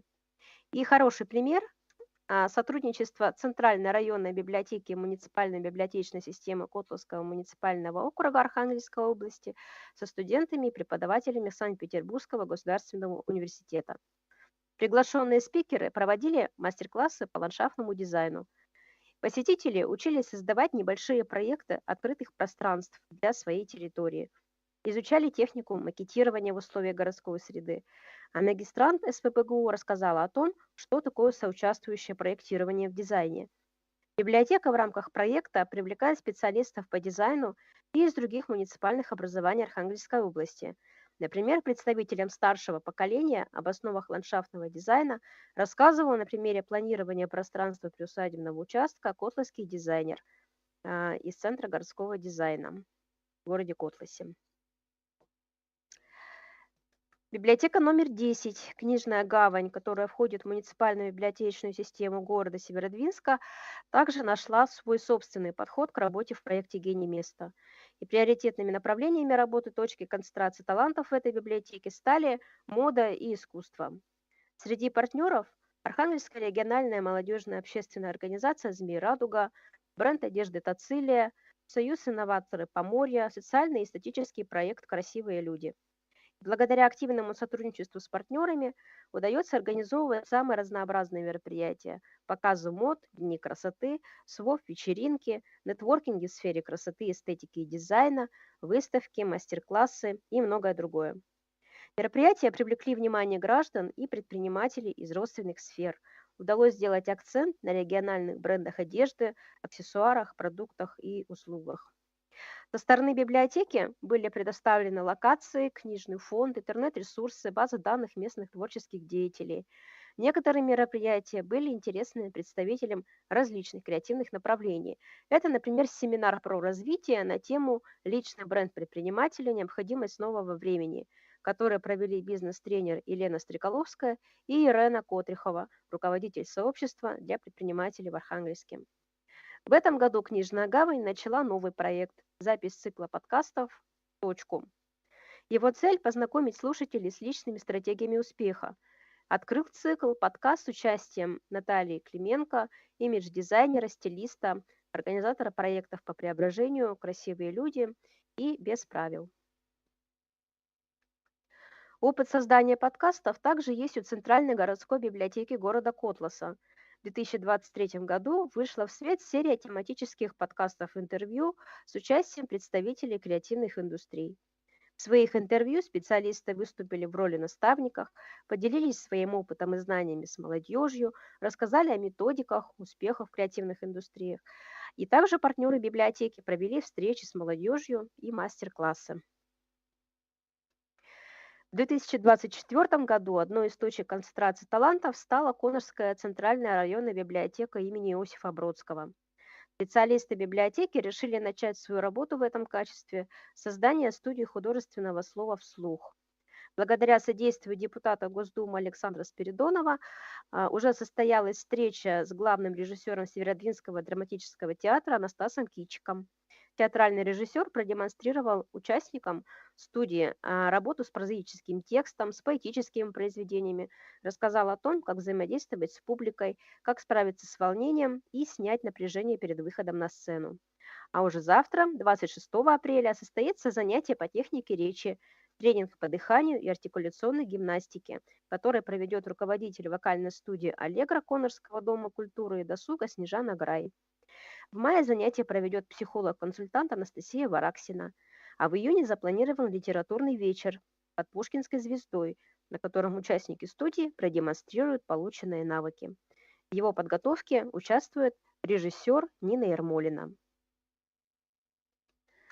Свою работу в проекте «Гений места» с этого года начал и Соловецкий филиал библиотечной системы Приморья. На базе библиотеки открылась школа креатива про Соловки. В рамках этого проекта подростки, проживающие на Соловках, смогут получить навыки фото- и видеосъемки, изучить культуру и традиции своей малой родины для того, чтобы разрабатывать небольшие экскурсионные маршруты по локальным достопримечательностям островов и создать контент для журнала. Итогом проекта станет онлайн-журнал про Соловки, который будут вести сами подростки и рассказывать об уникальном месте, где они проживают. К проведению мероприятий привлечены сотрудники Соловецкого государственного историко-архитектурного природного музея-заповедника, которые знакомят участников школы креатива с историей и культурой Соловков. Специалистами Еринской центральной библиотеки в Ленском районе Архангельской области накоплен значительный опыт в области издательского дела, и своими знаниями, навыками они решили поделиться с посетителями библиотеки. В этом году стартовал проект под названием «Школа издателя», в рамках которого посетителям библиотеки будут предложены разнообразные курсы и мастер-классы, которые помогут узнать больше о профессии издателя и получить практические навыки работы с текстом, иллюстрациями и дизайном. Первое мероприятие школы издателя планируется провести в сотрудничестве с Аленой Стрельченко, преподавателем школы искусств. Она уже принимала участие в реализации одного из издательских проектов библиотеки, результатом которого стало издание книги о краеведе Иване Михайловиче Туробове. Иван Михайлович Туробов – архивные материалы исследователя. Алена расскажет об этой книге, о своей работе над ее оформлением, а также проведет практические занятия. Примеры проектов коллег Архангельской области наглядно демонстрируют, как проект «Гений места» помогает библиотекам развивать партнерскую сеть и искать для себя новые пути развития. Мы надеемся, что сотрудничество с новыми партнерами не ограничится одним-двумя мероприятиями и будет развиваться в дальнейшем. Спасибо большое вам за внимание. Если у вас есть вопросы, я готова на них ответить. Спасибо. Очень разнообразные у вас проекты. Темы мы уже где-то и слышали, и телевидение, например, и мультстудии. Но вот отмечу два проекта. Это вот студия художественного слова вслух и школа издателя. Это вообще интереснейшие проекты, на мой взгляд. Я желаю вам удачи в реализации этих проектов. Спасибо. Они эксклюзивные. Да. Спасибо. Спасибо. Есть вопросы, коллеги? Вопросов нет. Спасибо, Архангельск. Надеюсь на наше дальнейшее плодотворное сотрудничество. Очень приятно было, что сегодня здесь в режиме реального времени Вельск выступал, дистанционно Архангельск подключился. Спасибо, будем работать вместе. Всего доброго. Итак, у нас завершает наш блок Журавлева Надежда Михайловна, подключается к нам Тольятти, Самарская область, реализация проекта «Гений места» на базе модельной библиотеки для друзей. Здравствуйте, дорогие коллеги. Здравствуйте. Меня слышно? Слышно. Так, давайте сейчас я презентацию попробую включить, да, свою? Да, ждем. Дальше. Люб. Где? Угу. А это я знаю.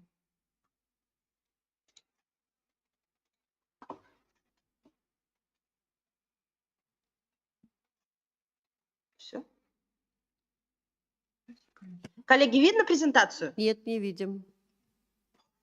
Пока не видим. Нажимаете «Демонстрация экрана». Нажали. Весь экран.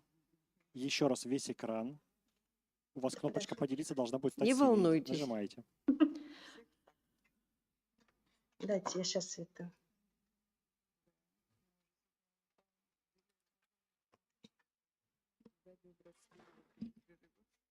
Подождите. Весь экран. Угу. Еще раз нажимаете «Весь экран». Кнопка «Поделиться» становится синей. Нажимаете. Угу. Она не нет. Вам надо еще раз нажать на весь экран, где у вас Он изображение с нажат. монитора. Изображение с монитора. не У вас только после спешите. этого кнопка «Поделиться» будет синей.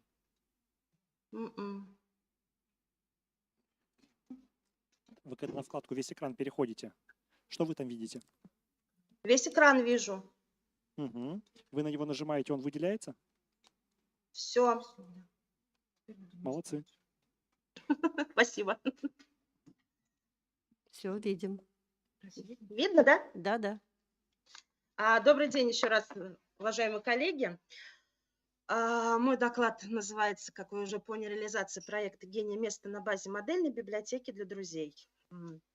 В конце 2021 года, как вы уже все знаете, стартовал данный проект, и к участию были приглашены модельные библиотеки страны, а вот в проекте на территории Самарской области принимают у нас 3 муниципальные библиотеки, среди них и наша библиотека, модельная библиотека для друзей. библиотеки Тольятти. Направление креативных индустрий, которое развивает наша библиотека для друзей, мы выбрали IT-технологии, новые медиа и издательское дело. Выбор сделан из 14 творческих направлений. Именно эти направления были близки к заявленным программам. Это Робомастер, Медиалаб, Общение 4.0, которые реализуются с 2019 года в модельной библиотеке. А в 2023 году мы решили уделить внимание направлению искусства. А если быть точнее, это театр.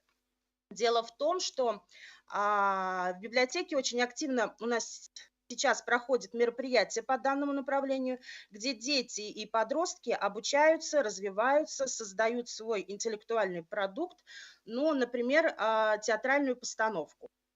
В рамках этих мероприятий мы устраиваем творческие встречи с ведущими актерами сцен театров. Вот, например, драматический театр имени Глеба Дроздова, состоялась встреча с талантливым и обаятельным у нас артистом Андреем Амшинским, где в творческом диапазоне которого и драмы, и комедии, сказочные представления. Встреча со зрителями прошла в доверительно-дружеской атмосфере, где он рассказал о своей театральной карьере с момента выбора будущей профессии до поступления в университет.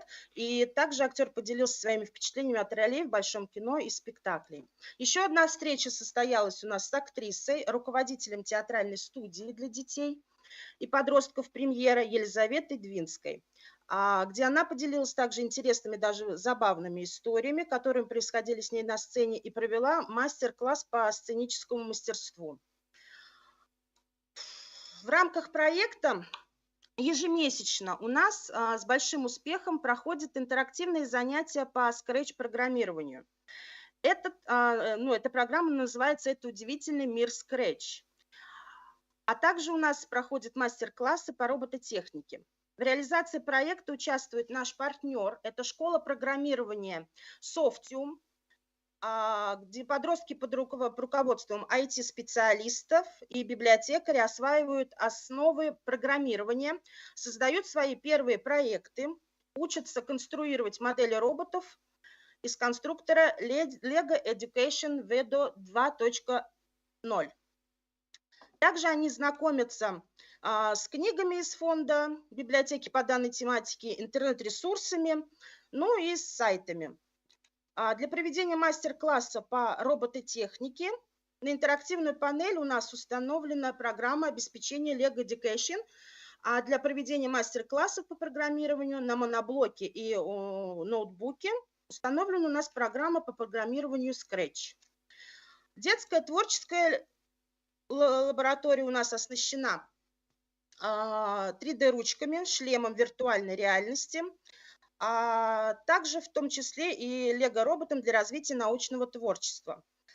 Библиотекари у нас научились организовывать творческий процесс обучения в этом актуальном направлении креативных индустрий.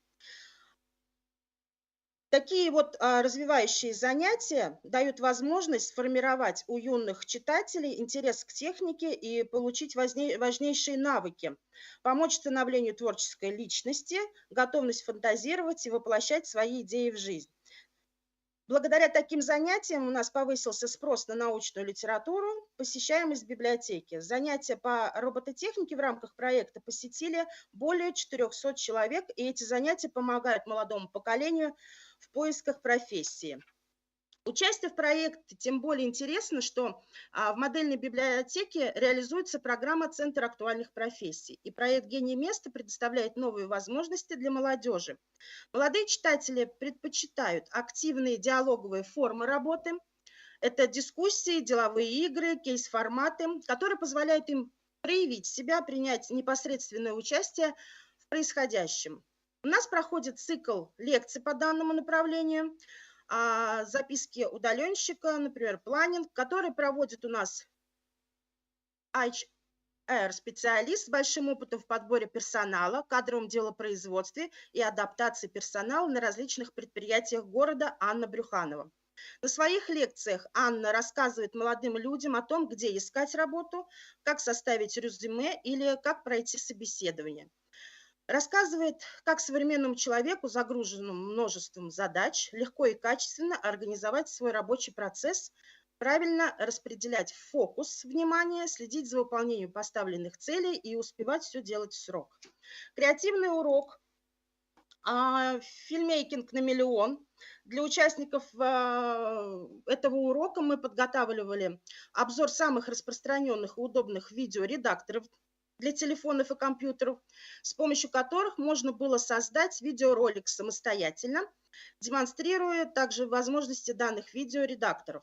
После завершения каждого креативного урока участники в качестве домашних заданий самостоятельно снимают и монтируют свои видео. Ежегодно мы также устраиваем соревнования по сторителлингу, разбившись где на команды, у нас ребята соревнуются на написании постов, пытаясь сделать их более ярким, захватывающими, привлекающими свое внимание. Проводим также мы разнообразные литературные детективы, где ребята с большим интересом в формате игры проводят литературные расследования о знаменитых зарубежных, а также и отечественных писателей. По результатам второго квартала 2023 года модельная библиотека для друзей вошла в топ-11 библиотек России второго квартала с лучшими показателями. Из 11 библиотек мы заняли 6-е место. В рамках реализации проекта «Гений места» ежегодно стартует конкурс «Гений – это ты». Задача конкурса – предоставить читателям библиотеки возможность получить дополнительное образование в сфере креативных индустрий. Конкурс предоставил возможность победителям конкурса пройти бесплатное обучение у лучших экспертов онлайн-образования и создать свой уникальный проект в области креативных индустрий. Победителем этого конкурса в Самарской области стала наш читатель Алена Бударина. Она прошла обучение по программе «Дизайн пользовательского интерфейса», которая была дополнена блоком «Бренд-менеджмент». По результатам обучения Алена получила востребованные навыки и создала проект, направленный на развитие локальных брендов и продвижение своих регионов и территорий. Она создала проект «Цифровая усадьба Орлова-Давыдовых», который получил также грантовую поддержку в рамках конкурса «Химия добра», и цель которого – это сохранение и популяризация в медиапространстве информации об усадьбе графа Орловых-Давыдовых и связи с городом Тольятти и областью. Привлечение внимания к проблеме восстановления памятника архитектуры. Другими словами, проект «Цифровая усадьба» – это серия культурно-просветительских мероприятий на территории города Тольятти и села Усолье, направленных на популяризацию местной истории Самарского края, который был реализован в 2023 году.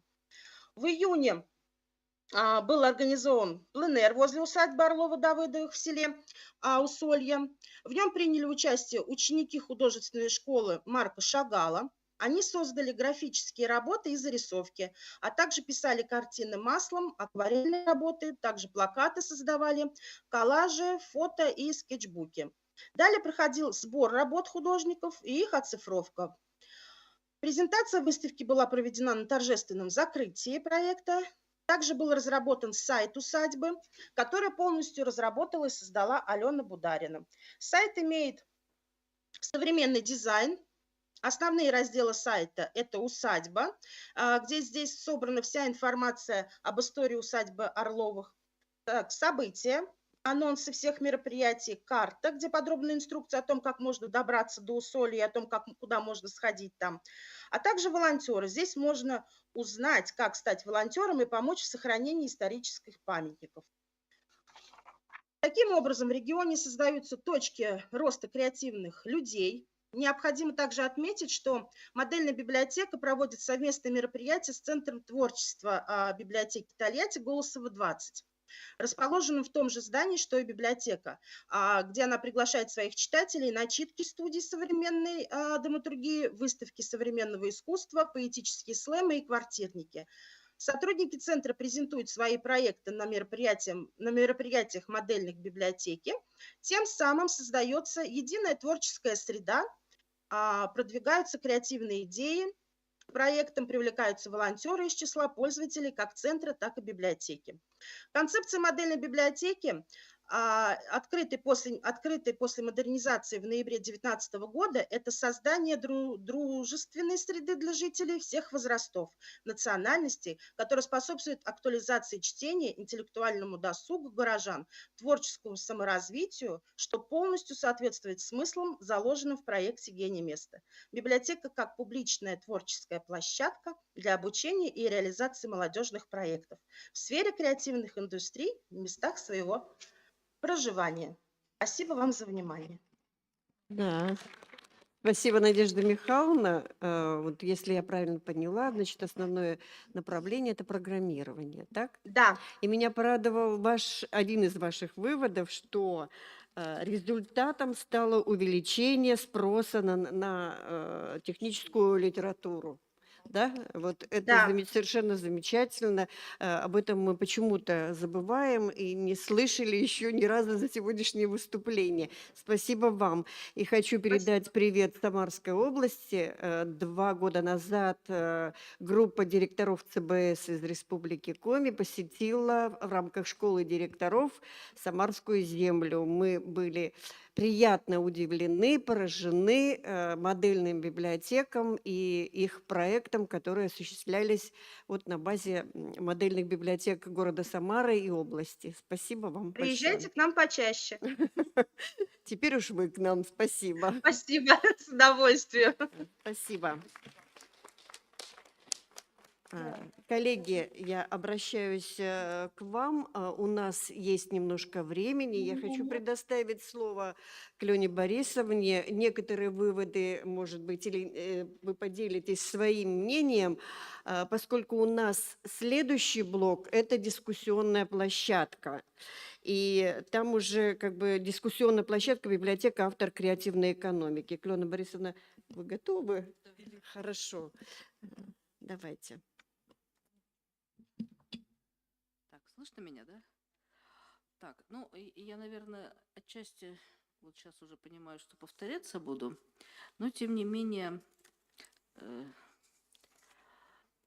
как мне кажется, да, я вот тоже мы сегодня вот уже внутри тут дискутировали о том, что все-таки в чем, собственно, специфика креативного продукта именно библиотечного, да, то есть вот этот большой вопрос, который, наверное, пока мы на него до конца ответить не можем, но тем не менее, что мне кажется очень важным.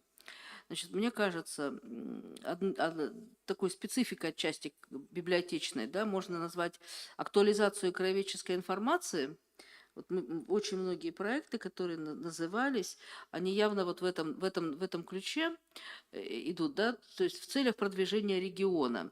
И здесь получается, что библиотека предлагает свои какие-то ресурсы, свои какие-то услуги, там всякие разработка сайтов, электронных всевозможных экскурсий, подкастов в области какого-то туризма, музейной деятельности, промыслов, да, вот я уже нашла, что тут народное искусство, народный спорт, народная кулинария всевозможная, да, то есть это тоже такие направления. Но, опять же, вот на мой взгляд, это, мне кажется, лежит в рамках такой, кстати, отчасти это традиционная для библиотек работы краеведческой, да, то есть это, на мой взгляд, скажем так, расширение всевозможных форм краеведческой работы. И это, ну вот я говорю, мне кажется, что это отчасти вот такое традиционное направление для библиотек. Во всяком случае, это более привычное направление, нежели всякие очень интересные, но там что там, робототехника, да, и прочие какие-то современные всевозможные там видео, какие-то там проекты, да, обучение всевозможным там звукорежиссуре, да, и там далее и тому подобное. То есть и другое направление, оно, несомненно, имеет право на существование, но здесь, вот, мне кажется, есть какая-то такая взаимосвязь вот с традиционными нашими направлениями работы. Тем более, что мне кажется, не просто кажется, что здесь, мне кажется, в значительной мере использованы будут ресурсы библиотеки, именно вот эти информационные ресурсы библиотеки.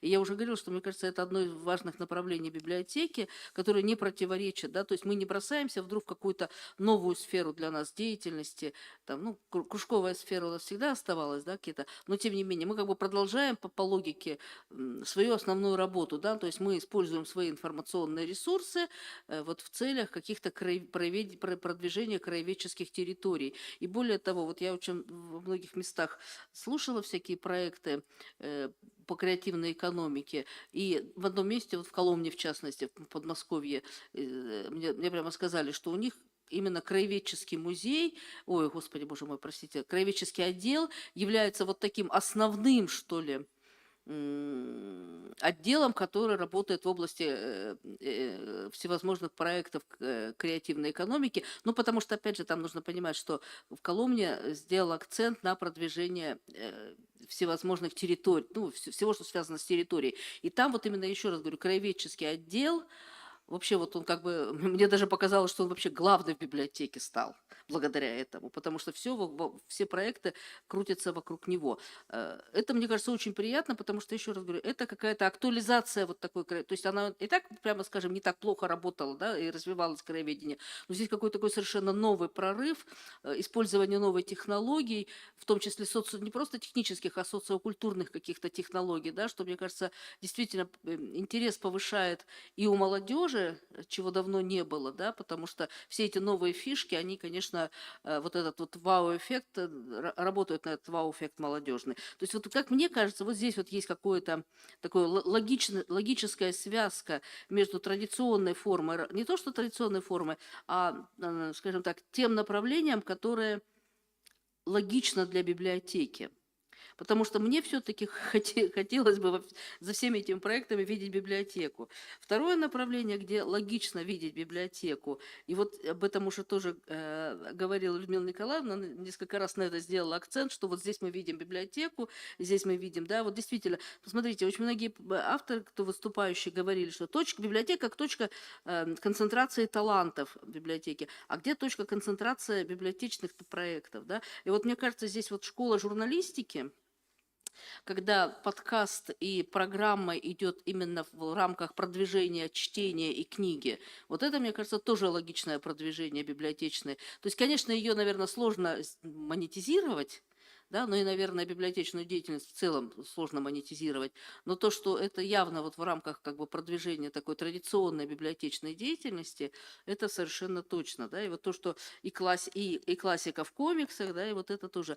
Но это, как мы видим, да, такие тенденции, которые характерны для разных регионов. Вот разные регионы, и Якутия про это, и Архангельская область про это, да. Но мне кажется, у вас есть в регионе совершенно уникальная такая особенность. Вот во всяком случае в таком масштабе я этого точно нигде не видела. Это вот все, что у вас связано вот с этой частью, с и патентной деятельностью, и с центром вот этих вот информационно, да, информационно, как маркетинг, да, и, простите, я сейчас буду аббревиатурами, и МЦП, правильно я ее называю, да, то есть старательно ее записывала. Вот, мне кажется, что да, очень интересно. То есть, еще раз, я тоже об этом думала, что, смотрите, когда-то в советское время библиотеки, даже общедоступные, ну, тогда не было понятия общедоступные, были массовые, они способствовали производственной деятельности окружающих предприятий, да, то есть они соответствующую литературу приобретали и так далее.